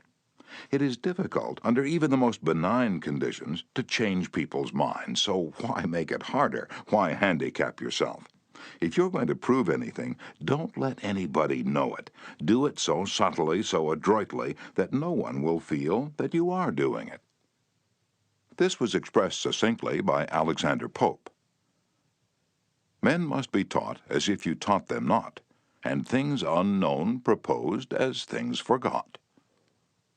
Over 300 years ago, Galileo said, "You cannot teach a man anything. You can only help him to find it within himself." As Lord Chesterfield said to his son, "Be wiser than other people if you can, but do not tell them so." And Socrates said repeatedly to his followers in Athens, "One thing only I know, and that is that I know nothing." Well, I can't hope to be any smarter than Socrates, so I have quit telling people they are wrong, and I find that it pays. If a person makes a statement that you think is wrong, yes, even that you know is wrong, isn't it better to begin by saying, "Well, now, look, I thought otherwise, but I may be wrong. I frequently am. And if I am wrong, I want to be put right. Let's examine the facts." There's magic, positive magic in such phrases as, "I may be wrong, I frequently am, let's examine the facts." Nobody in the heavens above, or on the earth beneath, or in the waters under the earth will ever object to your saying, "I may be wrong, let's examine the facts." One of our class members who used this approach in dealing with customers was Harold Renke, a Dodge dealer in Billings, Montana. He reported that because of the pressures of the automobile business, he was often hard-boiled and callous when dealing with customers' complaints. This caused flared tempers, loss of business, and general unpleasantness. He told his class, "Recognizing that this was getting me nowhere fast, I tried a new tack. I'd say something like this. Our dealership has made so many mistakes that I'm frequently ashamed. We may have erred in your case, so tell me about it." This approach becomes quite disarming, and by the time the customer releases his feelings, he's usually much more reasonable when it comes to settling the matter. In fact, several customers have thanked me for having such an understanding attitude, and 2 of them have even brought in friends to buy new cars.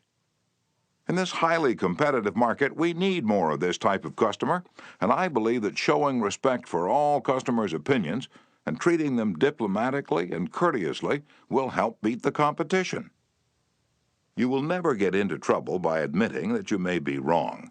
That will stop all argument and inspire your opponent to be just as fair and open and broad-minded as you are. It will make him want to admit that he, too, may be wrong. If you know positively that a person is wrong, and you bluntly tell him or her so, what happens? Let me illustrate. Mr. S., a young New York attorney, once argued a rather important case before the United States Supreme Court. Lunchgarden versus Fleet Corporation, 280 U.S. 320. The case involved a considerable sum of money and an important question of law. During the argument, one of the Supreme Court justices said to him, "The statute of limitations in admiralty law is 6 years, is it not?" Mr. S. stopped, stared at the justice for a moment, and then he said bluntly, "Your Honor, there is no statute of limitations in admiralty." A hush fell on the court, said Mr. S., as he related his experience to one of my classes, and the temperature in the room seemed to drop to 0. I was right, the justice was wrong, and I had told him so. But did that make him friendly? No. I still believe that I had the law on my side, and I know that I spoke better than I ever spoke before, but I didn't persuade. I made the enormous blunder of telling a very learned and famous man that he was wrong. A few people are logical. Most of us are prejudiced and biased. Most of us are blighted with preconceived notions, with jealousy, suspicion, fear, envy, and pride. And most citizens don't want to change their minds about their religion, or their haircut, or communism, or their favorite movie star. So if you're inclined to tell people they're wrong, please review the following paragraph every morning before breakfast. It's from James Harvey Robinson's enlightening book, The Mind in the Making. We sometimes find ourselves changing our minds without any resistance or heavy emotion. But if we are told we are wrong, we resent the imputation and harden our hearts. We are incredibly heedless in the formation of our beliefs, but find ourselves filled with an illicit passion for them when anyone proposes to rob us of their companionship. It is obviously not the ideas themselves that are dear to us, but our self-esteem which is threatened. The little word "my" is the most important one in human affairs, and properly to reckon with, it is the beginning of wisdom. It has the same force whether it is my dinner, my dog, and my house, or my father, my country, and my God. We not only resent the imputation that our watch is wrong or our car shabby, but that our conception of the canals of Mars, of the pronunciation of Epictetus, of the medicinal value of salicin, or of the date of Sargon I is subject to revision. We like to continue to believe what we have been accustomed to accept as true, and the resentment aroused when doubt is cast upon any of our assumptions leads us to seek every manner of excuse for clinging to it. The result is that most of our so-called reasoning consists in finding arguments for going on believing as we already do. Carl Rogers, the eminent psychologist, wrote in his book on becoming a person, "I have found it of enormous value when I can permit myself to understand the other person. The way in which I have worded this statement may seem strange to you. Is it necessary to permit oneself to understand another? I think it is. Our first reaction to most of the statements which we hear from other people is an evaluation or judgment rather than an understanding of it. When someone expresses some feeling, attitude, or belief, our tendency is almost immediately to feel, that's right, or that's stupid, that's abnormal, that's unreasonable, that's incorrect, that's not nice. Very rarely do we permit ourselves to understand precisely what the meaning of the statement is to the other person. I once employed an interior decorator to make some draperies for my home. When the bill arrived, I was dismayed. A few days later, a friend dropped in and looked at the draperies. The price was mentioned, and she exclaimed with a note of triumph, "What? That's awful! I'm afraid he put one over on you." True, yes, she told the truth, but few people like to listen to truths that reflect on their judgment. So, being human, I tried to defend myself. I pointed out that the best is eventually the cheapest, that one can't expect to get quality and artistic taste at bargain basement prices, and so on. The next day, another friend dropped in, admired the draperies, bubbled over with enthusiasm, and expressed a wish that she could afford such exquisite creations for her home. My reaction was totally different. "Well, to tell you the truth," I said, "I can't afford them myself. I paid too much. I'm sorry I ordered them."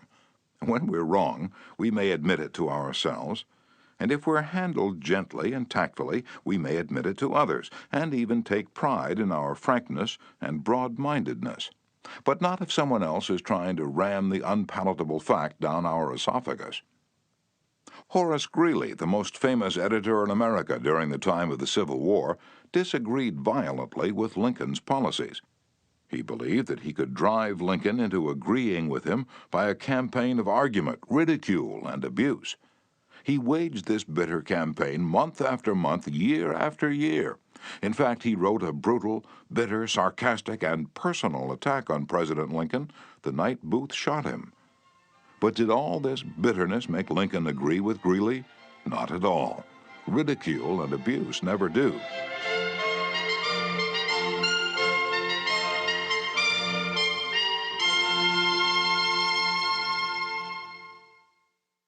If you want some excellent suggestions about dealing with people and managing yourself and improving your personality, read Benjamin Franklin's autobiography, one of the most fascinating life stories ever written, one of the classics of American literature. Ben Franklin tells how he conquered the iniquitous habit of argument and transformed himself into one of the most able, suave, and diplomatic men in American history. One day, when Ben Franklin was a blundering youth, an old Quaker friend took him aside and lashed him with a few stinging truths, something like this. "Ben, you are impossible. Your opinions have a slap in them for everyone who differs with you. They have become so offensive that nobody cares for them. Your friends find they enjoy themselves better when you are not around. You know so much that no man can tell you anything. Indeed, no man is going to try, for the effort would lead only to discomfort and hard work. So you are not likely ever to know any more than you do now, which is very little." One of the finest things I know about Ben Franklin is the way he accepted that smarting rebuke. He was big enough, and wise enough to realize that it was true, to sense that he was headed for failure and social disaster. So he made a right-about face. He began immediately to change his insolent, opinionated ways. "I made it a rule," said Franklin, "to forbear all direct contradiction to the sentiment of others, and all positive assertion of my own. I even forbade myself the use of every word or expression in the language that imported a fixed opinion, such as certainly, undoubtedly, etc., and I adopted instead of them, I conceive, I apprehend, or I imagine a thing to be so, or it so appears to me at present. When another asserted something that I thought an error, I denied myself the pleasure of contradicting him abruptly, and of showing immediately some absurdity in his proposition, and in answering I began by observing that in certain cases of circumstances his opinion would be right, but in the present case there appeared or seemed to me some difference, etc. I soon found the advantage of this change in my manner. The conversations I engaged in went on more pleasantly. The modest way in which I proposed my opinions procured them a readier reception and less contradiction. I had less mortification when I was found to be in the wrong, and I more easily prevailed with others to give up their mistakes and join with me when I happened to be in the right.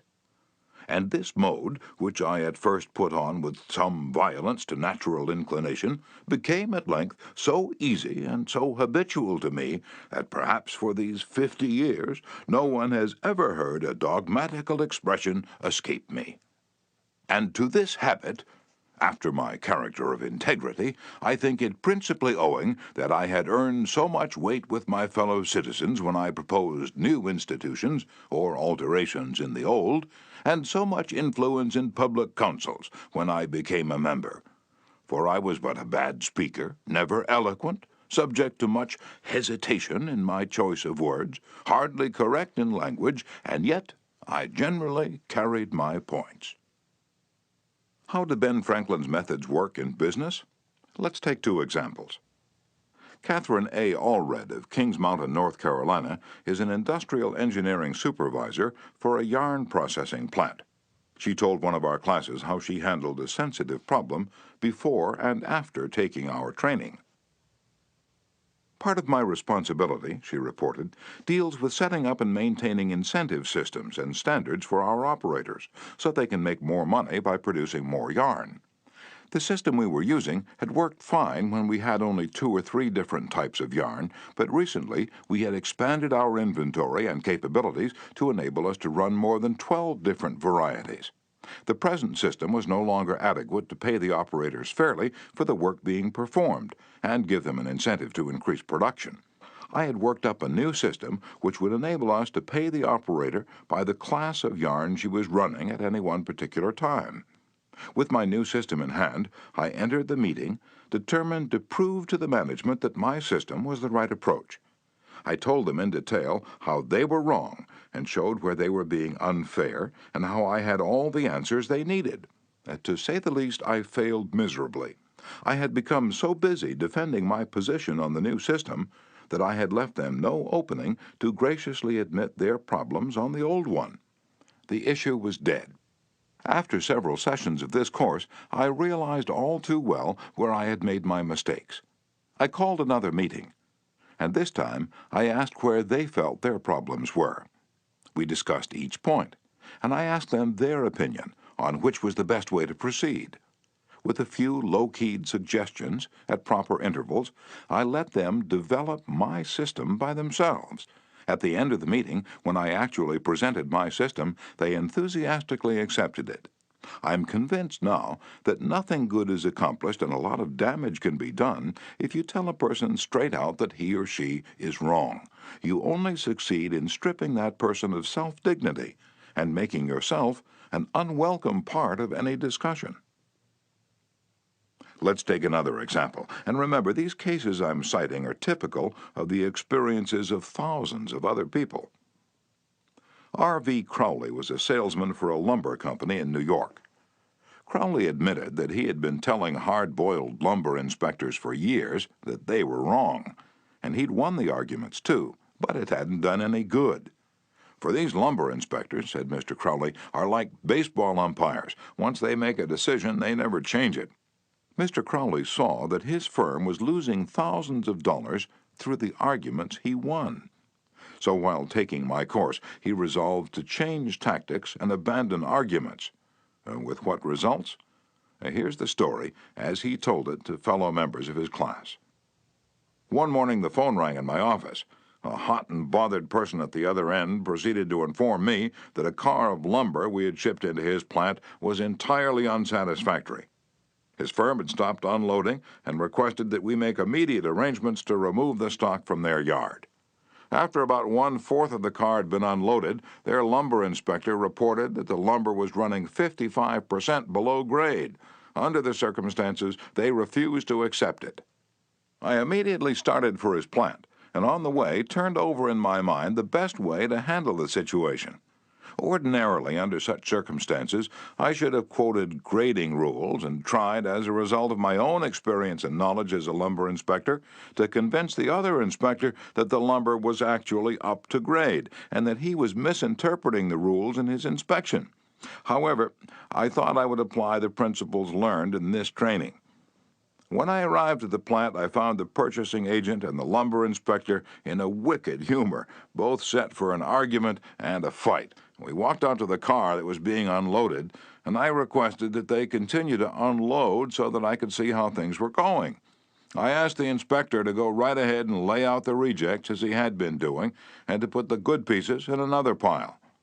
After watching him for a while, it began to dawn on me that his inspection actually was much too strict and that he was misinterpreting the rules.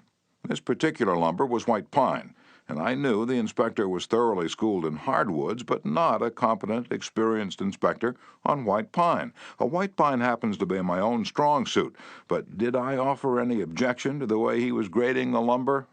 None whatever. I kept on watching, and gradually began to ask questions as to why certain pieces were not satisfactory.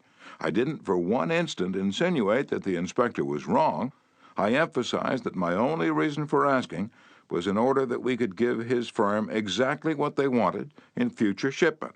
By asking questions in a very friendly, cooperative spirit and insisting continually that they were right in laying out boards not satisfactory to their purpose, I got him warmed up, and the strained relations between us began to thaw and melt away. An occasional carefully put remark on my part gave birth to the idea in his mind that possibly some of these rejected pieces were actually within the grade that they had bought, and that their requirements demanded a more expensive grade. I was very careful, however, not to let him think I was making an issue of this point. Gradually, his whole attitude changed.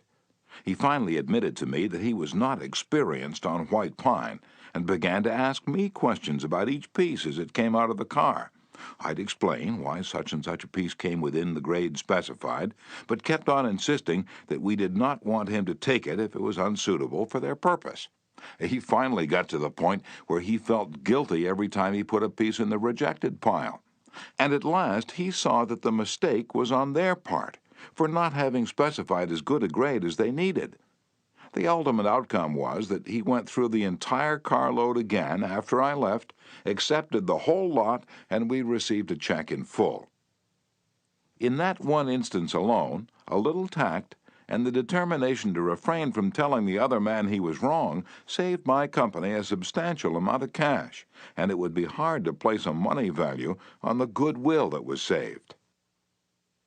Martin Luther King was asked how, as a pacifist, he could be an admirer of Air Force General Daniel "Chappie" James, then the nation's highest-ranking black officer. Dr. King replied, "I judge people by their own principles, not by my own." In a similar way, General Robert E. Lee once spoke to the President of the Confederacy, Jefferson Davis, in the most glowing terms about a certain officer under his command. Another officer in attendance was astonished.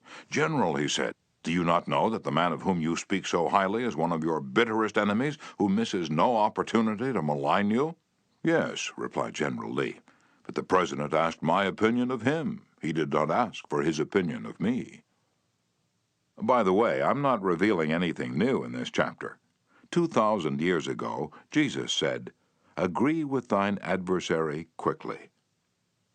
And 2,200 years before Christ was born, King Akhtoi of Egypt gave his son some shrewd advice that is sorely needed today. Be diplomatic, counseled the king. It will help you gain your point. In other words, don't argue with your customer, or your spouse, or your adversary. Don't tell them they are wrong. Don't get them stirred up. Use a little diplomacy. Principle 2. Show respect for the other person's opinions. Never say, "You're wrong." Chapter 3. If you're wrong, admit it.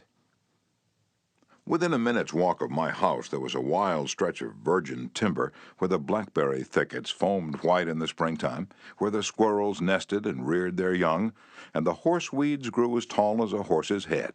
This unspoiled woodland was called Forest Park, and it was a forest, probably not much different in appearance from what it was when Columbus discovered America. I frequently walked in this park with Rex, my little Boston bulldog. He was a friendly, harmless little hound, and since we rarely met anyone in the park, I took Rex along without a leash or muzzle. One day, we encountered a mounted policeman in the park, a policeman itching to show his authority. "What do you mean by letting that dog run loose in the park without a muzzle and leash?" he reprimanded me. "Don't you know it's against the law?" "Well, yes, I know it is," I replied softly, "but I didn't think he'd do any harm out there." "You didn't think? You didn't think? The law doesn't give a tinker's damn about what you think.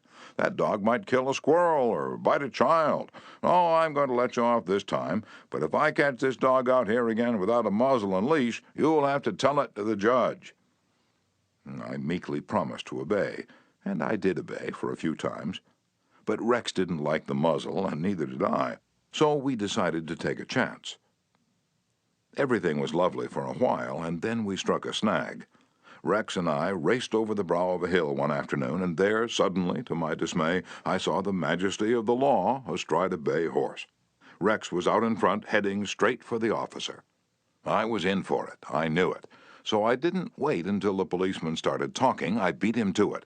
I said, "Officer, you've caught me red-handed. I'm guilty. I have no alibis, no excuses. You warned me last week that if I brought the dog out here again without a muzzle, you'd fine me." "Well, now," the policeman responded in a soft tone, "I know it's a temptation to let a little dog like that have a run out here when nobody's around." "Sure, it's a temptation," I replied, "but it is against the law." "Well, a little dog like that isn't going to harm anybody," the policeman remonstrated. "Well, no, but he may kill squirrels," I said. "Well, now, I think you're taking this a bit too seriously," he told me. "I'll tell you what you do.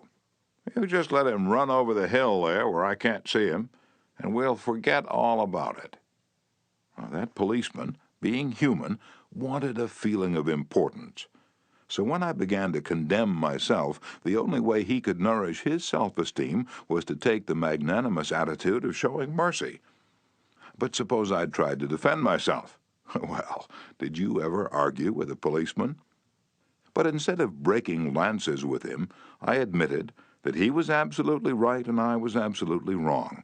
I admitted it quickly, openly, and with enthusiasm. The affair terminated graciously in my taking his side and his taking my side. Lord Chesterfield himself could hardly have been more gracious than this mounted policeman who only a week previously had threatened to have the law on me. If we know we are going to be rebuked anyhow, isn't it far better to beat the other person to it and do it ourselves? Isn't it much easier to listen to self-criticism than to bear condemnation from alien lips? Say about yourself all the derogatory things you know the other person is thinking, or wants to say, or intends to say, and say them before that person has a chance to say them. The chances are 100 to 1 that a generous, forgiving attitude will be taken, and your mistakes will be minimized, just as the mounted policeman did with me and Rex.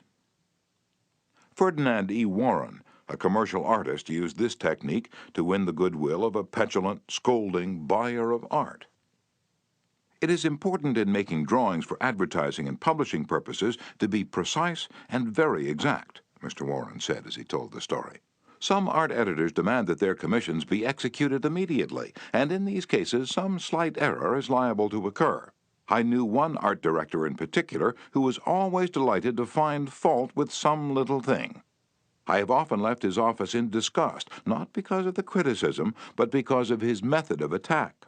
Recently I delivered a rush job to this editor, and he phoned me to call at his office immediately. He said something was wrong. When I arrived, I found just what I had anticipated and dreaded. He was hostile, gloating over his chance to criticize. He demanded with heat why I had done so-and-so. My opportunity had come to apply the self-criticism I'd been studying about, so I said, "Mr. So-and-so, if what you say is true, I am at fault, and there is absolutely no excuse for my blunder. I have been doing drawings for you long enough to know better. I am ashamed of myself." Immediately, he started to defend me. "Yes, you're right, but after all, this isn't a serious mistake. It's only—" and I interrupted him. "Any mistake," I said, "may be costly, and they're all irritating." He started to break in, but I wouldn't let him. I was having a grand time. For the first time in my life, I was criticizing myself, and I loved it. "I should have been more careful," I continued. "You give me a lot of work, and you deserve the best, so I'm going to do this drawing all over." No, he protested. "I wouldn't think of putting you to all that trouble." He praised my work, assured me he wanted only a minor change, and that my slight error hadn't cost his firm any money, and after all, it was a mere detail not worth worrying about. My eagerness to criticize myself took all the fight out of him.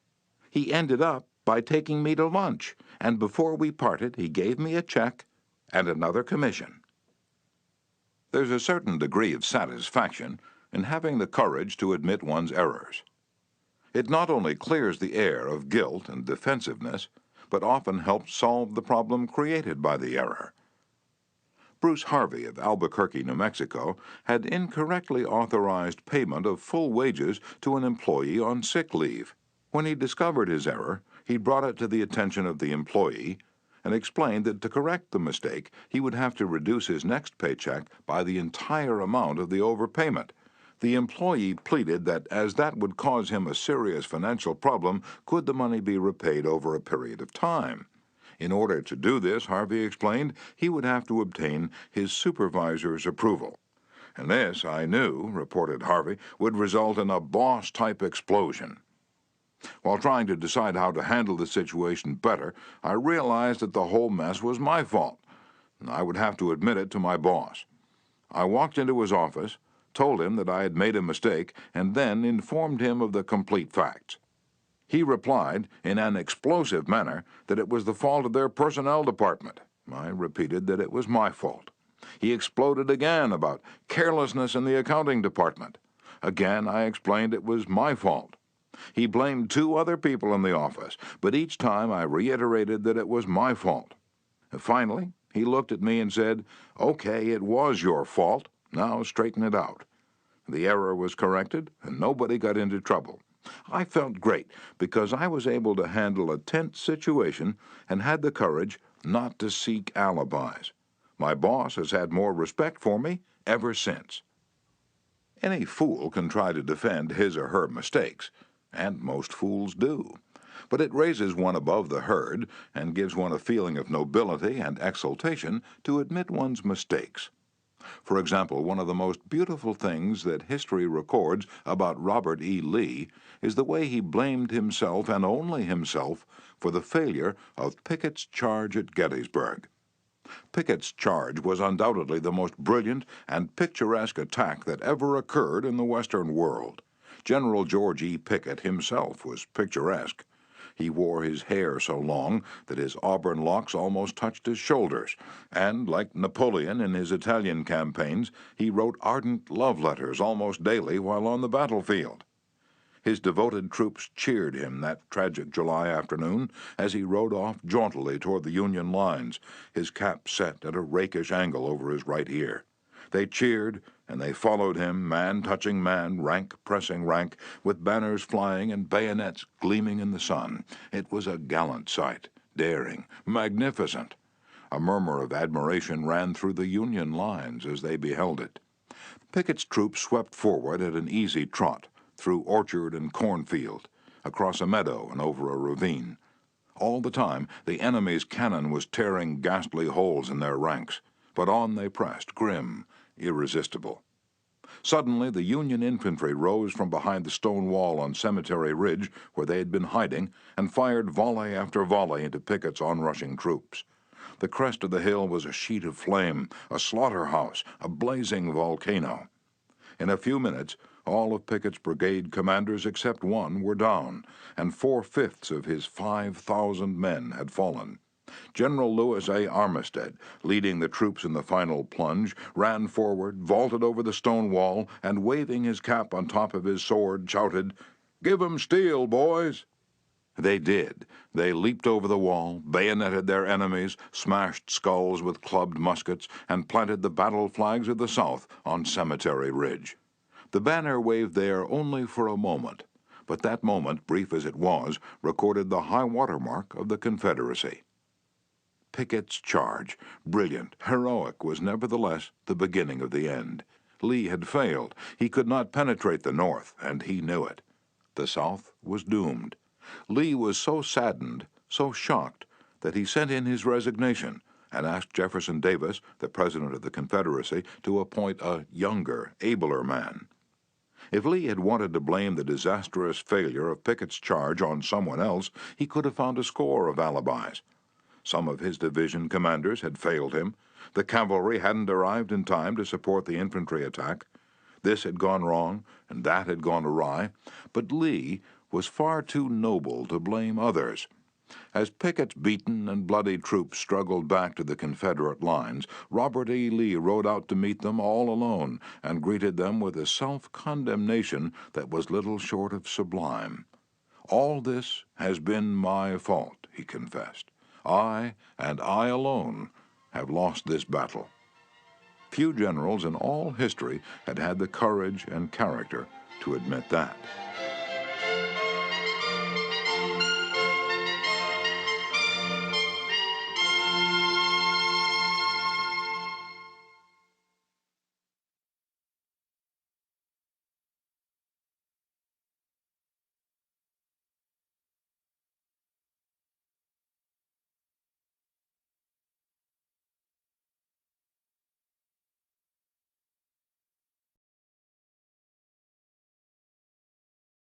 Michael Chong, who teaches our course in Hong Kong, told of how the Chinese culture presents some special problems, and how sometimes it is necessary to recognize that the benefits of applying a principle may be more advantageous than maintaining an old tradition.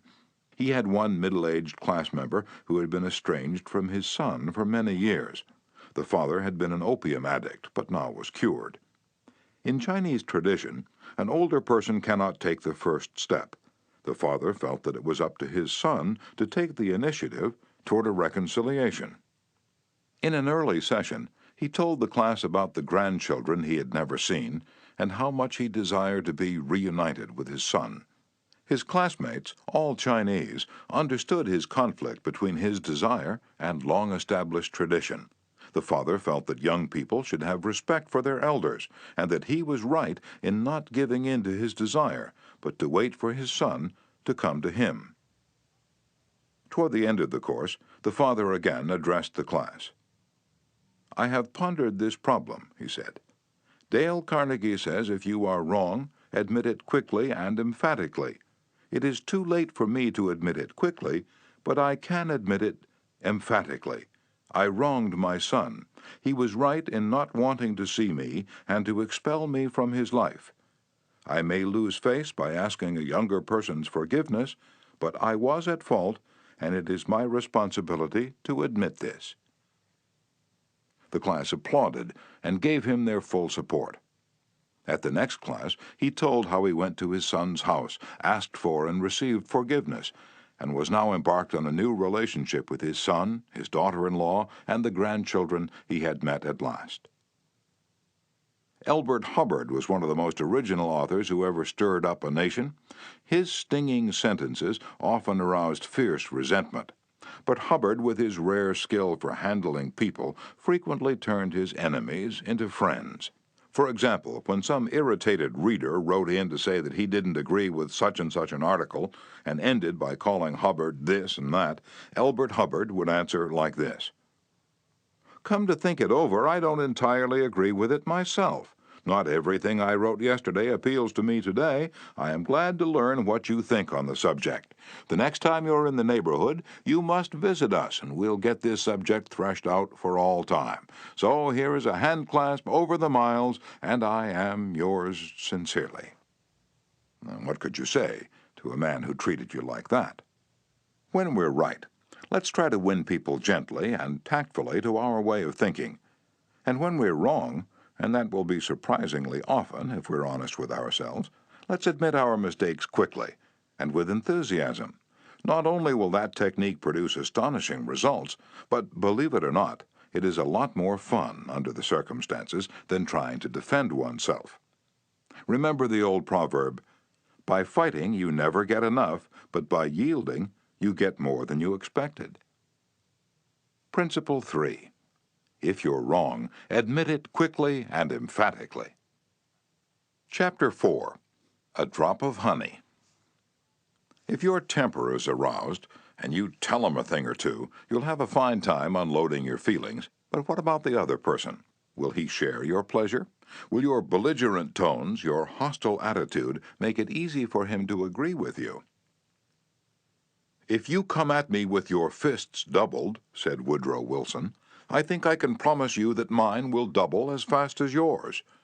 But if you come to me and say, 'Let us sit down and take counsel together, and if we differ from each other, understand why it is that we differ, just what the points at issue are,' we will presently find that we are not so far apart after all, that the points on which we differ are few, and the points on which we agree are many, and that if we only have the patience and the candor and the desire to get together, we will get together."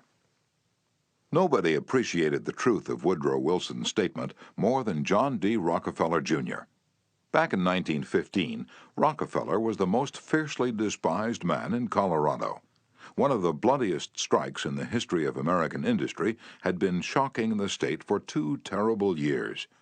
Irate, belligerent miners were demanding higher wages from the Colorado Fuel and Iron Company. Rockefeller controlled that company. Property had been destroyed, troops had been called out, blood had been shed. Strikers had been shot, their bodies riddled with bullets.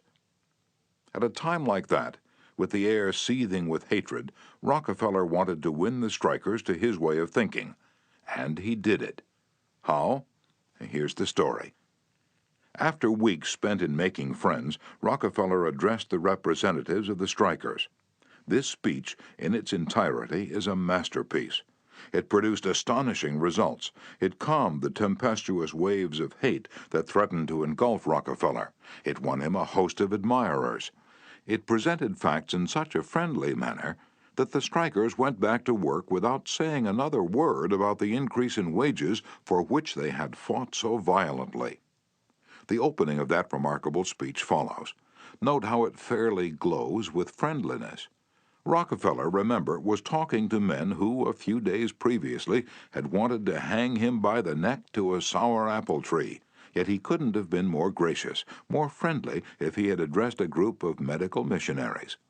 His speech was radiant with such phrases as, "I am proud to be here, having visited in your homes, met many of your wives and children. We meet here not as strangers, but as friends. Spirit of mutual friendship, our common interests. It is only by your courtesy that I am here." "This is a red-letter day in my life," Rockefeller began. "It is the first time I have ever had the good fortune to meet the representatives of the employees of this great company, its officers and superintendents together, and I can assure you that I am proud to be here, and that I shall remember this gathering as long as I live. Had this meeting been held 2 weeks ago, I should have stood here a stranger to most of you, recognizing a few faces. Having had the opportunity last week of visiting all the camps in the southern coal field, and of talking individually with practically all of the representatives, except those who were away, having visited in your homes, met many of your wives and children, we meet here not as strangers, but as friends. And it is in that spirit of mutual friendship that I am glad to have this opportunity to discuss with you our common interests.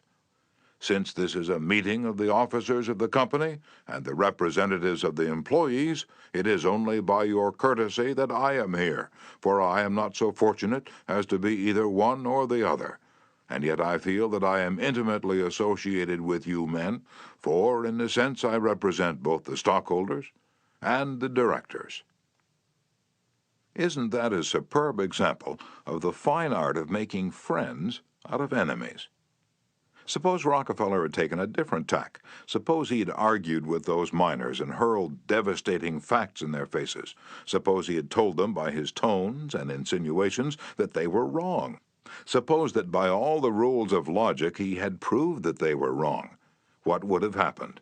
More anger would have been stirred up, more hatred, more revolt. If a man's heart is rankling with discord and ill feeling toward you, you can't win him to your way of thinking with all the logic in Christendom.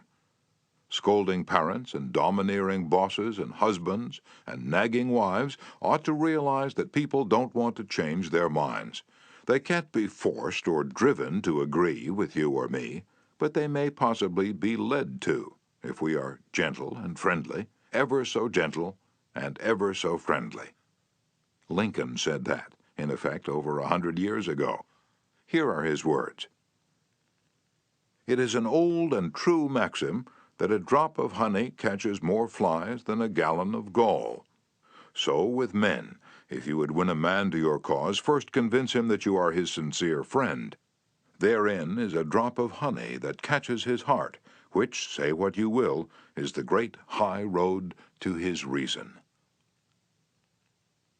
Business executives have learned that it pays to be friendly to strikers. For example, when 2,500 employees in the White Motor Company's plant struck for higher wages and a union shop, Robert F. Black, then president of the company, didn't lose his temper and condemn and threaten and talk of tyranny and communists. He actually praised the strikers. He published an advertisement in the Cleveland papers, complimenting them on the peaceful way in which they laid down their tools. Finding the strike pickets idle, he bought them a couple of dozen baseball bats and gloves and invited them to play ball on vacant lots. For those who preferred bowling, he rented a bowling alley. This friendliness on Mr. Black's part did what friendliness always does. It begot friendliness. So the strikers borrowed brooms, shovels, and rubbish carts and began picking up matches, papers, cigarette stubs, and cigar butts around the factory. Imagine it. Imagine strikers tidying up the factory grounds while battling for higher wages and recognition of the union. Such an event had never been heard of before in the long, tempestuous history of American labor wars. That strike ended with a compromise settlement within a week, ended without any ill feeling or rancor. Daniel Webster, who looked like a god and talked like Jehovah, was one of the most successful advocates who ever pleaded a case. Yet he ushered in his most powerful arguments with such friendly remarks as, "It will be for the jury to consider. This may perhaps be worth thinking of. Here are some facts that I trust you will not lose sight of." Or, "You, with your knowledge of human nature, will easily see the significance of these facts." No bulldozing, no high-pressure methods, no attempt to force his opinions on others. Webster used the soft-spoken, quiet, friendly approach, and it helped to make him famous. You may never be called on to settle a strike or address a jury, but you may want to get your rent reduced. Will the friendly approach help you then? Let's see. O.L. Straub, an engineer, wanted to get his rent reduced, and he knew his landlord was hard-boiled. "I wrote him," Mr. Straub said in a speech before the class, "notifying him that I was vacating my apartment as soon as my lease expired. The truth was, I didn't want to move. I wanted to stay if I could get my rent reduced, but the situation seemed hopeless. Other tenants had tried and failed. Everyone told me that the landlord was extremely difficult to deal with. But I said to myself, I'm studying a course in how to deal with people, so I'll try it on him and see how it works. He and his secretary came to see me as soon as he got my letter. I met him at the door with a friendly greeting. I fairly bubbled with goodwill and enthusiasm. I didn't begin talking about how high the rent was. I began talking about how much I liked his apartment house. Believe me, I was hearty in my approbation and lavish in my praise. I complimented him on the way he ran the building, and I told him I should like so much to stay for another year, but I couldn't afford it. He evidently never had such a reception from a tenant. He hardly knew what to make of it. Then he started to tell me his troubles. Complaining tenants, one had written him 14 letters, some of them positively insulting. Another threatened to break his lease unless the landlord kept the man on the floor above from snoring. What a relief it is, he said, to have a satisfied tenant like you. And then, without my even asking him to do it, he offered to reduce my rent a little. I wanted more, so I named the figure I could afford to pay, and he accepted without a word. As he was leaving, he turned to me and asked, "What decorating can I do for you?" If I'd tried to get the rent reduced by the methods the other tenants were using, I am positive I would have met with the same failure they encountered. It was the friendly, sympathetic, appreciative approach that won. Dean Woodcock of Pittsburgh, Pennsylvania, is the superintendent of a department of the local electric company. His staff was called upon to repair some equipment on top of a pole. This type of work had formerly been performed by a different department and had only recently been transferred to Woodcock's section. Although his people had been trained in the work, this was the first time they ever actually had been called upon to do it. Everybody in the organization was interested in seeing if and how they could handle it. Mr. Woodcock, several of his subordinate managers, and members of the other departments of the utility went to see the operation. Many cars and trucks were there, and a number of people were standing around watching the two lone men on top of the pole. Glancing around, Woodcock noticed a man up the street getting out of his car with a camera. He began taking pictures of the scene. Utility people are extremely conscious of public relations, and suddenly Woodcock realized what this setup looked like to the man with the camera. Overkill, dozens of people being called out to do a two-person job. He strolled up the street to the photographer. "I see you're interested in our operation." "Yes, and my mother will be more than interested. She owns stock in your company. This will be an eye-opener for her. She may even decide her investment was unwise. I've been telling her for years that there's a lot of waste motion in companies like yours. This proves it. The newspapers might like these pictures, too." "Well, it does look like it, doesn't it? I'd think the same thing in your position, but this is a unique situation." And Dean Woodcock went on to explain how this was the first job of this type for his department, and how everybody, from executives down, was interested. He assured the man that under normal conditions, two people could handle the job. The photographer put away his camera, shook Woodcock's hand, and thanked him for taking the time to explain the situation to him. Dean Woodcock's friendly approach saved his company much embarrassment and bad publicity. Another member of one of our classes, Gerald H. Wynn of Littleton, New Hampshire, reported how, by using a friendly approach, he obtained a very satisfactory settlement on a damage claim. "Early in the spring," he reported, "before the ground had thawed from the winter freezing, there was an unusually heavy rainstorm, and the water, which normally would have run off to nearby ditches and storm drains along the road, took a new course onto a building lot where I just built a new home. Not being able to run off, the water pressure built up around the foundation of the house. The water forced itself under the concrete basement floor, causing it to explode, and the basement filled with water. This ruined the furnace and the hot water heater. The cost to repair this damage was in excess of $2,000. I had no insurance to cover this type of damage. However, I soon found out that the owner of the subdivision had neglected to put in a storm drain near the house, which could have prevented this problem. I made an appointment to see him. During the 25-mile trip to his office, I carefully reviewed the situation, and remembering the principles I learned in this course, I decided that showing my anger would not serve any worthwhile purpose. When I arrived, I kept very calm and started by talking about his recent vacation to the West Indies. And then, when I felt the timing was right, I mentioned the little problem of water damage. He quickly agreed to do his share in helping to correct the problem. A few days later, he called and said he would pay for the damage and also put in a storm drain to prevent the same thing from happening in the future. Even though it was the fault of the owner of the subdivision, if I'd not begun in a friendly way, there would have been a great deal of difficulty in getting him to agree to the total liability. Years ago, when I was a barefoot boy walking through the woods to a country school out in northwest Missouri, I read a fable about the sun and the wind. They quarreled about which was the stronger, and the wind said, "I'll prove I am. See the old man down there with the coat? I can get that coat off him quicker than you can." So the sun went behind a cloud, and the wind blew until it was almost a tornado. But the harder it blew, the tighter the old man clutched his coat to him. Finally, the wind calmed down and gave up, and then the sun came out from behind the clouds and smiled kindly on the old man. Presently he mopped his brow and pulled off his coat. The sun then told the wind that gentleness and friendliness were always stronger than fury and force. The use of gentleness and friendliness is demonstrated day after day by people who have learned that a drop of honey catches more flies than a gallon of gall.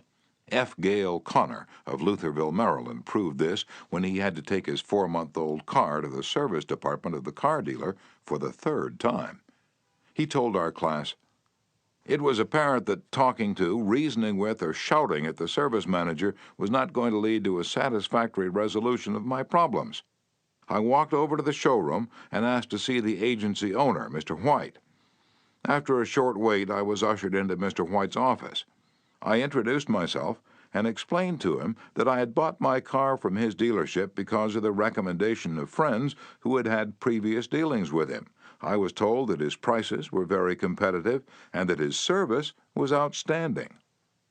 He smiled with satisfaction as he listened to me. Then I explained the problem that I was having with the service department. "I thought you might want to be aware of any situation that might tarnish your fine reputation," I added. He thanked me for calling this to his attention and assured me that my problem would be taken care of. Not only did he personally get involved, but he also lent me his car to use while mine was being repaired. Aesop was a Greek slave who lived at the court of Croesus and spun immortal fables 600 years before Christ. Yet the truths he taught about human nature are just as true in Boston and Birmingham now as they were 26 centuries ago in Athens. The sun can make you take off your coat more quickly than the wind, and kindliness, the friendly approach, and appreciation can make people change their minds more readily than all the bluster and storming in the world. Remember what Lincoln said, "A drop of honey catches more flies than a gallon of gall." Principle 4. Begin in a friendly way. Chapter 5. The Secret of Socrates. In talking with people, don't begin by discussing the things on which you differ. Begin by emphasizing and keep on emphasizing the things on which you agree. Keep emphasizing, if possible, that you are both striving for the same end, and that your only difference is one of method and not of purpose. Get the other person saying yes, yes at the outset. Keep your opponent, if possible, from saying no. A no response, according to Professor Overstreet, is a most difficult handicap to overcome. When you have said no, all your pride of personality demands that you remain consistent with yourself. You may later feel that the no was ill-advised. Nevertheless, there is your precious pride to consider. Once having said a thing, you feel you must stick to it. Hence it is of the very greatest importance that a person be started in the affirmative direction. The skillful speaker gets at the outset a number of yes responses. This sets the psychological process of the listeners moving in the affirmative direction. It's like the movement of a billiard ball. Propel in one direction, and it takes some force to deflect it, far more force to send it back in the opposite direction. The psychological patterns here are quite clear. When a person says no and really means it, he or she is doing far more than saying a word of 2 letters. The entire organism, glandular, nervous, muscular, gathers itself together into a condition of rejection. There is, usually in minutes, but sometimes in observable degree, a physical withdrawal or readiness for withdrawal. The whole neuromuscular system, in short, sets itself on guard against acceptance. When, to the contrary, a person says yes, none of the withdrawal activities takes place. The organism is in a forward-moving, accepting, open attitude.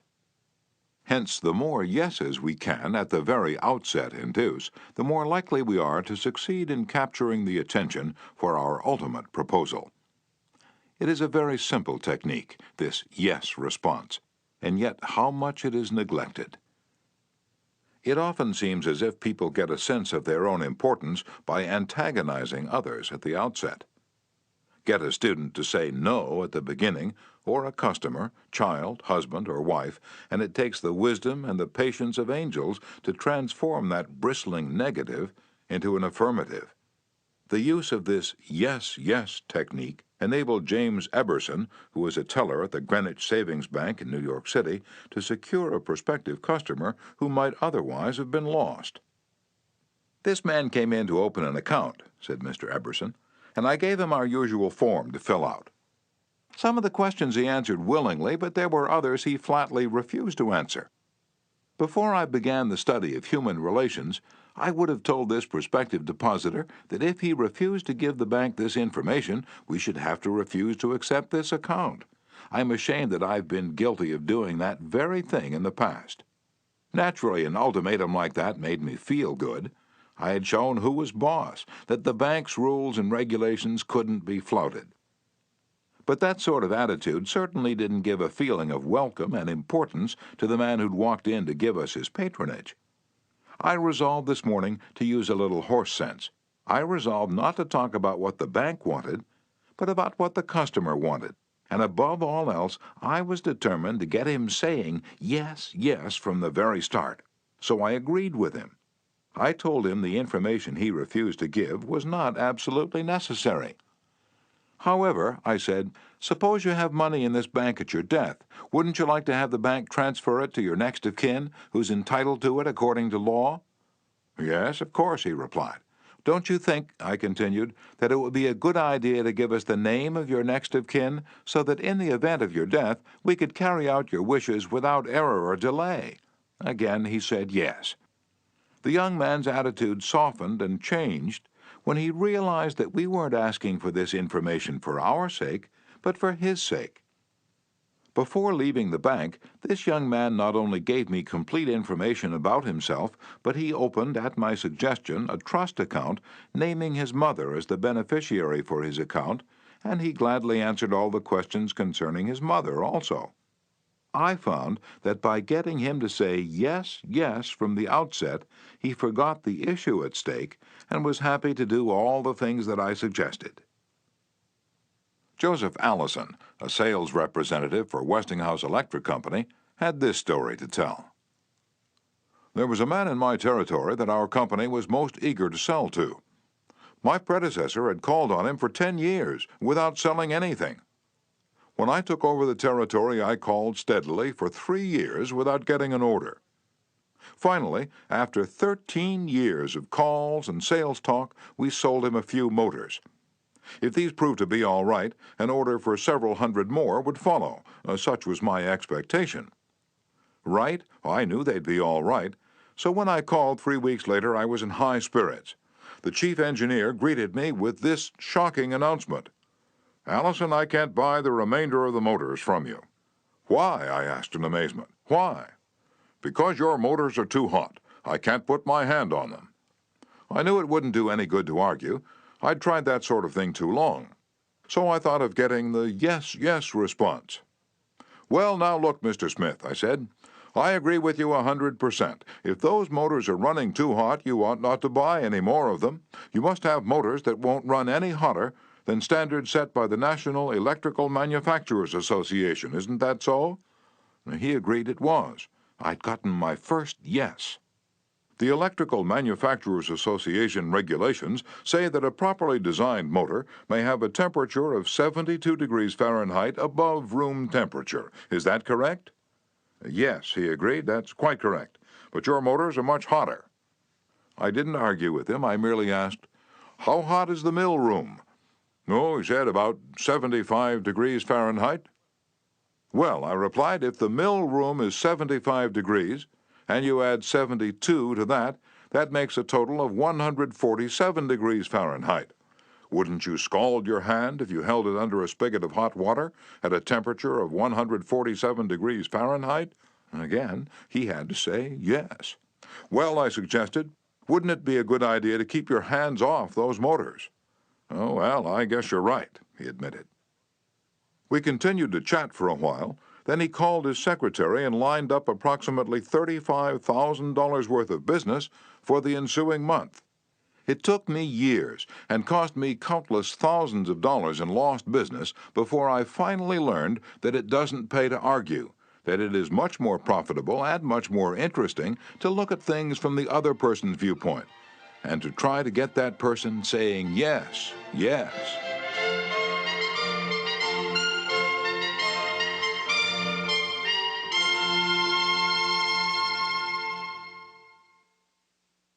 Eddie Snow, who sponsors our courses in Oakland, California, tells how he became a good customer of a shop because the proprietor got him to say yes, yes. Eddie had become interested in bow hunting and had spent considerable money in purchasing equipment and supplies from a local bow store.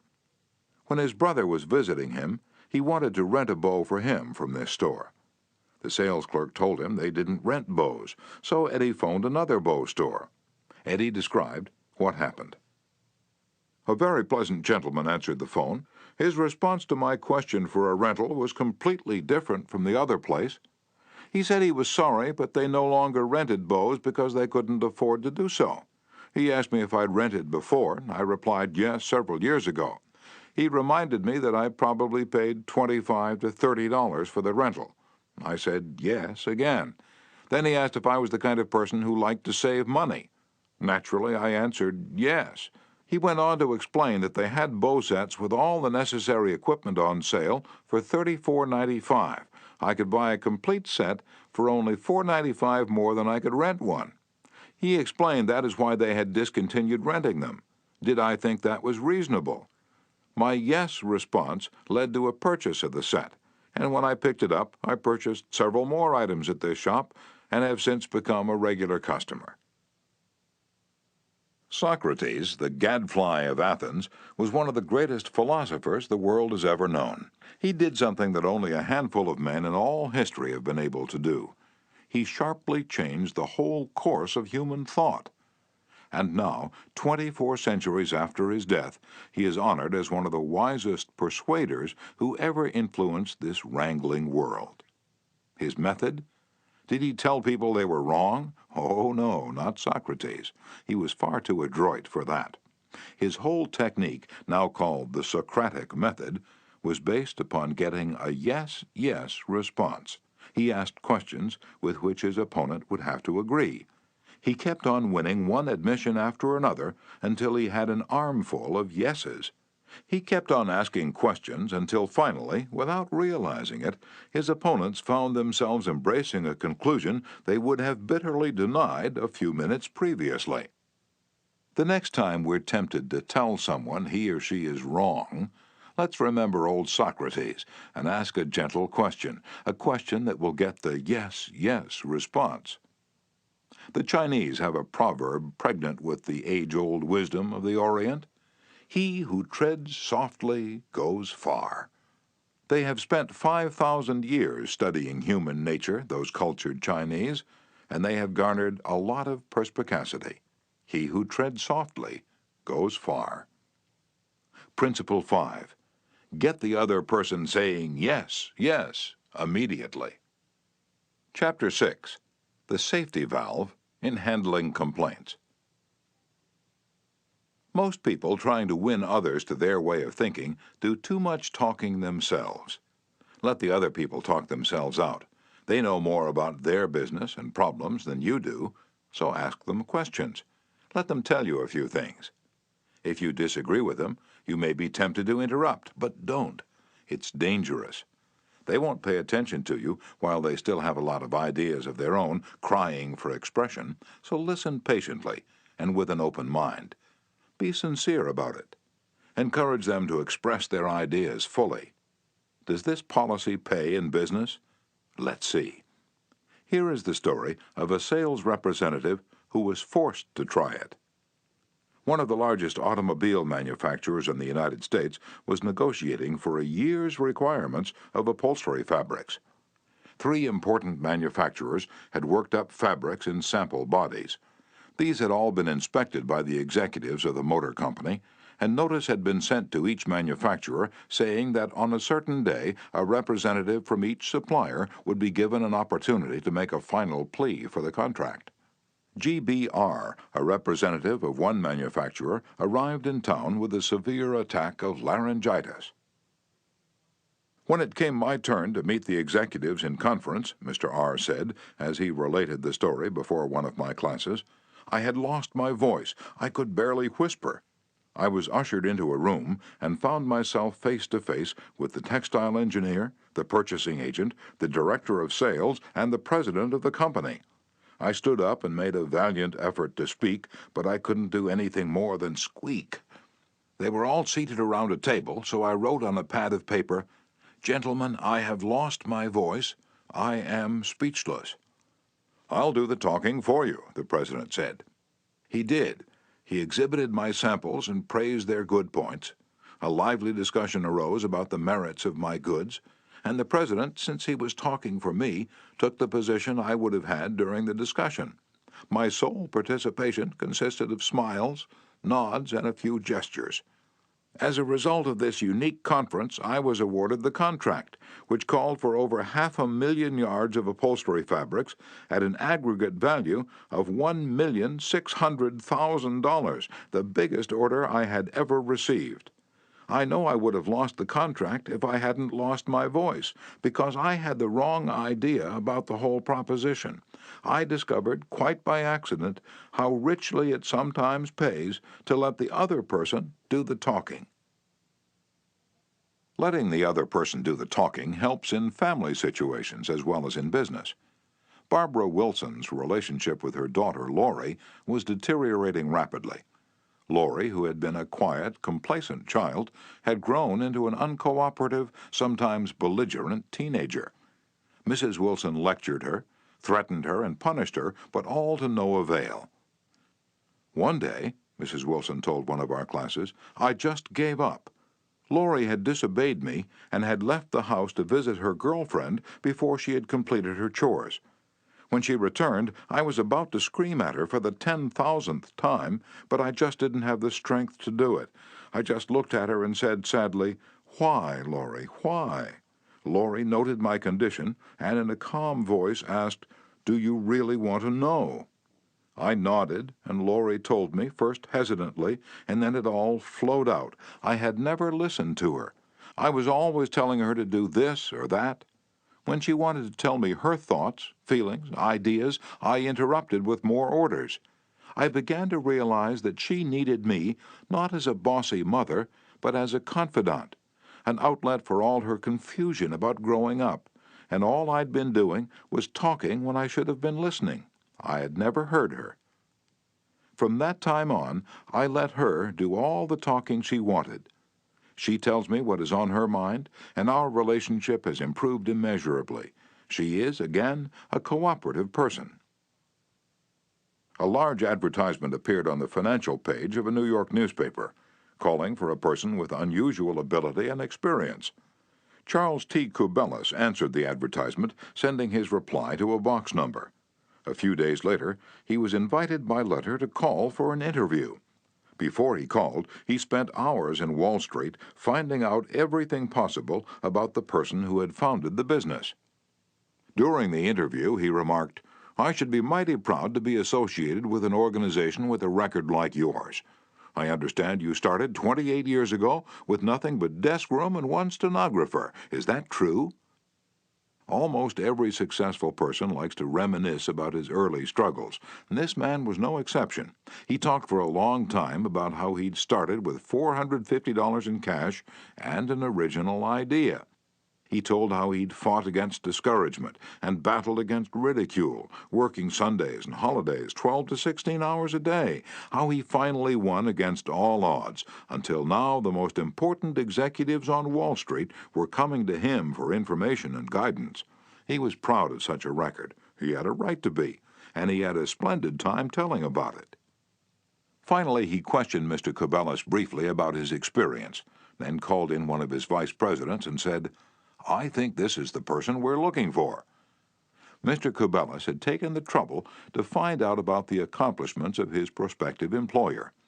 He showed an interest in the other person and his problems.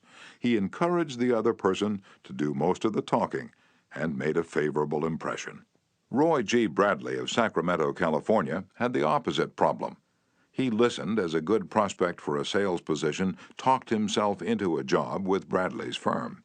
Roy reported, "Being a small brokerage firm, we had no fringe benefits, such as hospitalization, medical insurance, and pension. Every representative is an independent agent. We don't even provide leads for prospects, as we cannot advertise for them as our larger competitors do. Richard Pryor had the type of experience we wanted for this position, and he was interviewed first by my assistant, who told him about all the negatives related to this job. He seemed slightly discouraged when he came into my office. I mentioned the one benefit of being associated with my firm, that of being an independent contractor and therefore virtually being self-employed. As he talked about these advantages to me, he talked himself out of each negative thought he had when he came in for the interview. Several times it seemed as though he was half talking to himself, as he was thinking through each thought. At times I was tempted to add to his thoughts. However, as the interview came to a close, I felt he had convinced himself, very much on his own, that he would like to work for my firm. Because I had been a good listener and let Dick do most of the talking, he was able to weigh both sides fairly in his mind. And he came to the positive conclusion, which was a challenge he created for himself. We hired him, and he has been an outstanding representative for our firm. Even our friends would much rather talk to us about their achievements than listen to us boast about ours. La Rochefoucauld, the French philosopher, said, "If you want enemies, excel your friends. But if you want friends, let your friends excel you." Why is that true? Because when our friends excel us, they feel important. But when we excel them, they, or at least some of them, will feel inferior and envious. By far the best-liked placement counselor in the Midtown Personnel Agency in New York City was Henrietta G. It hadn't always been that way. During the first few months of her association with the agency, Henrietta didn't have a single friend among her colleagues. Why? Because every day she would brag about the placement she had made, the new account she had opened, and anything else she had accomplished.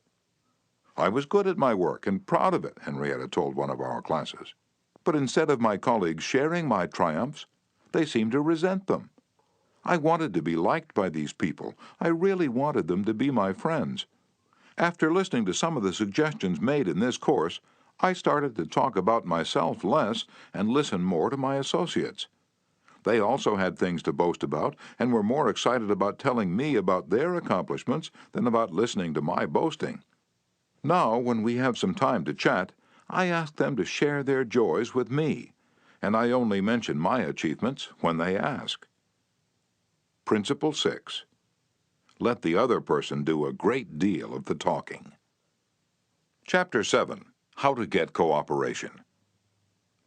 Don't you have much more faith in ideas that you discover for yourself than in ideas that are handed to you on a silver platter? If so, isn't it bad judgment to try to ram your opinions down the throats of other people? Isn't it wiser to make suggestions and let the other person think out the conclusion? Adolph Seltz of Philadelphia, sales manager in an automobile showroom and a student in one of my courses, suddenly found himself confronted with the necessity of injecting enthusiasm into a discouraged and disorganized group of automobile salespeople. Calling a sales meeting, he urged his people to tell him exactly what they expected from him. As they talked, he wrote their ideas on the blackboard.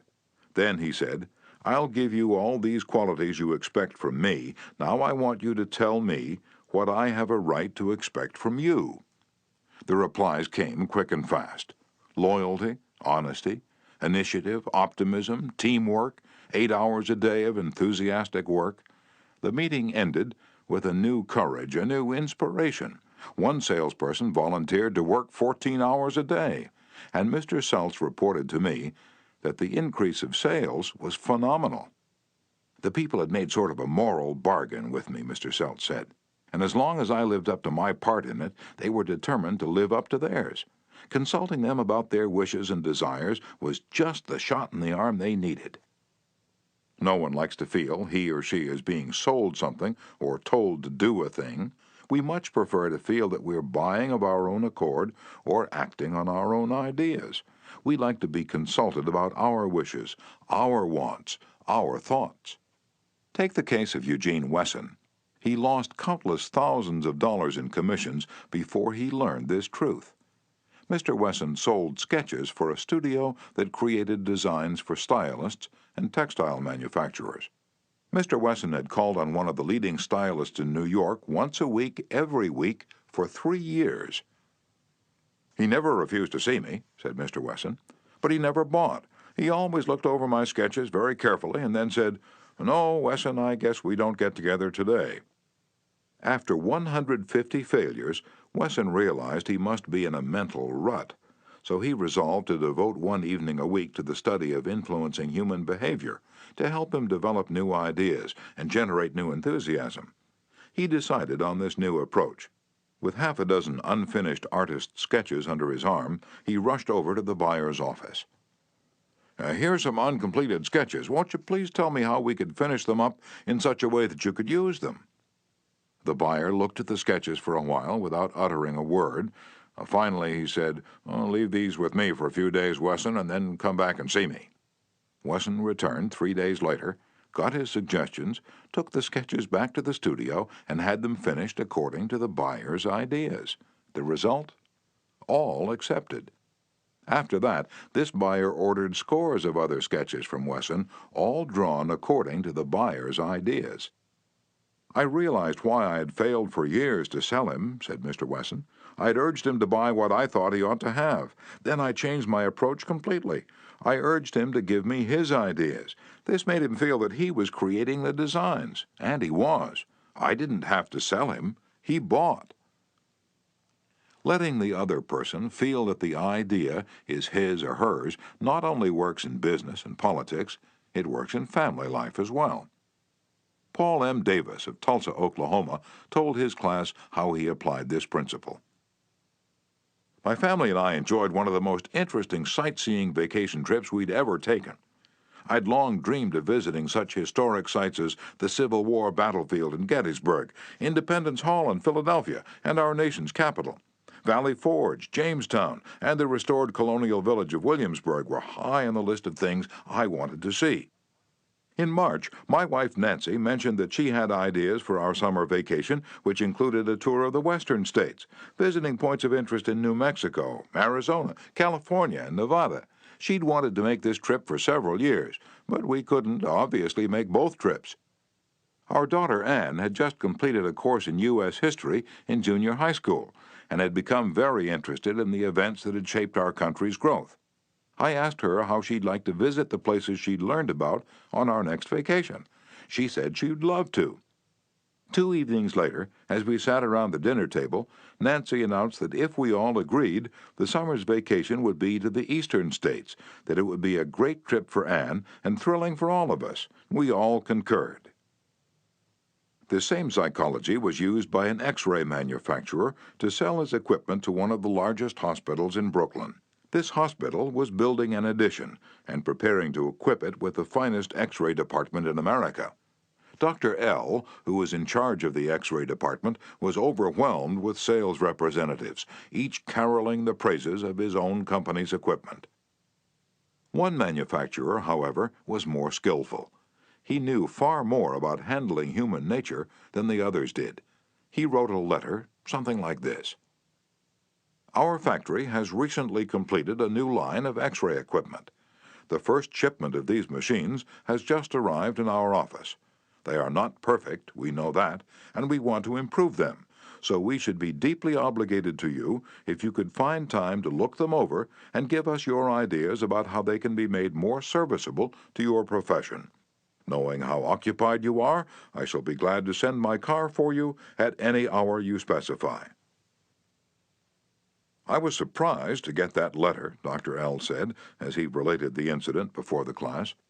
I was both surprised and complimented. I had never had an X-ray manufacturer seeking my advice before. It made me feel important. I was busy every night that week, but I canceled a dinner appointment in order to look over the equipment. The more I studied it, the more I discovered for myself how much I liked it. Nobody had tried to sell it to me. I felt that the idea of buying that equipment for the hospital was my own. I sold myself on its superior qualities and ordered it installed.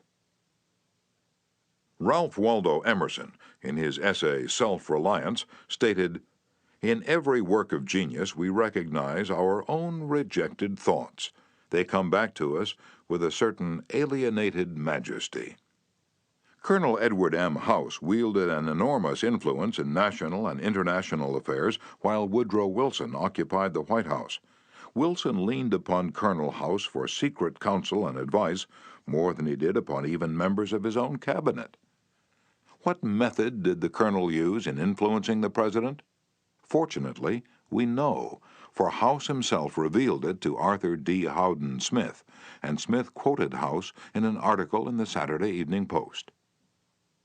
After I got to know the president, House said, I learned the best way to convert him to an idea was to plant it in his mind casually, but so as to interest him in it, so as to get him thinking about it on his own account. The first time this worked, it was an accident. I had been visiting him at the White House and urged a policy on him when he appeared to disapprove. But several days later, at the dinner table, I was amazed to hear him trot out my suggestion as his own. Did House interrupt him and say, "That's not your idea, that's mine"? Oh, no, not House. He was too adroit for that. He didn't care about credit. He wanted results. So he let Wilson continue to feel that the idea was his. House did even more than that. He gave Wilson public credit for these ideas. Let's remember that everyone we come in contact with is just as human as Woodrow Wilson. So let's use Colonel House's technique. A man in the beautiful Canadian province of New Brunswick used this technique on me and won my patronage. I was planning at the time to do some fishing and canoeing in New Brunswick. So I wrote the Tourist Bureau for information. Evidently my name and address were put on a mailing list, for I was immediately overwhelmed with scores of letters and booklets and printed testimonials from camps and guides. I was bewildered. I didn't know which to choose. Then one camp owner did a clever thing. He sent me the names and telephone numbers of several New York people who had stayed at his camp, and he invited me to telephone them and discover for myself what he had to offer. I found to my surprise that I knew one of the men on his list. I telephoned him, found out what his experience had been, and then wired the camp the date of my arrival. The others had been trying to sell me on their service, but one let me sell myself. That organization won.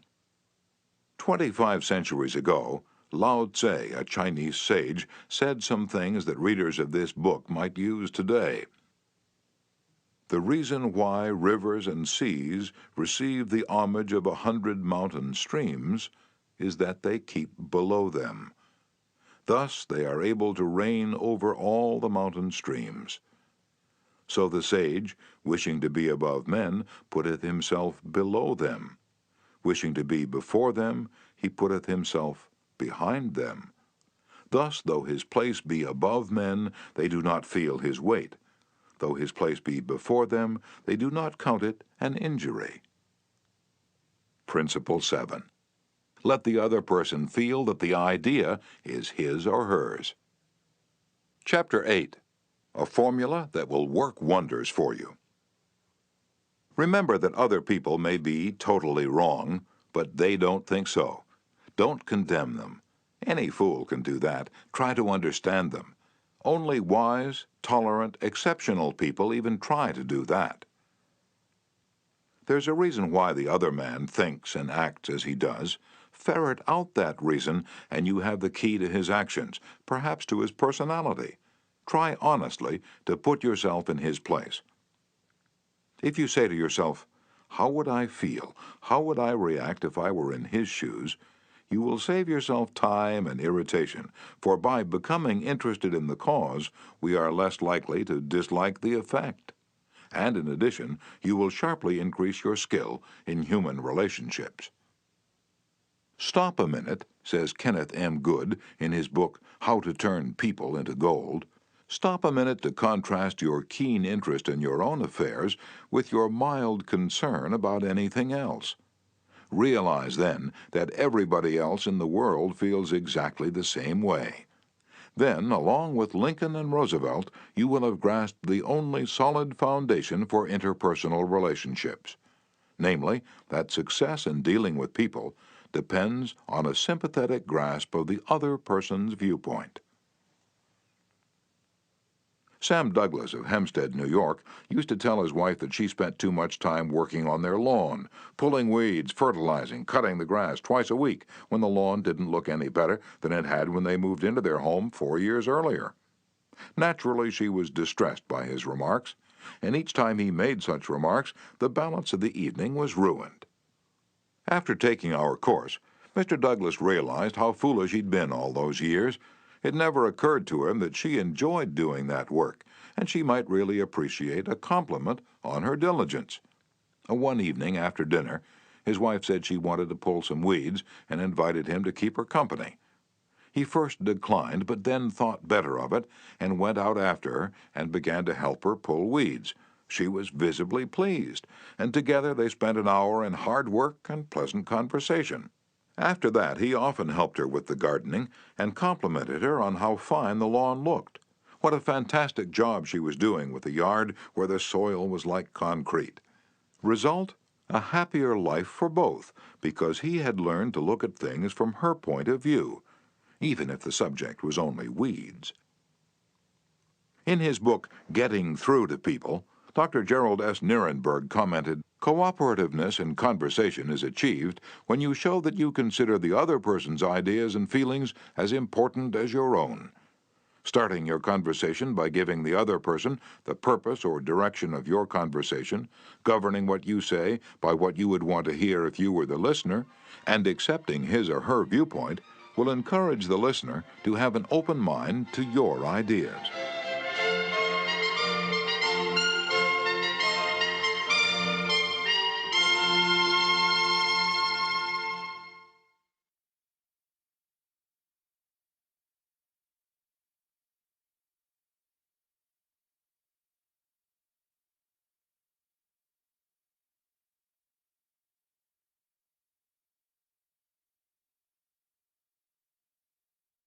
I have always enjoyed walking and riding in a park near my home. Like the Druids of ancient Gaul, I all but worship an oak tree, so I was distressed season after season to see the young trees and shrubs killed off by needless fires. These fires weren't caused by careless smokers. They were almost all caused by youngsters who went out to the park to go native and cook a frankfurter or an egg under the trees. Sometimes these fires raged so fiercely that the fire department had to be called out to fight the conflagration. There was a sign on the edge of the park saying that anyone who started a fire was liable to fine and imprisonment, but the sign stood in an unfrequented part of the park, and few of the culprits ever saw it. A mounted policeman was supposed to look after the park, but he didn't take his duties too seriously, and the fires continued to spread season after season. On one occasion, I rushed up to a policeman and told him about a fire rapidly spreading through the park and wanted him to notify the fire department, and he nonchalantly replied that it was none of his business because it wasn't in his precinct. I was desperate. So after that, when I went riding, I acted as a self-appointed committee of one to protect the public domain. In the beginning, I'm afraid I didn't even attempt to see the other people's point of view. When I saw a fire blazing under the trees, I was so unhappy about it, so eager to do the right thing, that I did the wrong thing. I would ride up to the boys, warn them that they could be jailed for starting a fire, order with a tone of authority that it be put out, and if they refused, I would threaten to have them arrested. I was merely unloading my feelings without thinking of their point of view. The result? They obeyed sullenly and with resentment. After I rode on over the hill, they probably rebuilt the fire and longed to burn up the whole park. With the passing of the years, I acquired a trifle more knowledge of human relations, a little more tact, and a somewhat greater tendency to see things from the other person's standpoint. Then, instead of giving orders, I would ride up to a blazing fire and begin something like this. "Having a good time, boys? What are you going to cook for supper? I loved to build fires myself when I was a boy, and I still love to. But you know they're very dangerous here in the park. I know you boys don't mean to do any harm, but other boys aren't so careful. They come along and see that you've built a fire, so they build one. They don't put it out when they go home, and it spreads among the dry leaves and kills the trees. We won't have any trees here at all if we aren't more careful. You could be put in jail for building this fire, but I don't want to be bossy, interfere with your pleasure. I'd like to see you enjoy yourselves. But won't you please rake all the leaves away from the fire right now, and you'll be careful to cover it with dirt, a lot of dirt, before you leave, won't you? And the next time you want to have some fun, won't you please build your fire over the hill there in the sand pit? Can't do any harm there. Thanks so much, boys. Have a good time." What a difference that kind of talk made. It made the boys want to cooperate. No sullenness, no resentment. They hadn't been forced to obey orders. They had saved their faces. They felt better, and I felt better, because I'd handled the situation with consideration for their point of view. Seeing things through another person's eyes may ease tensions when personal problems become overwhelming. Elizabeth Novak of New South Wales, Australia, was 6 weeks late with her car payment. "On a Friday," she reported, "I received a nasty phone call from the man who was handling my account, informing me if I did not come up with $122 by Monday morning, I could anticipate further action from the company. I had no way of raising the money over the weekend, so when I received his phone call first thing on Monday morning, I expected the worst. Instead of becoming upset, I looked at the situation from his point of view.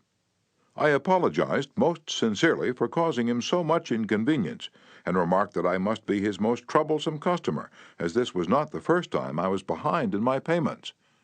His tone of voice changed immediately, and he reassured me that I was far from being one of his really troublesome customers. He went on to tell me several examples of how rude his customers sometimes were, how they lied to him, and often tried to avoid talking to him at all. I said nothing. I listened and let him pour out his troubles to me. Then, without any suggestion from me, he said it did not matter if I couldn't pay all the money immediately. It would be all right if I paid him $20 by the end of the month and made up the balance whenever it was convenient for me to do so. Tomorrow, before asking anyone to put out a fire or buy your product or contribute to your favorite charity, why not pause and close your eyes and try to think the whole thing through from another person's point of view? Ask yourself, why should he or she want to do it? True, this will take time, but it will avoid making enemies, and will get better results, and with less friction and less shoe leather. "I would rather walk the sidewalk in front of a person's office for 2 hours before an interview," said Dean Dunham of the Harvard Business School, "than step into that office without a perfectly clear idea of what I was going to say, and what that person, from my knowledge of his or her interests and motives, was likely to answer." That is so important that I'm going to repeat it for the sake of emphasis. I would rather walk the sidewalk in front of a person's office for 2 hours before an interview than to step into that office without a perfectly clear idea of what I was going to say and what that person, from my knowledge of his or her interests and motives, was likely to answer. If, as a result of listening to this book, you get only one thing, an increased tendency to think always in terms of the other person's point of view and see things from that person's angle as well as your own, if you get only that one thing from this book, It may easily prove to be one of the stepping stones of your career. Principle 8. Try honestly to see things from the other person's point of view. Chapter 9. What Everybody Wants. Wouldn't you like to have a magic phrase that would stop arguments, eliminate ill feeling, create goodwill, and make the other person listen attentively? Yes? All right, here it is. I don't blame you one iota for feeling as you do.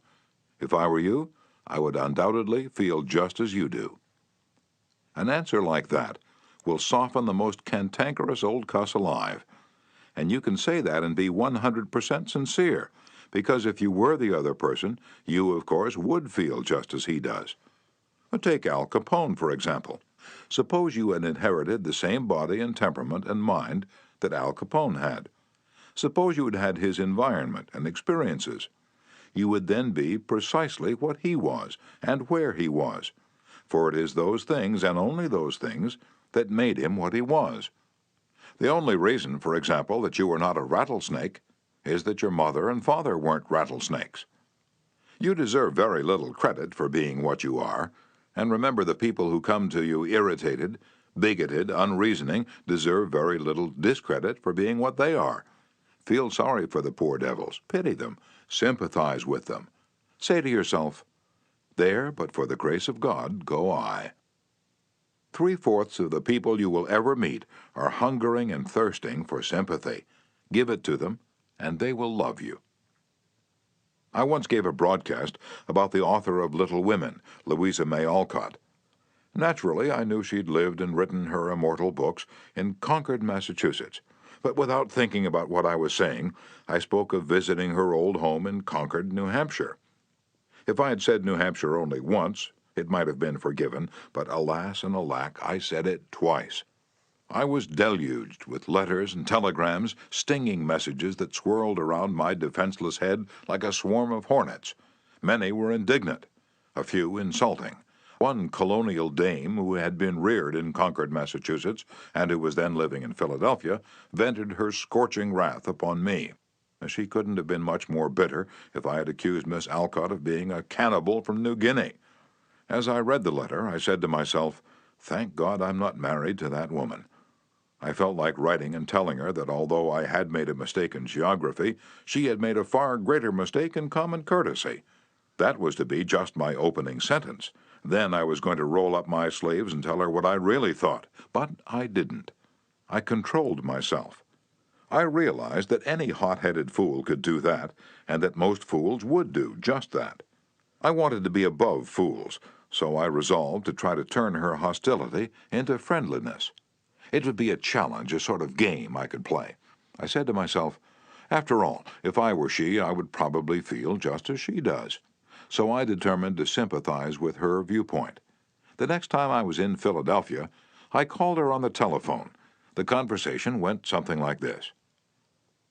"Mrs. So-and-so, you wrote me a letter a few weeks ago, and I want to thank you for it." "To whom have I the honor of speaking?" "Well, I'm a stranger to you. My name is Dale Carnegie. You listened to a broadcast I gave about Louisa May Alcott a few Sundays ago, and I made the unforgivable blunder of saying that she had lived in Concord, New Hampshire. It was a stupid blunder, and I want to apologize for it. It was so nice of you to take the time to write me." "I am sorry, Mr. Carnegie, that I wrote as I did. I lost my temper. I must apologize." "Oh, no, you're not the one to apologize. I am. Any schoolchild would have known better than to have said what I said. I apologized over the air the following Sunday, and I want to apologize to you personally now. I was born in Concord, Massachusetts. My family has been prominent in Massachusetts affairs for 2 centuries, and I am very proud of my native state. I was really quite distressed to hear you say that Miss Alcott had lived in New Hampshire, but I'm really ashamed of that letter." "I assure you that you were not 1/10 as distressed as I am. My error didn't hurt Massachusetts, but it did hurt me. It's so seldom that people of your standing and culture take the time to write people who speak on the radio. I do hope you'll write me again if you detect an error in my talks. You know, I really like very much the way you have accepted my criticism. You must be a very nice person.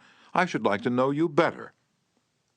So, because I'd apologized and sympathized with her point of view, she began apologizing and sympathizing with my point of view. I had the satisfaction of controlling my temper, the satisfaction of returning kindness for an insult. I got infinitely more real fun out of making her like me than I could ever have gotten out of telling her to go and take a jump in the Schuylkill River. Every man who occupies the White House is faced almost daily with thorny problems in human relations. President Taft was no exception, and he learned from experience the enormous chemical value of sympathy in neutralizing the acid of hard feelings. In his book, Ethics in Service, Taft gives rather an amusing illustration of how he softened the ire of a disappointed and ambitious mother. "A lady in Washington," wrote Taft, "whose husband had some political influence, came and labored with me for 6 weeks or more to appoint her son to a position. She secured the aid of senators and congressmen in formidable number, and came with them to see that they spoke with emphasis. The place was one requiring technical qualification, and following the recommendation of the head of the Bureau, I appointed someone else. I then received a letter from the mother, saying that I was most ungrateful, since I declined to make her a happy woman as I could have done by a turn of my hand. She complained further that she had labored with her state delegation and got all the votes for an administration bill in which I was especially interested, and this was the way I had rewarded her. When you get a letter like that, the first thing you do is to think how you can be severe with a person who has committed an impropriety or even been a little impertinent. Then you may compose an answer. Then, if you are wise, you will put the letter in a drawer and lock the drawer. Take it out in the course of 2 days. Such communication will always bear 2 days' delay in answering. And when you take it out after that interval, you will not send it. This is just the course I took. After that, I sat down and wrote her just as polite a letter as I could, telling her I realized a mother's disappointment under such circumstances, but that really the appointment was not left to my mere personal preference, that I had to select a man with technical qualifications, and had therefore to follow the recommendations of the head of the Bureau. I expressed the hope that her son would go on to accomplish what she had hoped for him in the position which he then had. That mollified her, and she wrote me a note saying she was sorry she had written as she had. But the appointment I sent in was not confirmed at once, and after an interval I received a letter which purported to come from her husband, although it was in the same handwriting as all the others. I was therein advised that, due to the nervous prostration that had followed her disappointment in this case, she had had to take to her bed and had developed a most serious case of cancer of the stomach. Would I not restore her to health by withdrawing the first name and replacing it by her son's? I had to write another letter, this one to the husband, to say that I hoped the diagnosis would prove to be inaccurate, that I sympathized with him in the sorrow he must have in the serious illness of his wife, but that it was impossible to withdraw the name sent in. The man whom I appointed was confirmed, and within 2 days after I received that letter, we gave a musicale at the White House. The first 2 people to greet Mrs. Taft and me were this husband and wife, though the wife had so recently been in articulo mortis. J. Mangum represented an elevator-escalator maintenance company in Tulsa, Oklahoma, which had the maintenance contract for the escalators in one of Tulsa's leading hotels. The hotel manager did not want to shut down the escalator for more than 2 hours at a time because he did not want to inconvenience the hotel's guests. The repair that had to be made would take at least 8 hours, and this company did not always have a specially qualified mechanic available at the convenience of the hotel. When Mr. Mangum was able to schedule a top-flight mechanic for this job, he telephoned the hotel manager, and instead of arguing with him to give him the necessary time, he said, "Rick, I know your hotel is quite busy, and you'd like to keep the escalator shutdown time to a minimum. I understand your concern about this, and we want to do everything possible to accommodate you. However, our diagnosis of the situation shows that if we do not do a complete job now, your escalator may suffer more serious damage, and that would cause a much longer shutdown. I know you would not want to inconvenience your guests for several days." The manager had to agree that an 8-hour shutdown was more desirable than several days. By sympathizing with the manager's desire to keep his patrons happy, Mr. Mangum was able to win the hotel manager to his way of thinking easily and without rancor. Joyce Norris, a piano teacher in St. Louis, Missouri, told of how she had handled the problem piano teachers often have with teenage girls. Babette had exceptionally long fingernails. This is a serious handicap to anyone who wants to develop proper piano playing habits. Mrs. Norris reported, "I knew her long fingernails would be a barrier for her in her desire to play well. During our discussions, prior to her starting her lessons with me, I did not mention anything to her about her nails. I didn't want to discourage her from taking lessons, and I also knew she would not want to lose that which she took so much pride in and such great care to make attractive. After her first lesson, when I felt the time was right, I said, 'Babette, you have attractive hands and beautiful fingernails. If you want to play the piano as well as you are capable of, and as well as you would like to, you would be surprised how much quicker and easier it would be for you if you would trim your nails shorter. Just think about it, okay?' She made a face which was definitely negative. I also talked to her mother about this situation, again mentioning how lovely her nails were. Another negative reaction. It was obvious that Babette's beautifully manicured nails were important to her. The following week, Babette returned for her second lesson. Much to my surprise, the fingernails had been trimmed. I complimented her and praised her for making such a sacrifice. I also thanked her mother for influencing Babette to cut her nails. Her reply was, 'Oh, I had nothing to do with it. Babette decided to do it on her own, and this is the first time she has ever trimmed her nails for anyone.'" Did Mrs. Norris threaten Babette? Did she say she would refuse to teach a student with long fingernails? No, she did not. She let Babette know that her fingernails were a thing of beauty, and it would be a sacrifice to cut them. She implied, "I sympathize with you. I know it won't be easy, but it will pay off in your better musical development." Saul Hurok was probably America's #1 impresario. For almost half a century, he handled artists, such world-famous artists as Chaliapin, Isadora Duncan, and Pavlova. Mr. Hurok told me that one of the first lessons he had learned in dealing with his temperamental stars was the necessity for sympathy, and more sympathy with their idiosyncrasies. For 3 years, he was impresario for Fyodor Chaliapin, one of the greatest bassos who ever thrilled the ritzy boxholders at the Metropolitan. Yet Chaliapin was a constant problem. He carried on like a spoiled child.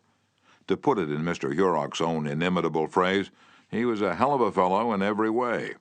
For example, Chaliapin would call up Mr. Hurok about noon of the day he was going to sing and say, "Saul, I feel terrible. My throat is like raw hamburger. It's impossible for me to sing tonight." Did Mr. Hurok argue with him? Oh, no. He knew that an entrepreneur wouldn't handle artists that way. So he would rush over to Chaliapin's hotel, dripping with sympathy. "Oh, what a pity," he would mourn. "What a pity, my poor fellow. Of course you cannot sing. I will cancel the engagement at once. It will only cost you a couple of $1,000, but that's nothing in comparison to your reputation." And then Chaliapin would sigh and say, "Perhaps you'd better come over later in the day. Come at 5. See how I feel then." At 5 o'clock, Mr. Hurok would again rush to his hotel, dripping with sympathy.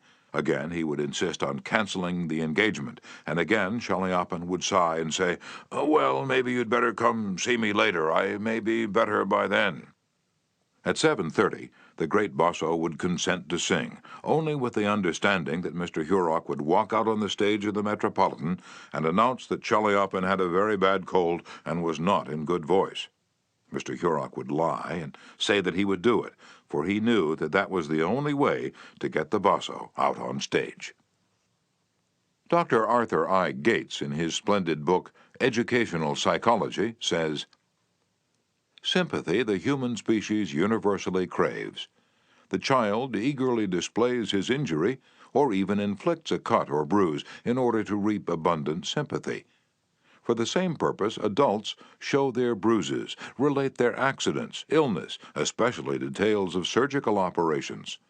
self-pity for misfortunes, real or imaginary, is in some measure practically a universal practice. So, if you want to win people to your way of thinking, put in practice Principle 9. Be sympathetic with the other person's ideas and desires. Chapter 10. An appeal that everybody likes. I was reared on the edge of the Jesse James country, out in Missouri, and I visited the James farm at Kearney, Missouri, where the son of Jesse James was then living. His wife told me stories of how Jesse robbed trains and held up banks and then gave money to the neighboring farmers to pay off their mortgages.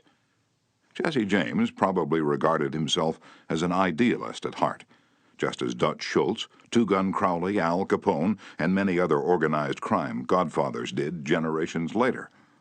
The fact is, all people you meet have a high regard for themselves and like to be fine and unselfish in their own estimation. J. Pierpont Morgan observed in one of his analytical interludes that a person usually has two reasons for doing a thing, one that sounds good and a real one. The person himself will think of the real reason. You don't need to emphasize that. But all of us, being idealists at heart, like to think of motives that sound good. So in order to change people, appeal to the nobler motives. Is that too idealistic to work in business? Let's see. Let's take the case of Hamilton J. Farrell of the Farrell-Mitchell Company of Glenolden, Pennsylvania. Mr. Farrell had a disgruntled tenant who threatened to move. The tenant's lease still had 4 months to run, and nevertheless he served notice that he was vacating immediately, regardless of the lease. "These people had lived in my house all winter, the most expensive part of the year," Mr. Farrell said as he told the story to the class. "I knew it would be difficult to rent the apartment again before fall. I could see all that rent income going over the hill. Believe me, I saw red. And now, ordinarily, I would have waded into that tenant and advised him to read his lease again. I would have pointed out that if he moved, the full balance of his rent would fall due at once, and that I could and would move to collect. However, instead of flying off the handle and making a scene, I decided to try other tactics, so I started like this. 'Mr. Doe,' I said, 'I have listened to your story, and I still don't believe you intend to move. Years in the renting business have taught me something about human nature. I sized you up in the first place as being a man of your word. In fact, I'm so sure of it, I'm willing to take a gamble. Now, here's my proposition. Lay your decision on the table for a few days and think it over. If you come back to me between now and the first of the month, when your rent is due, and tell me you still intend to move, I give you my word I will accept your decision as final. I will privilege you to move and admit to myself that I've been wrong in my judgment. But I still believe you're a man of your word and will live up to your contract.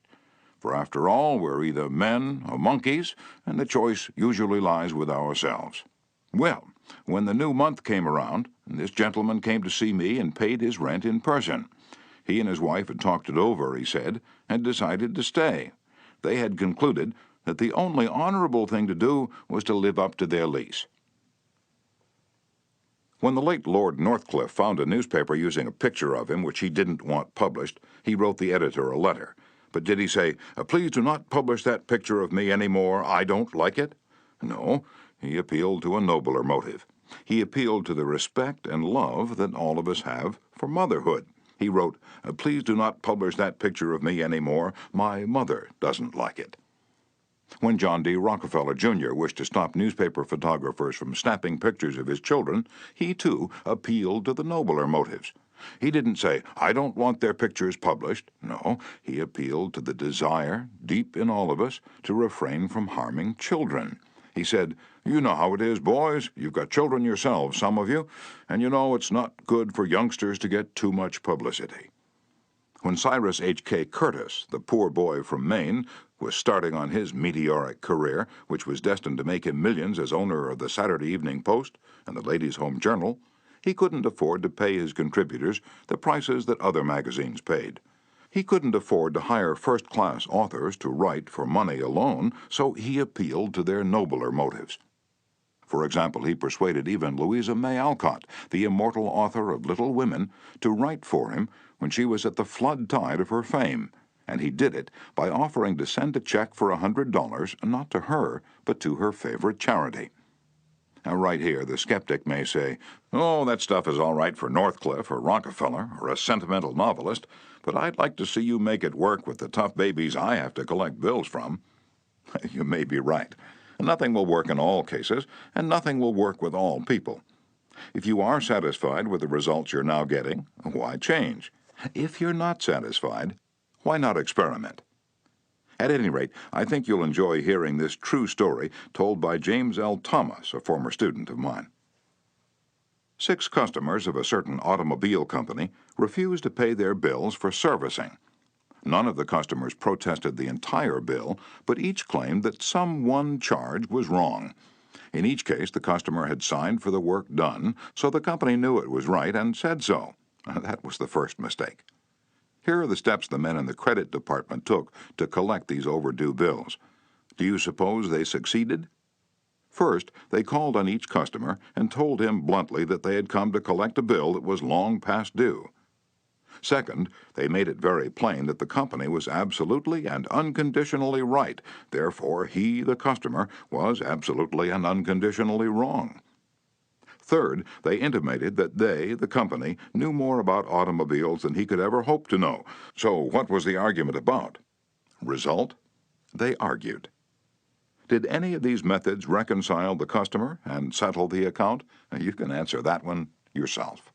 At this stage of affairs, the credit manager was about to open fire with a battery of legal talent when, fortunately, the matter came to the attention of the general manager. The manager investigated these defaulting clients and discovered that they all had the reputation of paying their bills promptly. Something was wrong here. Something was drastically wrong about the method of collection. So he called in James L. Thomas and told him to collect these uncollectible accounts. Here, in his words, are the steps Mr. Thomas took. First, my visit to each customer was likewise to collect a bill long past due, a bill that we knew was absolutely right, but I didn't say a word about that. I explained I had called to find out what it was the company had done or failed to do. Second, I made it clear that until I had heard the customer's story, I had no opinion to offer. I told him the company made no claims to being infallible. Third, I told him I was interested only in his car, and that he knew more about his car than anyone else in the world, that he was the authority on the subject. Fourth, I let him talk, and I listened to him with all the interest and sympathy that he wanted and had expected. And finally, when the customer was in a reasonable mood, I put the whole thing up to his sense of fair play. I appealed to the nobler motives. First, I said, "I want you to know I also feel this matter has been badly mishandled. You have been inconvenienced and annoyed and irritated by one of our representatives. That should never have happened. I'm sorry, and as a representative of the company, I apologize. As I sat here and listened to your side of the story, I could not help being impressed by your fairness and patience. And now, because you are fair-minded and patient, I'm going to ask you to do something for me. It's something that you can do better than anyone else, something you know more about than anyone else. Here's your bill.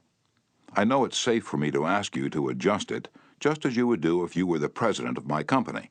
I'm going to leave it all up to you. Whatever you say goes." Did he adjust the bill? He certainly did, and got quite a kick out of it. The bills ranged from $150 to $400, but did the customer give himself the best of it? Yes, one of them did. One of them refused to pay a penny of the disputed charge, but the other 5 all gave the company the best of it. And here's the cream of the whole thing. We delivered new cars to all 6 of these customers within the next 2 years. Experience has taught me, says Mr. Thomas, that when no information can be secured about the customer, the only sound basis on which to proceed is to assume that he or she is sincere, honest, truthful, and willing and anxious to pay the charges once convinced they're correct. To put it differently, and perhaps more clearly, people are honest and want to discharge their obligations. The exceptions to that rule are comparatively few, and I'm convinced that the individuals who are inclined to chisel will in most cases react favorably if you make them feel that you consider them honest, upright, and fair. Principle 10. Appeal to the nobler motives.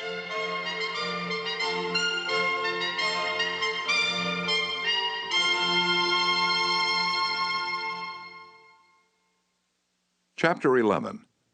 The movies do it, TV does it, why don't you do it? Many years ago, the Philadelphia Evening Bulletin was being maligned by a dangerous whispering campaign. A malicious rumor was being circulated. Advertisers were being told that the newspaper was no longer attractive to readers because it carried too much advertising and too little news. Immediate action was necessary. The gossip had to be squelched. But how? This is the way it was done. The Bulletin clipped from its regular edition all reading matter of all kinds on one average day, classified it, and published it as a book. The book was called One Day.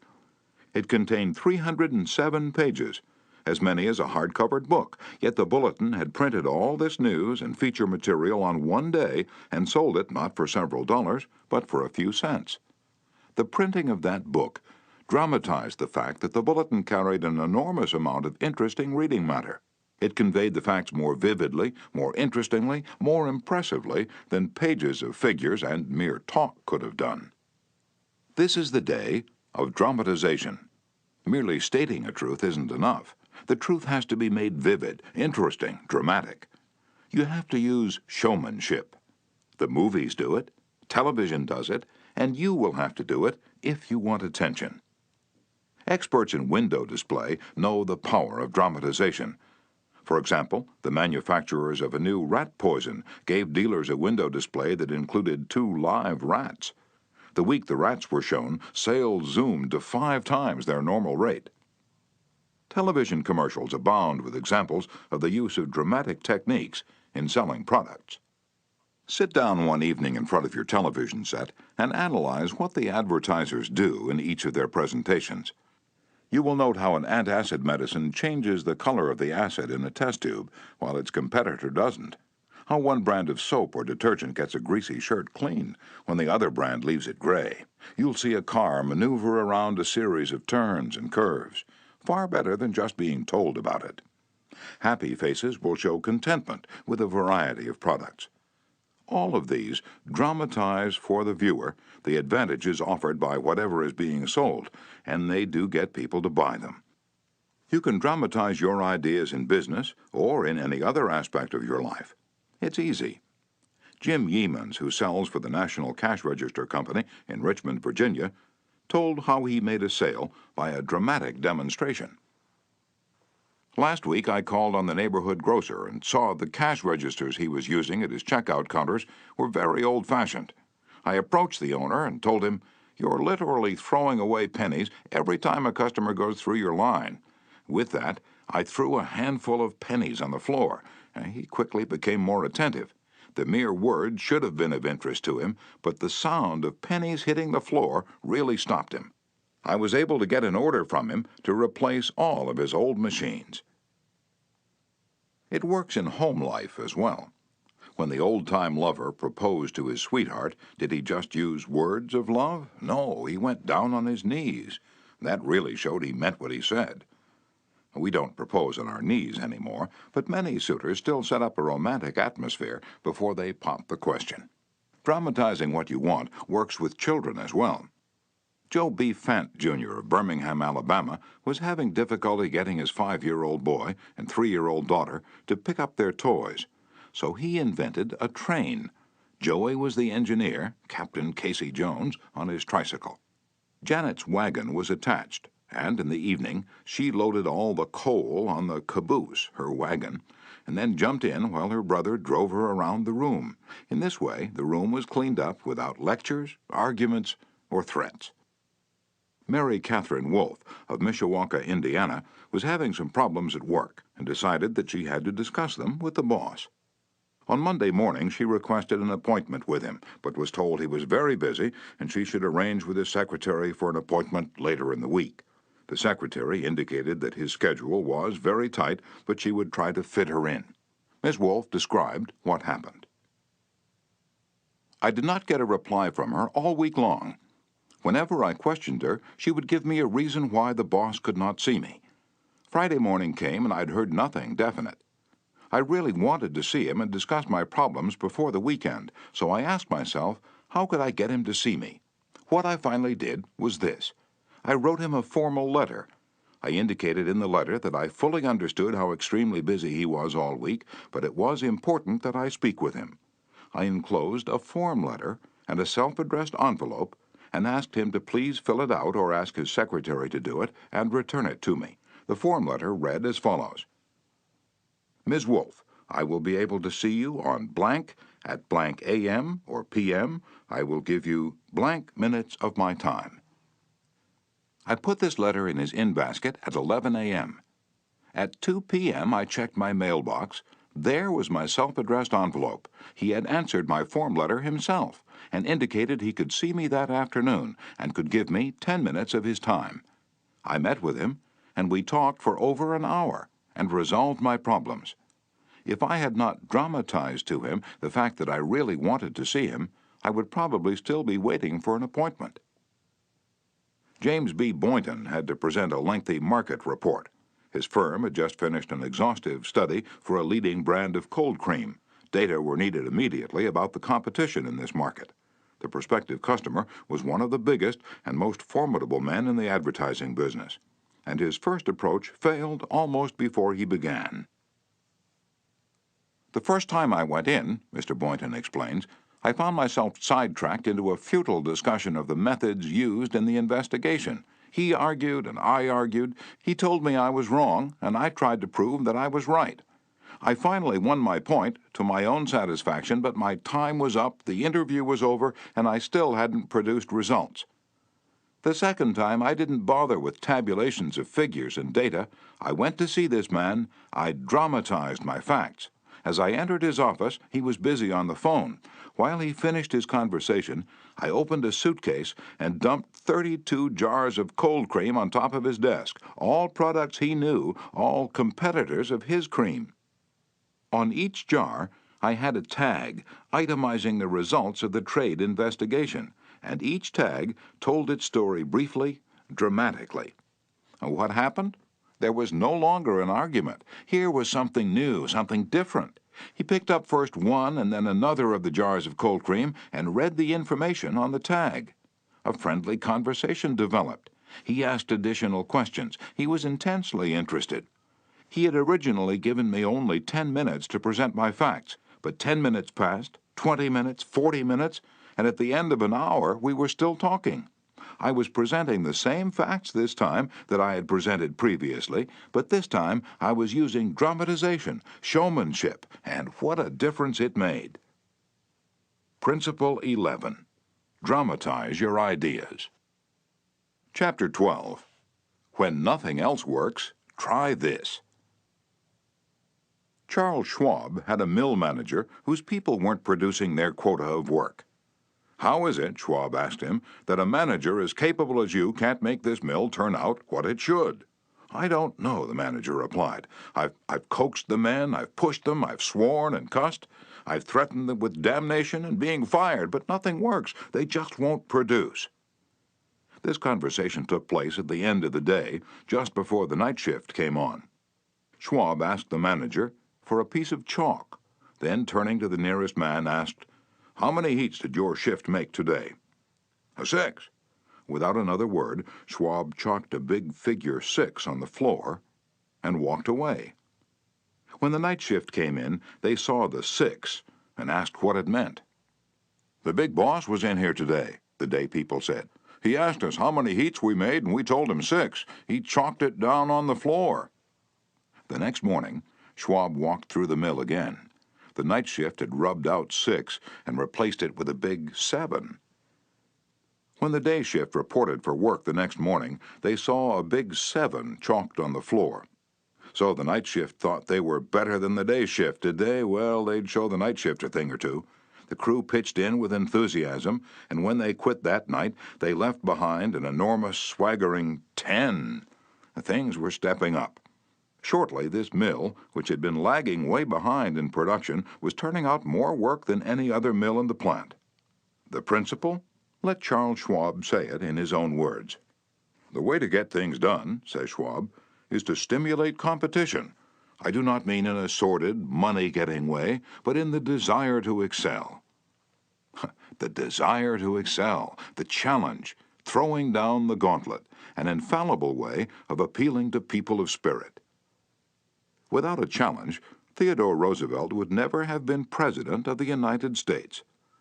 The Rough Rider, just back from Cuba, was picked for governor of New York State. The opposition discovered he was no longer a legal resident of the state, and Roosevelt, frightened, wished to withdraw. Then Thomas Collier Platt, the U.S. Senator from New York, threw down the challenge.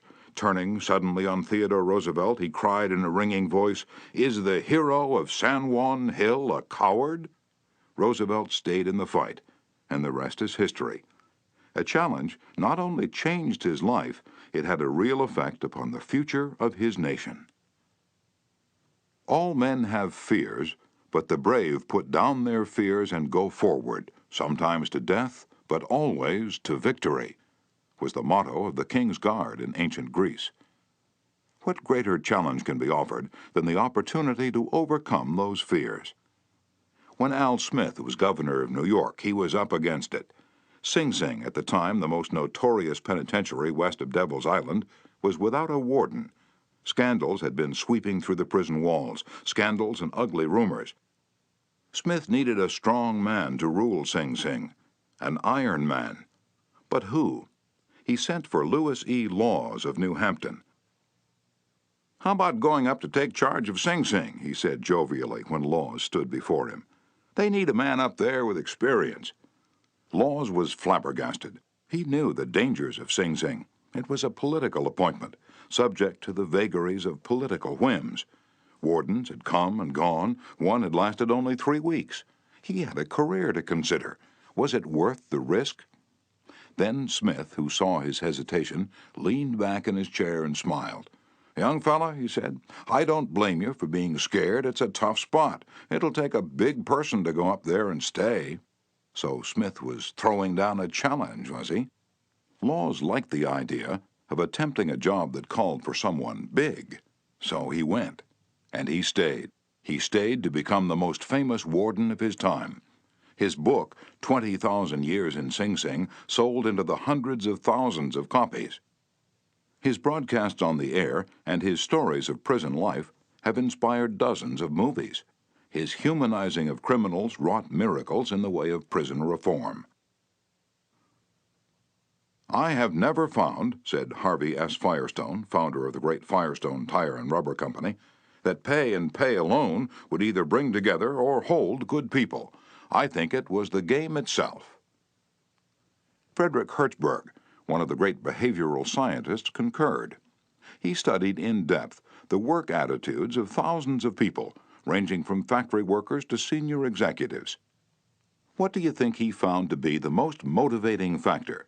The one facet of the jobs that was most stimulating? Money? Good working conditions? Fringe benefits? No, not any of those.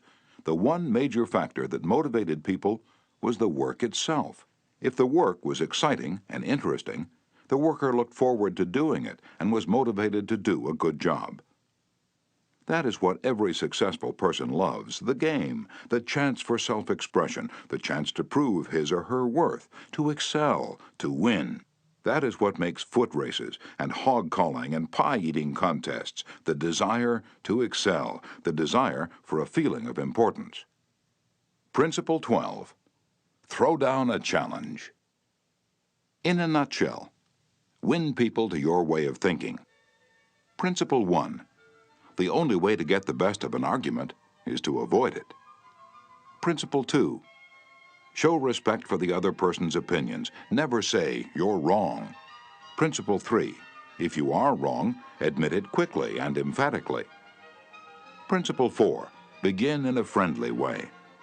Principle 5. Get the other person saying yes, yes, immediately. Principle 6. Let the other person do a great deal of the talking. Principle 7. Let the other person feel that the idea is his or hers. Principle 8. Try honestly to see things from the other person's point of view. Principle 9. Be sympathetic with the other person's ideas and desires. Principle 10. Appeal to the nobler motives. Principle 11. Dramatize your ideas. Principle 12. throw down a challenge.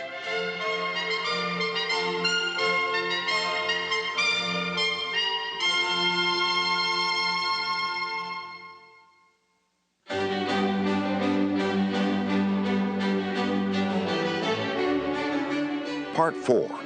Be a leader. How to change people without giving offense or arousing resentment. Chapter 1. If you must find fault, this is the way to begin. A friend of mine was a guest at the White House for a weekend during the administration of Calvin Coolidge. Drifting into the president's private office, he heard Coolidge say to one of his secretaries, "That's a pretty dress you're wearing this morning, and you're a very attractive young woman." That was probably the most effusive praise Silent Cal had ever bestowed upon a secretary in his life. It was so unusual, so unexpected, that the secretary blushed in confusion. And then Coolidge said, "Now don't get stuck up. I just said that to make you feel good. From now on, I wish you would be a little bit more careful with your punctuation." His method was probably a bit obvious, but the psychology was superb. It's always easier to listen to unpleasant things after we have heard some praise of our good points. A barber lathers a man before he shaves him, and that is precisely what McKinley did back in 1896 when he was running for president. One of the prominent Republicans of that day had written a campaign speech that he felt was just a trifle better than Cicero and Patrick Henry and Daniel Webster all rolled into one. With great glee, this chap read his immortal speech aloud to McKinley. The speech had its fine points, but it just wouldn't do. It would have raised a tornado of criticism. McKinley didn't want to hurt the man's feelings. He must not kill the man's splendid enthusiasm, and yet he had to say no. Note how adroitly he did it. "My friend, that is a splendid speech, a magnificent speech," McKinley said. "No one could have prepared a better one. There are many occasions on which it would be precisely the right thing to say. But is it quite suitable to this particular occasion? Sound and sober as it is from your standpoint, I must consider its effect from the party's standpoint. Now, you go home and write a speech along the lines I indicate, and send me a copy of it." He did just that. McKinley blue-penciled and helped him rewrite his second speech, and he became one of the effective speakers of the campaign. Here is the second most famous letter that Abraham Lincoln ever wrote. His most famous one was written to Mrs. Bixby, expressing his sorrow for the death of the 5 sons she had lost in battle. Lincoln probably dashed this letter off in 5 minutes, yet it sold at public auction in 1926 for $12,000, and that, by the way, was more money than Lincoln was able to save during half a century of hard work. The letter was written to General Joseph Hooker on April 26, 1863, during the darkest period of the Civil War. For 18 months, Lincoln's generals had been leading the Union Army from one tragic defeat to another. Nothing but futile, stupid human butchery. The nation was appalled. Thousands of soldiers had deserted from the army, and even the Republican members of the Senate had revolted and wanted to force Lincoln out of the White House. "We are now on the brink of destruction," Lincoln said. "It appears to me that even the Almighty is against us. I can hardly see a ray of hope." Such was the period of black sorrow and chaos out of which this letter came. I am including the letter here because it shows how Lincoln tried to change an obstreperous general when the very fate of the nation could have depended upon the general's action. This is perhaps the sharpest letter Abe Lincoln wrote after he became president, yet you will note that he praised General Hooker before he spoke of his grave faults. Yes, they were grave faults, but Lincoln didn't call them that. Lincoln was more conservative, more diplomatic. Lincoln wrote, "There are some things in regard to which I am not quite satisfied with you." Talk about tact and diplomacy. Here is the letter addressed to General Hooker. "I have placed you at the head of the Army of the Potomac. Of course I have done this upon what appears to me to be sufficient reasons, and yet I think it best for you to know that there are some things in regard to which I am not quite satisfied with you.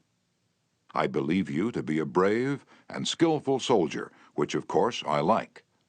I also believe you do not mix politics with your profession, in which you are right. You have confidence in yourself, which is a valuable if not an indispensable quality.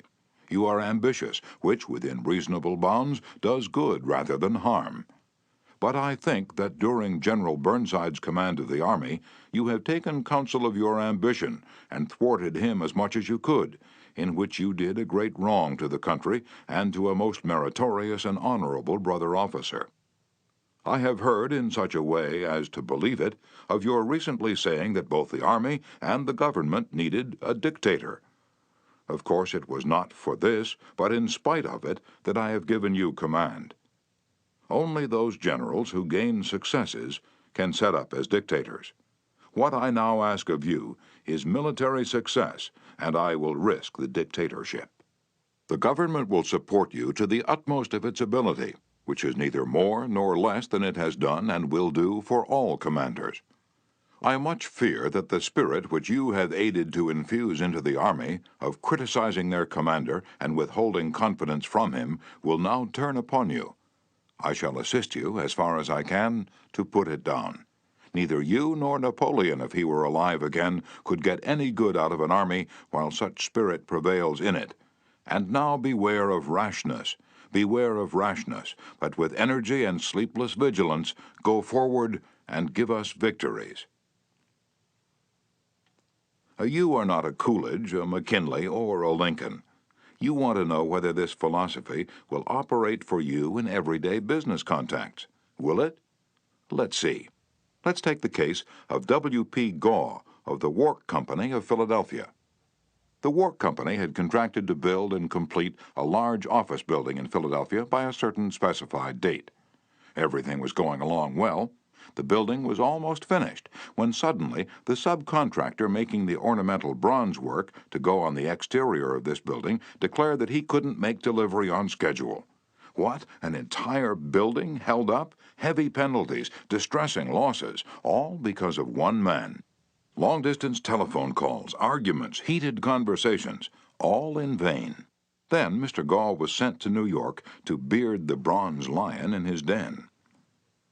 "Do you know you're the only person in Brooklyn with your name?" Mr. Gaw asked the president of the subcontracting firm shortly after they were introduced. The president was surprised. "Oh, no, I didn't know that." "Well," Mr. Gaw said, "when I got off the train this morning, I looked in the telephone book to get your address, and you're the only person in the Brooklyn phone book with your name." "I never knew that," the subcontractor said.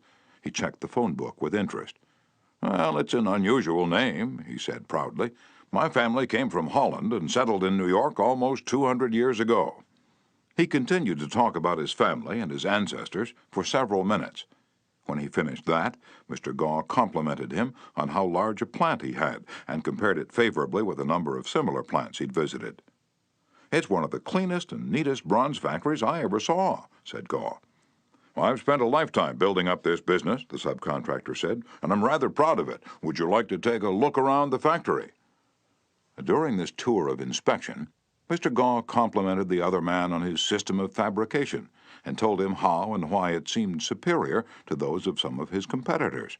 Gaw commented on some unusual machines, and the subcontractor announced that he himself had invented those machines. He spent considerable time showing Gaw how they operated and the superior work they turned out. He insisted on taking his visitor to lunch. So far, mind you, not a word had been said about the real purpose of Gaw's visit. After lunch, the subcontractor said, "Now to get down to business. Naturally, I know why you're here. I didn't expect that our meeting would be so enjoyable.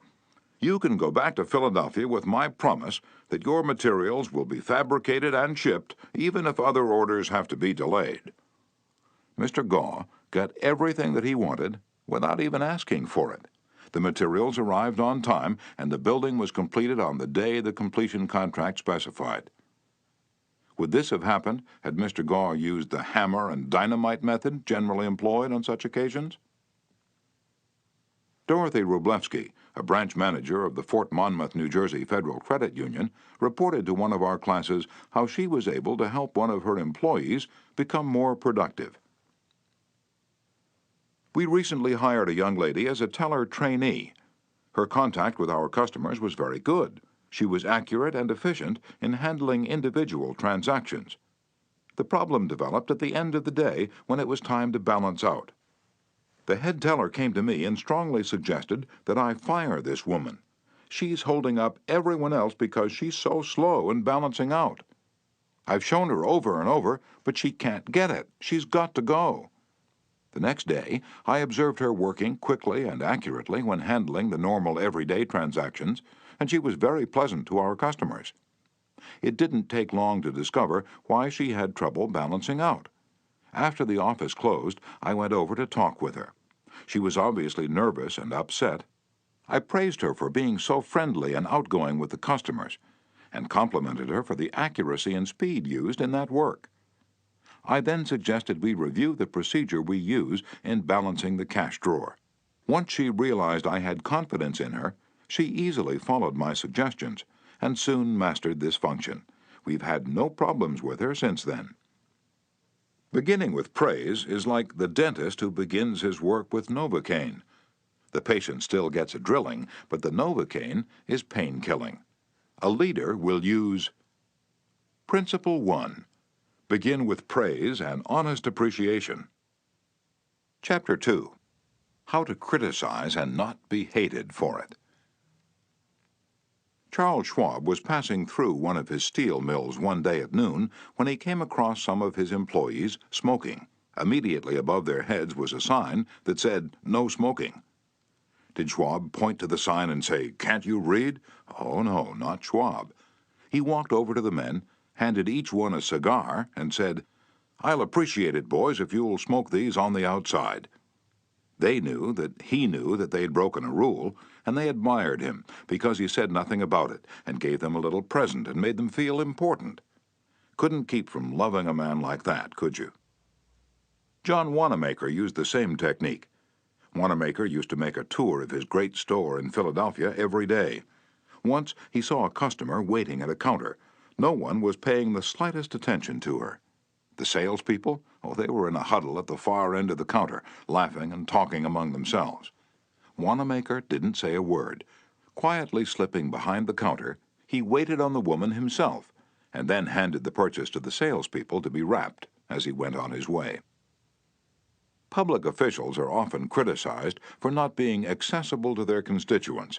They are busy people, and the fault sometimes lies in overprotective assistants who don't want to overburden their bosses with too many visitors. Carl Langford, who has been mayor of Orlando, Florida, the home of Disney World, for many years, frequently admonished his staff to allow people to see him. He claimed he had an open-door policy. Yet the citizens of his community were blocked by secretaries and administrators when they called. Finally, the mayor found the solution. He removed the door from his office. His aides got the message, and the mayor has had a truly open administration since the day his door was symbolically thrown away. Simply changing one three-letter word can often spell the difference between failure and success in changing people without giving offense or arousing resentment. Many people begin their criticism with sincere praise, followed by the word "but," and ending with a critical statement. For example, in trying to change a child's careless attitude toward studies, we might say, "We're really proud of you, Johnny, for raising your grades this term, but if you had worked harder on your algebra, the results would have been better." In this case, Johnny might feel encouraged until he heard the word "but."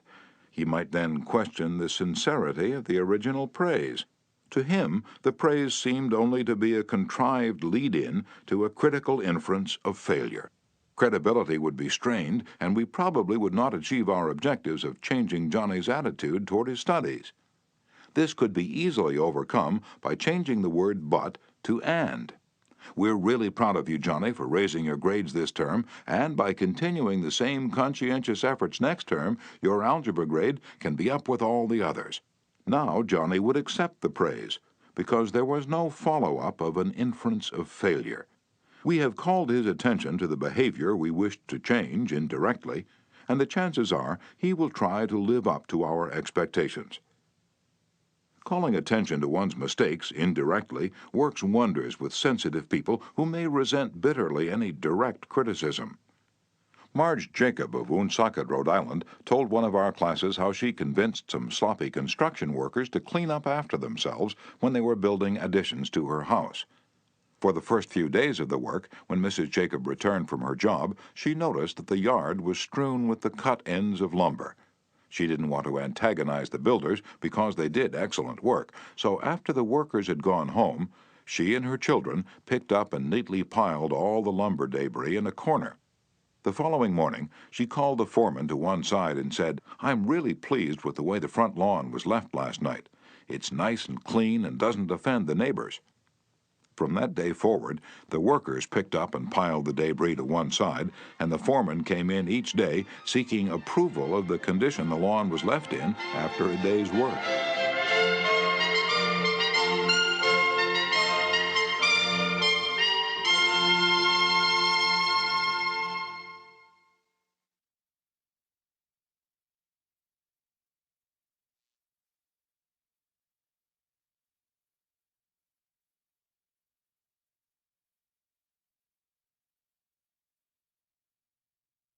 One of the major areas of controversy between members of the Army Reserves and their regular Army trainers is haircuts. The reservists consider themselves civilians, which they are most of the time, and resent having to cut their hair short. Master Sergeant Harley Kaiser of the 542nd USAR School addressed himself to this problem when he was working with a group of reserved non-commissioned officers. As an old-time regular Army Master Sergeant, he might have been expected to yell at his troops and threaten them. Instead, he chose to make his point indirectly. "Gentlemen," he started, "you are leaders. You will be most effective when you lead by example.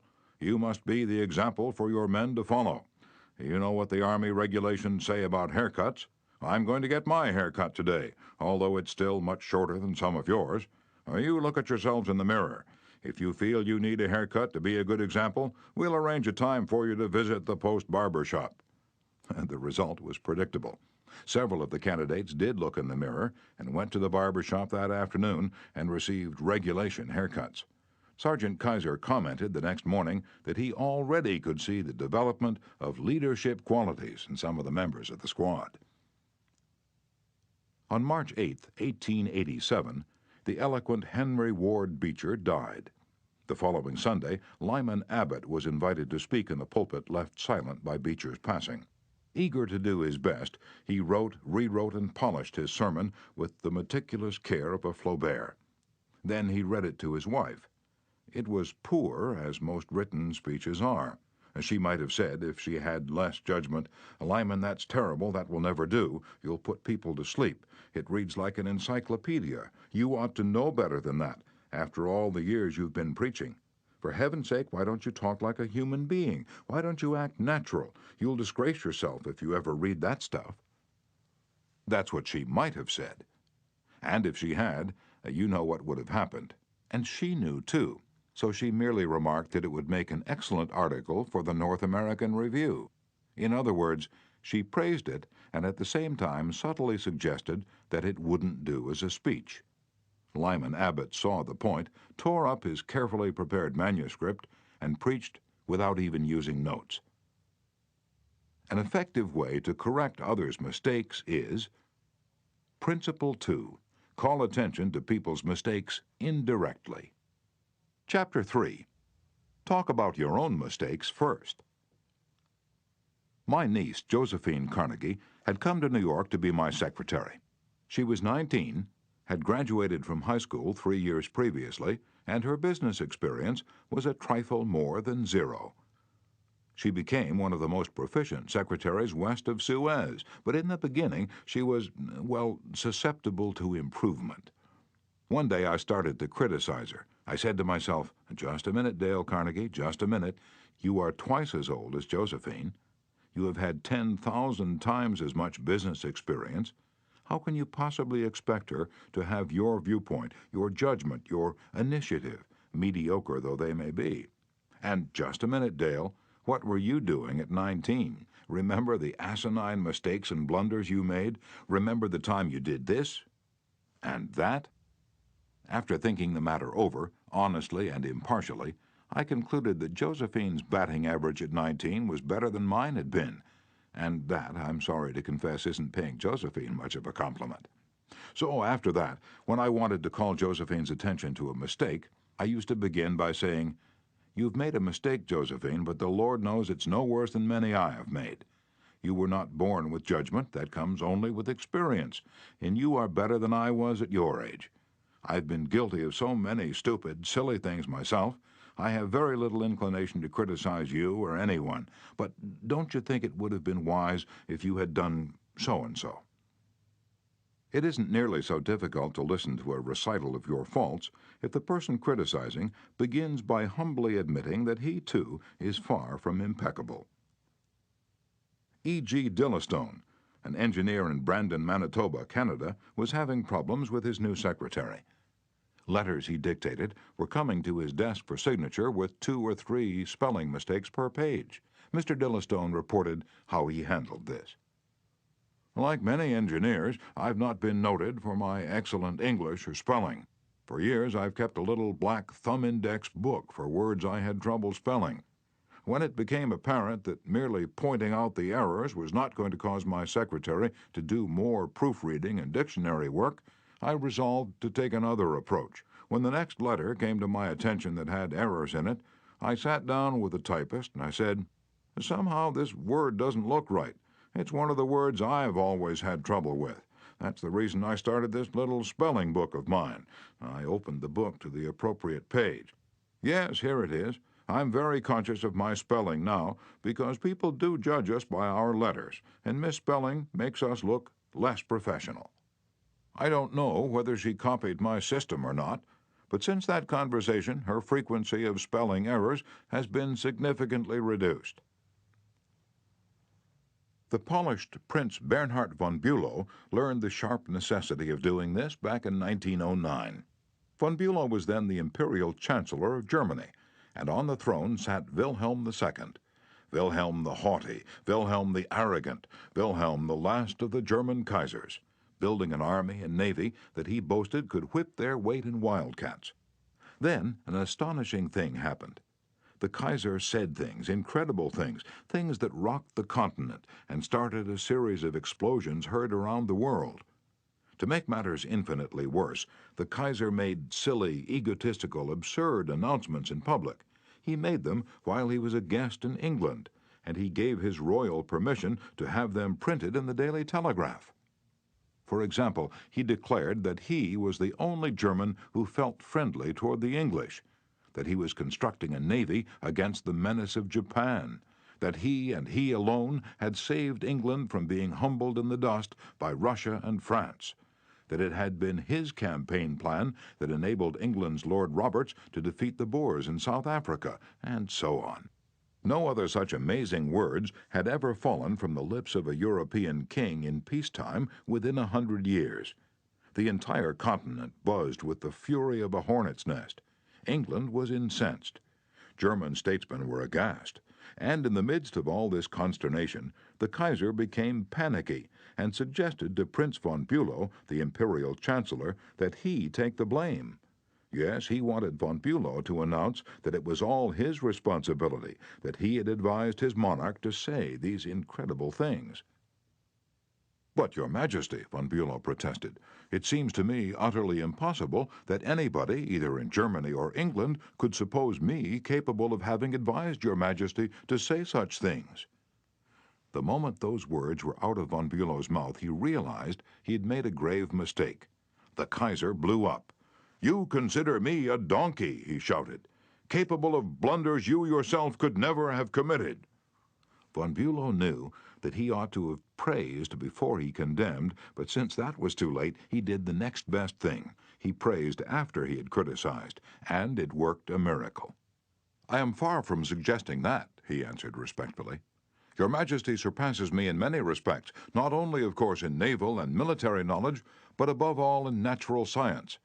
I have often listened in admiration when Your Majesty explained the barometer, or wireless telegraphy, or the Röntgen rays.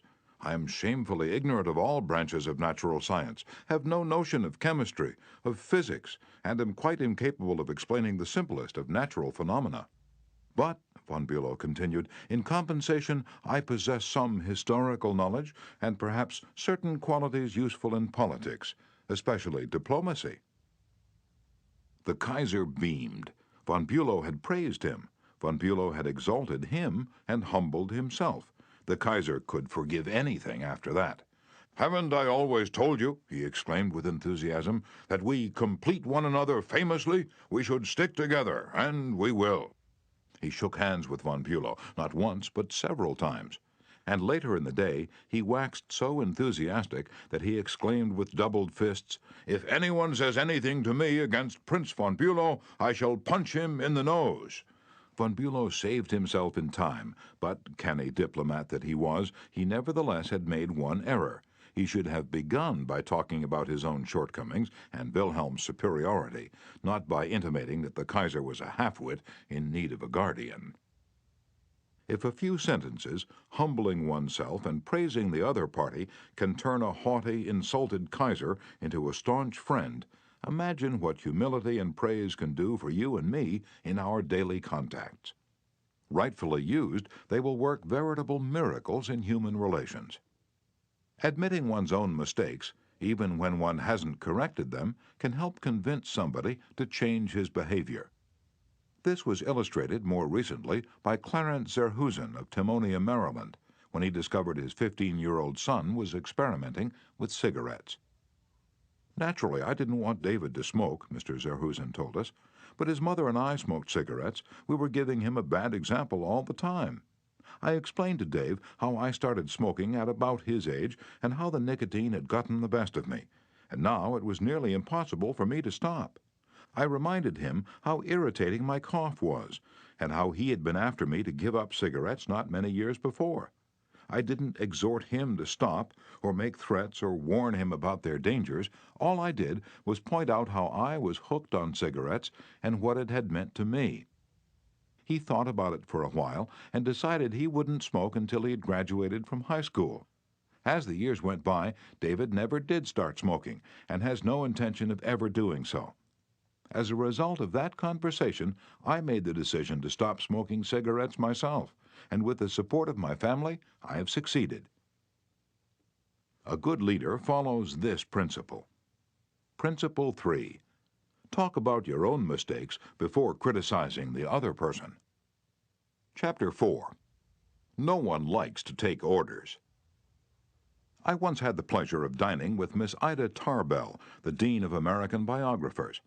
When I told her I was writing this book, we began discussing this all-important subject of getting along with people, and she told me that while she was writing her biography of Owen D. Young, she interviewed a man who had sat for 3 years in the same office with Mr. Young. This man declared that during all that time he had never heard Owen D. Young give a direct order to anyone. He always gave suggestions, not orders. Owen D. Young never said, for example, "Do this or do that," or "Don't do this, don't do that." He would say, "You might consider this," or "Do you think that would work?" Frequently he would say, after he had dictated a letter, "What do you think of this?"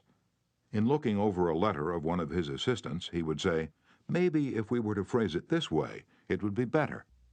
He always gave people the opportunity to do things themselves.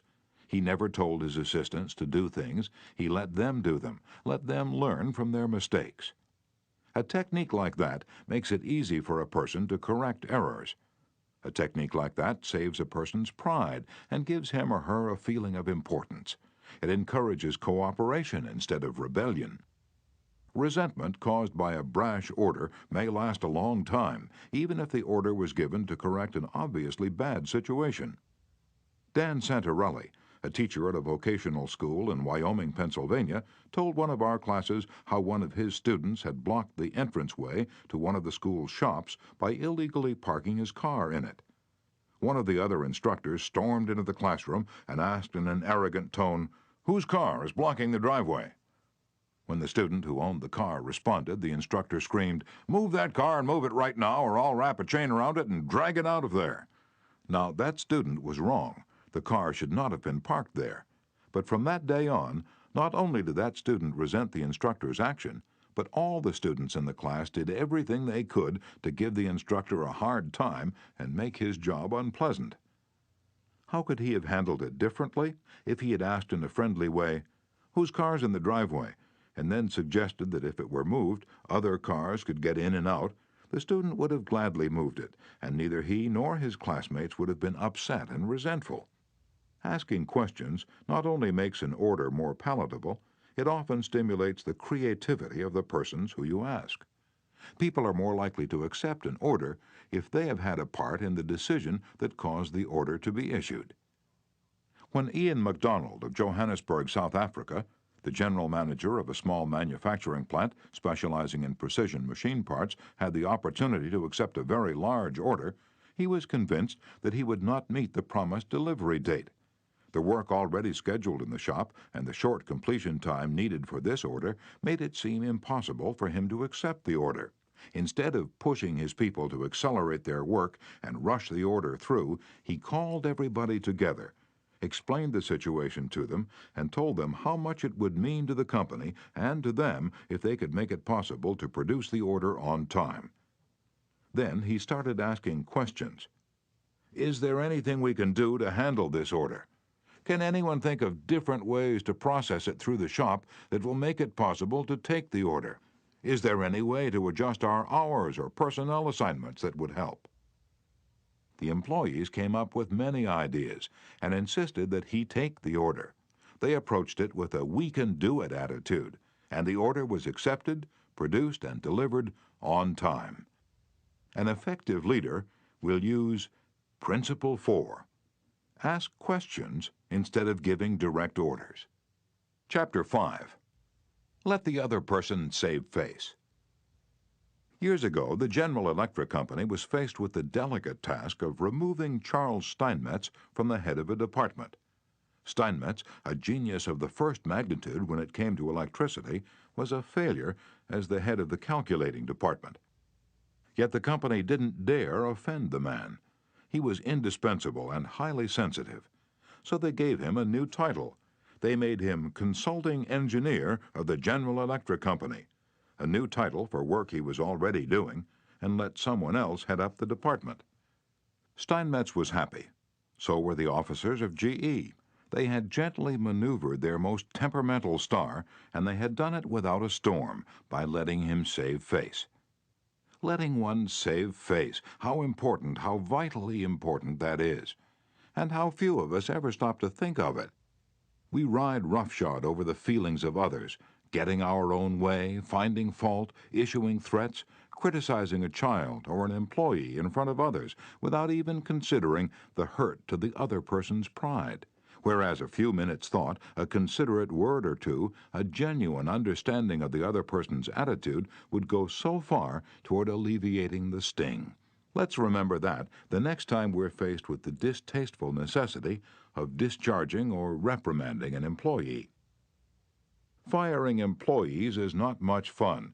Getting fired is even less fun. I'm quoting now from a letter written me by Marshall A. Granger, a certified public accountant. Our business is mostly seasonal. Therefore, we have to let a lot of people go after the income tax rush is over. It's a byword in our profession that no one enjoys wielding the axe. Consequently, the custom is developed of getting it over as soon as possible, and usually in the following way.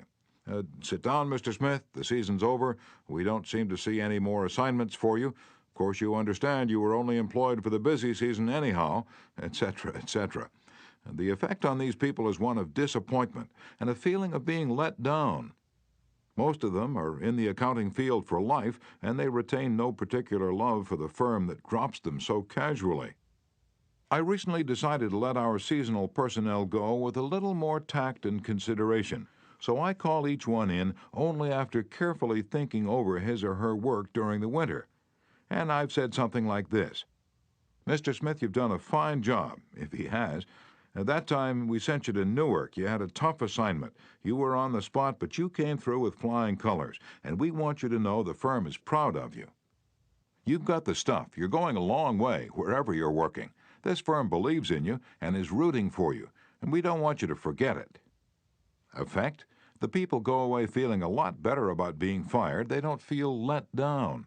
They know if we had work for them, we'd keep them on, and when we need them again, they come to us with a keen personal affection. At one session of our course, 2 class members discussed the negative effects of fault-finding versus the positive effects of letting the other person save face. Fred Clark of Harrisburg, Pennsylvania, told of an incident that occurred in his company. At one of our production meetings, a vice president was asking very pointed questions of one of our production supervisors regarding a production process. His tone of voice was aggressive and aimed at pointing out faulty performance on the part of the supervisor. Not wanting to be embarrassed in front of his peers, the supervisor was evasive in his responses. This caused the vice president to lose his temper, berate the supervisor, and accuse him of lying. Any working relationship that might have existed prior to this encounter was destroyed in a few brief moments. This supervisor, who was basically a good worker, was useless to our company from that time on. A few months later, he left our firm and went to work for a competitor, where I understand he's doing a fine job. Another class member, Anna Mazzone, related how a similar incident had occurred at her job, but what a difference in approach and results. Ms. Mazzone, a marketing specialist for a food packer, was given her first major assignment, the test marketing of a new product. She told the class, "When the results of the test came in, I was devastated. I'd made a serious error in my planning, and the entire test had to be done all over again. To make this worse, I had no time to discuss it with my boss before the meeting in which I was to make my report on the project. When I was called on to give the report, I was shaking with fright. I had all I could do to keep from breaking down, but I resolved I would not cry and have all those men make remarks about women not being able to handle a management job because they're too emotional. I made my report briefly and stated that due to an error, I would repeat the study before the next meeting. I sat down, expecting my boss to blow up. Instead, he thanked me for my work and remarked that it was not unusual for a person to make an error on a new project and that he had confidence that the repeat survey would be accurate and meaningful to the company. He assured me in front of all my colleagues that he had faith in me and knew I had done my best, and that my lack of experience, not my lack of ability, was the reason for the failure. I left that meeting with my head up in the air and with the determination that I would never let that boss of mine down again." Even if we are right and the other person is definitely wrong, we only destroy ego by causing someone to lose face. The legendary French aviation pioneer and author Antoine de Saint-Exupéry wrote, "I have no right to say or do anything that diminishes a man in his own eyes. What matters is not what I think of him, but what he thinks of himself. Hurting a man in his dignity is a crime." A real leader will always follow Principle 5. Let the other person save face. Chapter 6. How to Spur People On to Success. Pete Barlow was an old friend of mine. He had a dog and pony act and spent his life traveling with circuses and vaudeville shows. I love to watch Pete train new dogs for his act. I noticed that the moment a dog showed the slightest improvement, Pete patted and praised him and gave him meat and made a great to-do about it. That's nothing new. Animal trainers have been using that same technique for centuries. Why, I wonder, don't we use the same common sense when trying to change people that we use when trying to change dogs? Why don't we use meat instead of a whip? Why don't we use praise instead of condemnation? Let us praise even the slightest improvement. That inspires the other person to keep on improving. In his book, I Ain't Much, Baby, But I'm All I Got, the psychologist Jess Lair comments, "Praise is like sunlight to the warm human spirit. We cannot flower and grow without it, and yet while most of us are only too ready to apply to others the cold wind of criticism, we are somehow reluctant to give our fellow the warm sunshine of praise." I can look back at my own life and see where a few words of praise have sharply changed my entire future. Can't you say the same thing about your life? History is replete with striking illustrations of the sheer witchery of praise. For example, many years ago, a boy of 10 was working in a factory in Naples. He longed to be a singer, but his first teacher discouraged him. "You can't sing," he said. "You haven't any voice at all. It sounds like the wind in the shutters." But his mother, a poor peasant woman, put her arms about him and praised him and told him she knew he could sing. She could already see an improvement, and she went barefoot in order to save money to pay for his music lessons. That peasant mother's praise and encouragement changed that boy's life. His name was Enrico Caruso, and he became the greatest and most famous opera singer of his age. In the early 19th century, a young man in London aspired to be a writer, but everything seemed to be against him. He had never been able to attend school more than 4 years. His father had been flung in jail because he couldn't pay his debts, and this young man often knew the pangs of hunger. Finally, he got a job pasting labels on bottles of blacking in a rat-infested warehouse, and he slept at night in a dismal attic room with 2 other boys, gutter snipes from the slums of London. He had so little confidence in his ability to write that he sneaked out and mailed his first manuscript in the dead of night so nobody would laugh at him. Story after story was refused. Finally, the great day came when one was accepted. True, he wasn't paid a shilling for it, but one editor had praised him. One editor had given him recognition. He was so thrilled that he wandered aimlessly around the streets with tears rolling down his cheeks. The praise, the recognition that he received through getting one story in print changed his whole life. For if it hadn't been for that encouragement, he might have spent his entire life working in rat-infested factories. You may have heard of that boy. His name was Charles Dickens. Another boy in London made his living as a clerk in a dry goods store. He had to get up at 5 o'clock, sweep out the store, and slave for 14 hours a day. It was sheer drudgery, and he despised it. After 2 years, he could stand it no longer. So he got up one morning and, without waiting for breakfast, tramped 15 miles to talk to his mother, who was working as a housekeeper. He was frantic. He pleaded with her. He wept. He swore he would kill himself if he had to remain in the shop any longer. Then he wrote a long, pathetic letter to his old schoolmaster, declaring that he was heartbroken, that he no longer wanted to live. His old schoolmaster gave him a little praise, and assured him that he really was very intelligent and fitted for finer things, and offered him a job as a teacher. That praise changed the future of that boy and made a lasting impression on the history of English literature. For that boy went on to write innumerable best-selling books and made over $1 million with his pen. You've probably heard of him. His name? H.G. Wells. Use of praise instead of criticism is the basic concept of B.F. Skinner's teachings. This great contemporary psychologist has shown by experiment with animals and with humans that when criticism is minimized and praise emphasized, the good things people do will be reinforced and the poorer things will atrophy for lack of attention. John Ringelspaugh of Rocky Mount, North Carolina, used this in dealing with his children. It seemed that, as in so many families, Mother and Dad's chief form of communication with the children was yelling at them. And as in so many cases, the children became a little worse rather than better after every session, and so did the parents.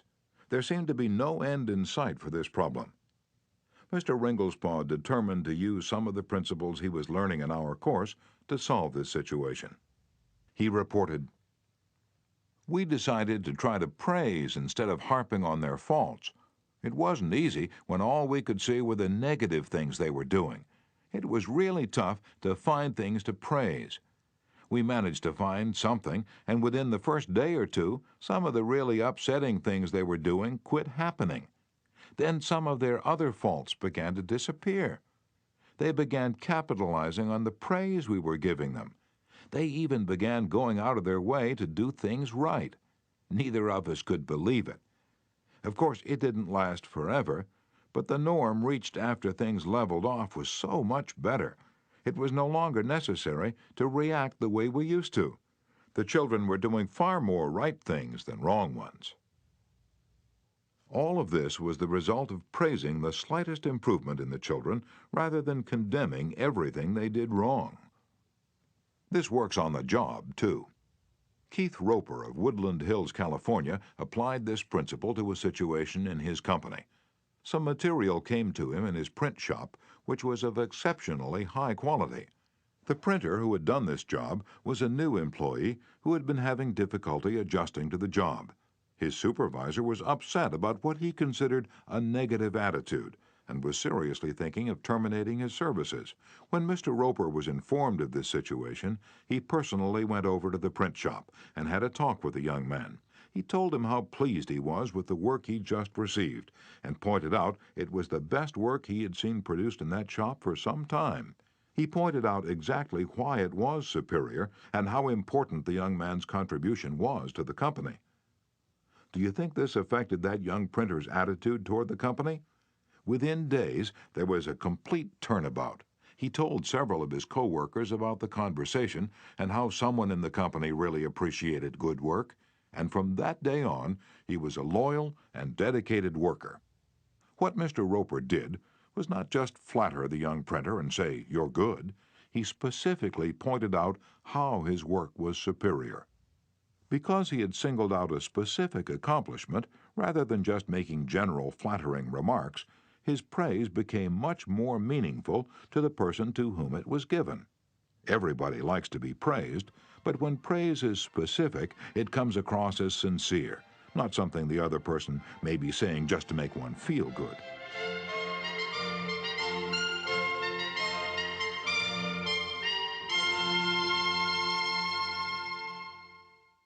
Remember, we all crave appreciation and recognition and will do almost anything to get it. But nobody wants insincerity. Nobody wants flattery. Let me repeat. The principles taught in this book will work only when they come from the heart. I'm not advocating a bag of tricks. I'm talking about a new way of life. Talk about changing people.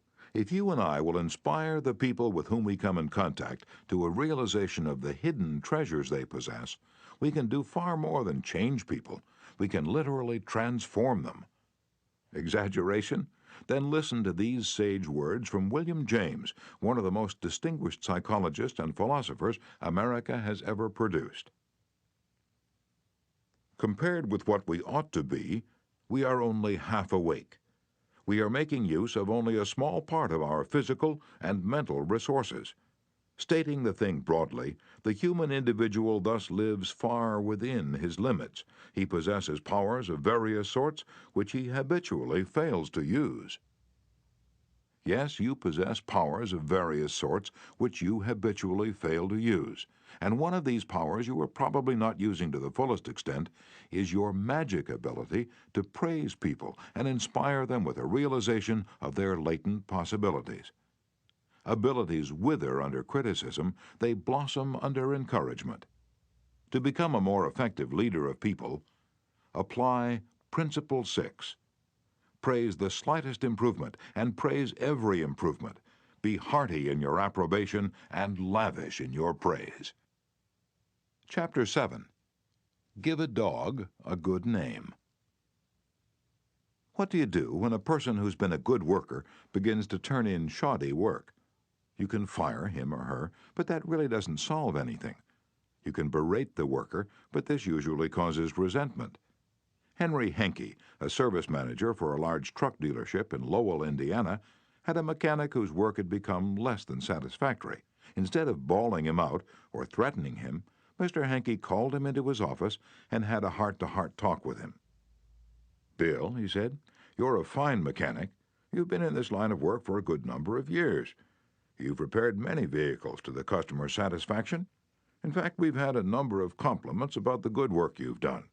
Yet of late the time you take to complete each job has been increasing, and your work has not been up to your own old standards. And because you've been such an outstanding mechanic in the past, I felt sure you'd want to know that I'm not happy with the situation. Perhaps jointly we could find some way to correct the problem."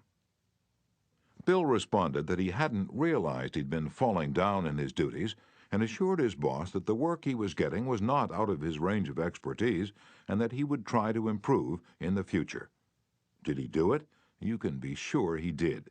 He once again became a fast and thorough mechanic. With that reputation Mr. Henke had given him to live up to, how could he do anything else but turn out work comparable to that which he had done in the past? The average person, said Samuel Vauclain, then president of the Baldwin Locomotive Works, can be led readily if you have his or her respect, and if you show that you respect that person for some kind of ability. In short, if you want to improve a person in a certain respect, act as though that particular trait were already one of his or her outstanding characteristics. Shakespeare said, "Assume a virtue if you have it not." And it might be well to assume and state openly that other people have the virtue you want them to develop. Give them a fine reputation to live up to, and they will make prodigious efforts rather than see you disillusioned. Georgette LeBlanc, in her book Souvenirs, My Life with Maeterlinck, describes the startling transformation of a humble Belgian Cinderella. "A servant girl from a neighboring hotel brought my meals," she wrote. She was called Marie the dishwasher because she had started her career as a scullery assistant. She was a kind of monster, cross-eyed, bandy-legged, poor in flesh and spirit. One day, while she was holding my plate of macaroni in her red hand, I said to her point blank, "Marie, you do not know what treasures are within you." Accustomed to holding back her emotion, Marie waited a few moments, not daring to risk the slightest gesture for fear of a catastrophe. Then she put the dish on the table, sighed, and said ingenuously, "Madame, I would never have believed it." She did not doubt, she did not ask a question, she simply went back to the kitchen and repeated what I had said. And such is the force of faith that no one made fun of her. From that day on, she was even given a certain consideration. But the most curious change of all occurred in the humble Marie herself. Believing she was the tabernacle of unseen marvels, she began taking care of her face and body so carefully that her starved youth seemed to bloom and modestly hide her plainness. 2 months later, she announced her coming marriage with the nephew of the chef. "I'm going to be a lady," she said, and thanked me. A small phrase had changed her entire life. Georgette LeBlanc had given Marie the dishwasher a reputation to live up to, and that reputation had transformed her. Bill Parker, a sales representative for a food company in Daytona Beach, Florida, was very excited about the new line of products his company was introducing, and was upset when the manager of a large independent food market turned down the opportunity to carry it in his store. Bill brooded all day over this rejection and decided to return to the store before he went home that evening and try again. "Jack," he said, "since I left this morning I realized I hadn't given you the entire picture of our new line, and I'd appreciate some of your time to tell you about the points I omitted. I've respected the fact that you're always willing to listen and are big enough to change your mind when the facts warrant a change." Could Jack refuse to give him another hearing? And not with that reputation to live up to. One morning, Dr. Martin Fitzhugh, a dentist in Dublin, Ireland, was shocked when one of his patients pointed out to him that the metal cup holder which she was using to rinse her mouth was not very clean. True, the patient drank from the paper cup, not the holder, but it certainly was not professional to use tarnished equipment.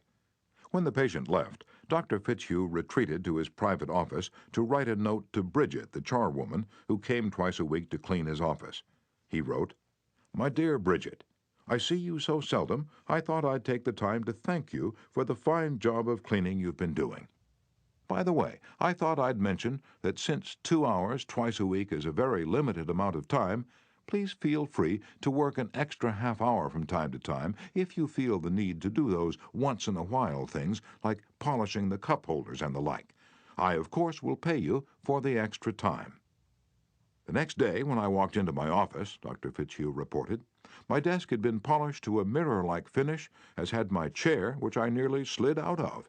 When I went into the treatment room, I found the shiniest, cleanest, chrome-plated cup holder I had ever seen nestled in its receptacle. I had given my charwoman a fine reputation to live up to, and because of this small gesture, she outperformed all her past efforts. How much additional time did she spend on this? That's right, none at all. There's an old saying, give a dog a bad name and you may as well hang him, but give him a good name and see what happens. When Mrs. Ruth Hopkins, a fourth-grade teacher in Brooklyn, New York, looked at her class roster the first day of school, her excitement and joy of starting a new term was tinged with anxiety. In her class this year, she would have Tommy T., the school's most notorious bad boy. He was not just mischievous. He caused serious discipline problems in the class, picked fights with the boys, teased the girls, was fresh to the teacher, and seemed to get worse as he grew older. His only redeeming feature was his ability to learn rapidly and master the schoolwork easily. Mrs. Hopkins decided to face the Tommy problem immediately. When she greeted her new students, she made little comments to each of them. "Rose, that's a pretty dress you're wearing. Alicia, I hear you draw beautifully." And when she came to Tommy, she looked him straight in the eyes and said, "Tommy, I understand you're a natural leader. I'm going to depend on you to help me make this class the best class in the fourth grade this year." She reinforced this over the first few days by complimenting Tommy on everything he did and commenting on how this showed what a good student he was. With that reputation to live up to, even a 9-year-old couldn't let her down, and he didn't. If you want to excel in that difficult leadership role of changing the attitude or behavior of others, use Principle 7. Give the other person a fine reputation to live up to. Chapter 8. Make the fault seem easy to correct. A bachelor friend of mine, about 40 years old, became engaged, and his fiancée persuaded him to take some belated dancing lessons. "The Lord knows I needed dancing lessons," he confessed as he told me the story, "for I danced just as I did when I first started 20 years ago. The first teacher I engaged probably told me the truth. She said I was all wrong. I would just have to forget everything and begin all over again. But that took the heart out of me. I had no incentive to go on, so I quit her. The next teacher may have been lying, but I liked it. She said nonchalantly that my dancing was a bit old-fashioned, perhaps, but the fundamentals were all right, and she assured me I wouldn't have any trouble learning a few new steps. The first teacher had discouraged me by emphasizing my mistakes. This new teacher did the opposite. She kept praising the things I did right and minimizing my errors. "You have a natural sense of rhythm," she assured me. "You really are a natural-born dancer." And now my common sense tells me that I always have been and always will be a fourth-rate dancer, yet deep in my heart I still like to think that maybe she meant it. To be sure, I was paying her to say it, but why bring that up? At any rate, I know I'm a better dancer than I would have been if she hadn't told me I had a natural sense of rhythm. That encouraged me. That gave me hope. That made me want to improve. Tell your child, your spouse, or your employee that he or she is stupid or dumb at a certain thing, has no gift for it, and is doing it all wrong, and you have destroyed almost every incentive to try to improve. But use the opposite technique. Be liberal with your encouragement. Make the thing seem easy to do. Let the other person know that you have faith in his ability to do it, that he has an undeveloped flair for it, and he will practice until the dawn comes in the window in order to excel. Lowell Thomas, a superb artist in human relations, used this technique. He gave you confidence, inspired you with courage and faith. For example, I spent a weekend with Mr. and Mrs. Thomas, and on Saturday night I was asked to sit in on a friendly bridge game before a roaring fire. Bridge? Oh, no, not me. I knew nothing about it. The game had always been a black mystery to me. No, impossible. "Why, Dale, it's no trick at all," Lowell replied. "There's nothing to bridge except memory and judgment. You've written articles on memory. Bridge will be a cinch for you. It's right up your alley." And presto, almost before I realized what I was doing, I found myself for the first time at a bridge table, all because I was told I had a natural flair for it, and the game was made to seem easy. Speaking of bridge reminds me of Eli Culbertson, whose books on bridge have been translated into a dozen languages and have sold more than 1 million copies. Yet he told me he never would have made a profession out of the game if a certain young woman hadn't assured him that he had a flair for it. When he came to America in 1922, he tried to get a job teaching in philosophy and sociology, but he couldn't. Then he tried selling coal, and he failed at that. Then he tried selling coffee, and he failed at that too. He had played some bridge, but it had never occurred to him in those days that someday he would teach it. He was not only a poor card player, but he was also very stubborn. He asked so many questions and held so many post-mortem examinations that no one wanted to play with him. Then he met a pretty bridge teacher, Josephine Dillon, fell in love and married her. She noticed how carefully he analyzed his cards and persuaded him that he was a potential genius at the card table. It was that encouragement and that alone, Culbertson told me, that caused him to make a profession of bridge. Clarence M. Jones, one of the instructors of our course in Cincinnati, Ohio, told how encouragement and making faults seem easy to correct completely changed the life of his son. In 1970, my son David, who was then 15 years old, came to live with me in Cincinnati. He had led a rough life. In 1958, his head was cut open in a car accident, leaving a very bad scar on his forehead. In 1960, his mother and I were divorced, and he moved to Dallas, Texas with his mother.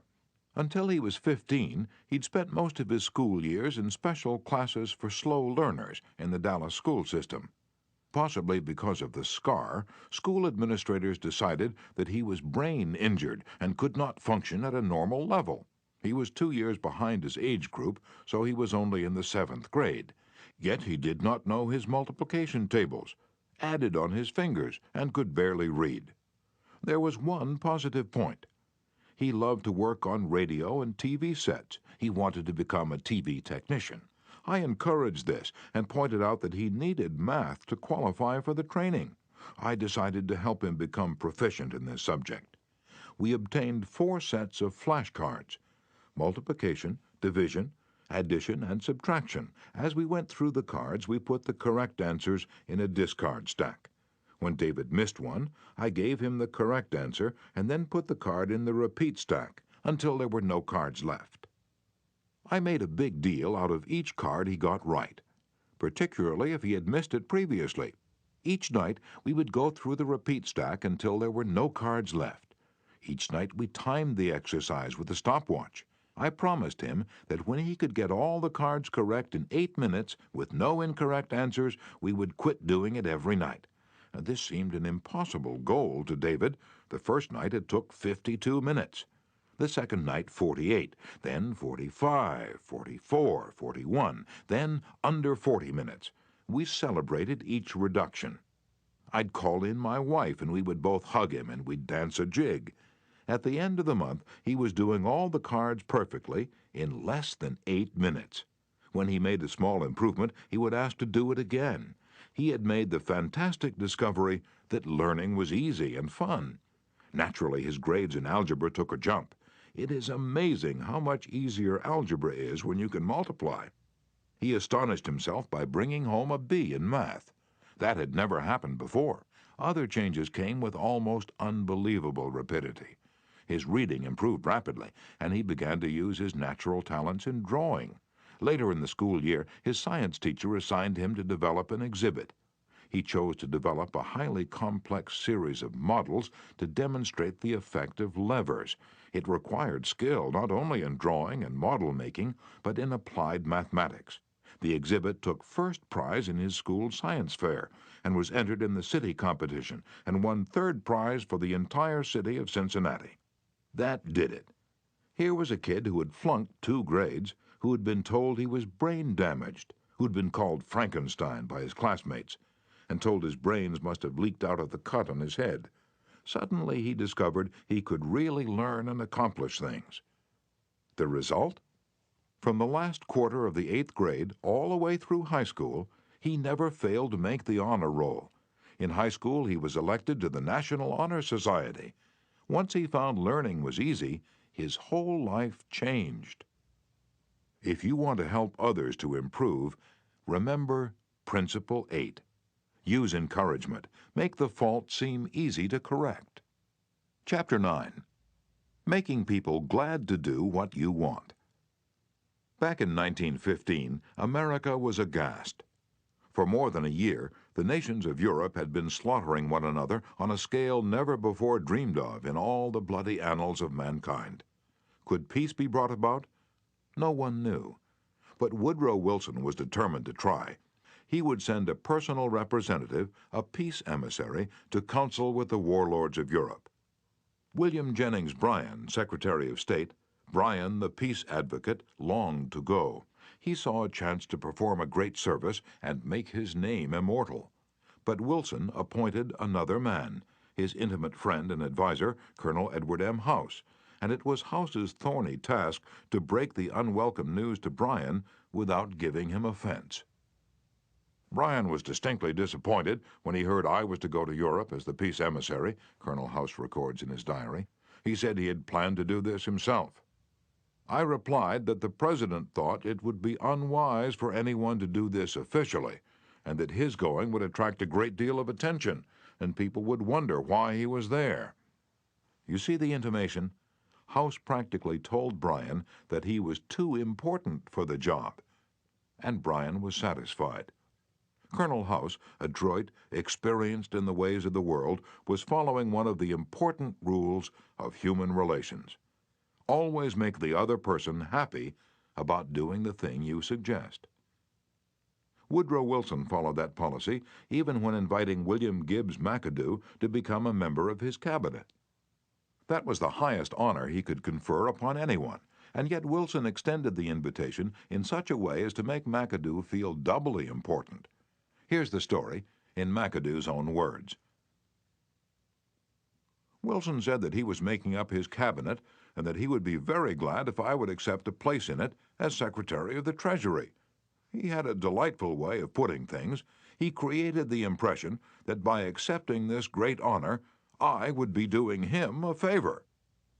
Unfortunately, Wilson didn't always employ such tact. If he had, history might have been different. For example, Wilson didn't make the Senate and the Republican Party happy by entering the United States in the League of Nations. Wilson refused to take such prominent Republican leaders as Elihu Root or Charles Evans Hughes or Henry Cabot Lodge to the peace conference with him. Instead, he took along unknown men from his own party. He snubbed the Republicans, refused to let them feel that the League was their idea as well as his, refused to let them have a finger in the pie, and as a result of this crude handling of human relations, wrecked his own career, ruined his health, shortened his life, caused America to stay out of the League, and altered the history of the world. Statesmen and diplomats aren't the only ones who use this make a person happy to do the things you want them to do approach. Dale O. Ferrier of Fort Wayne, Indiana, told how he encouraged one of his young children to willingly do the chore he was assigned.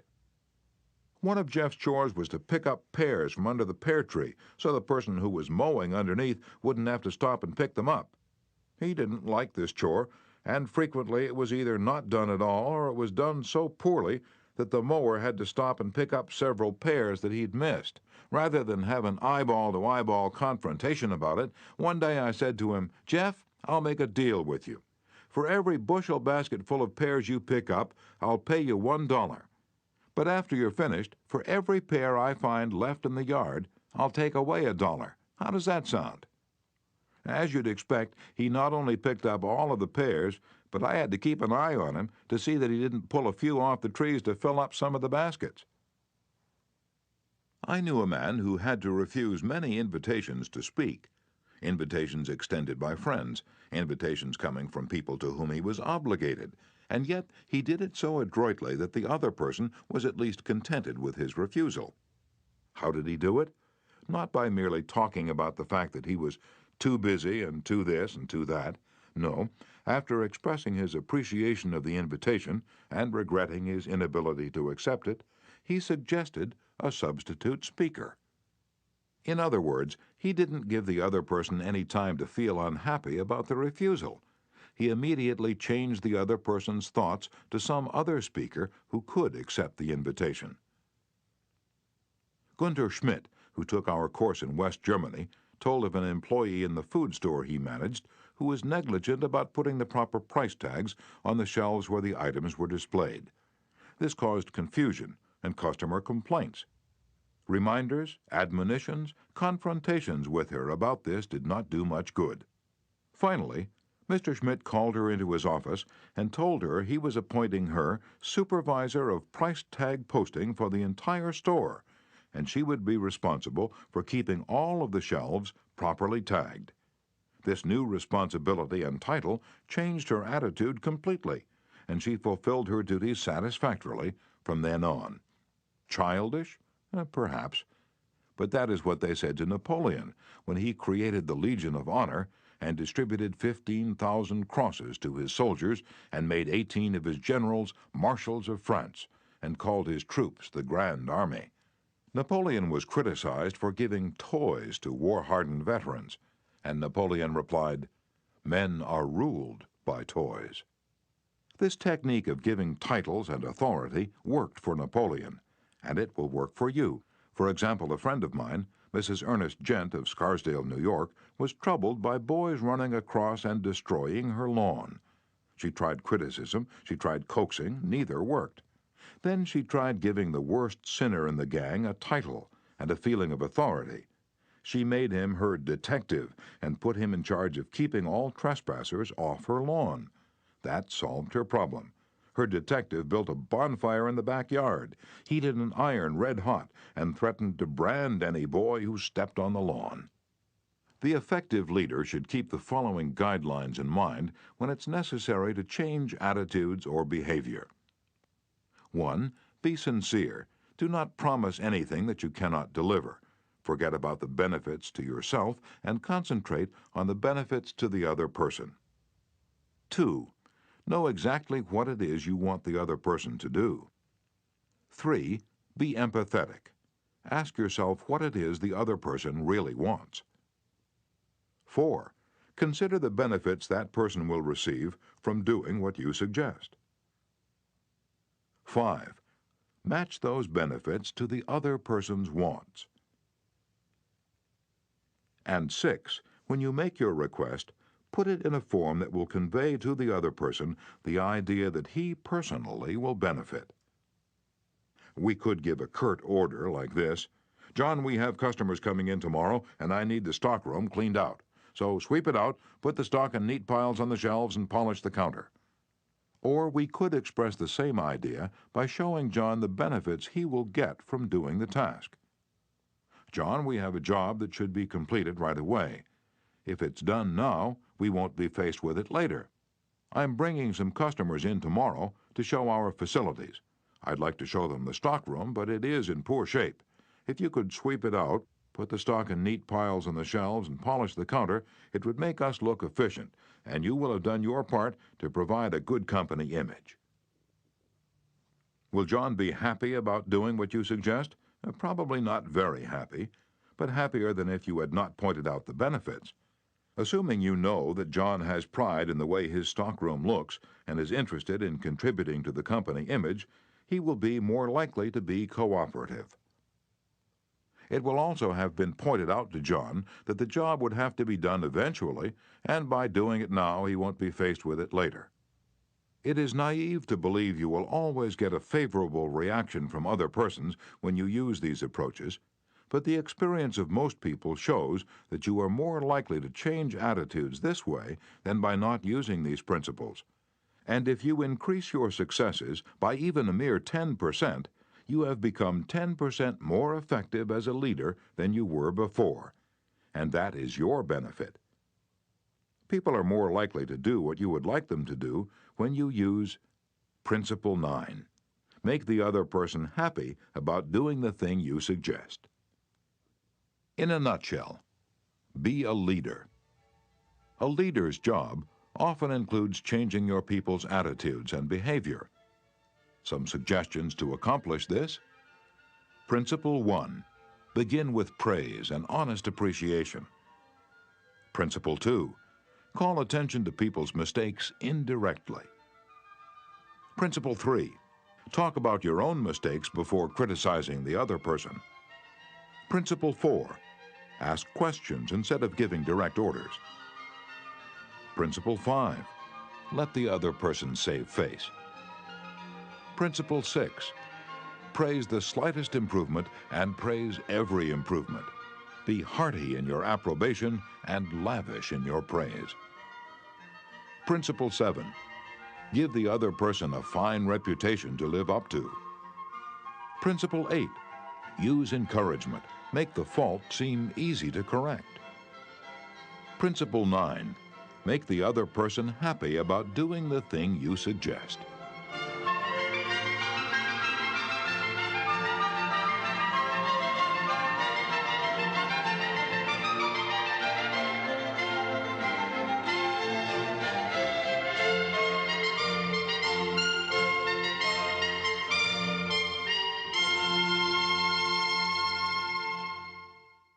This has been a presentation of Simon & Schuster Audio.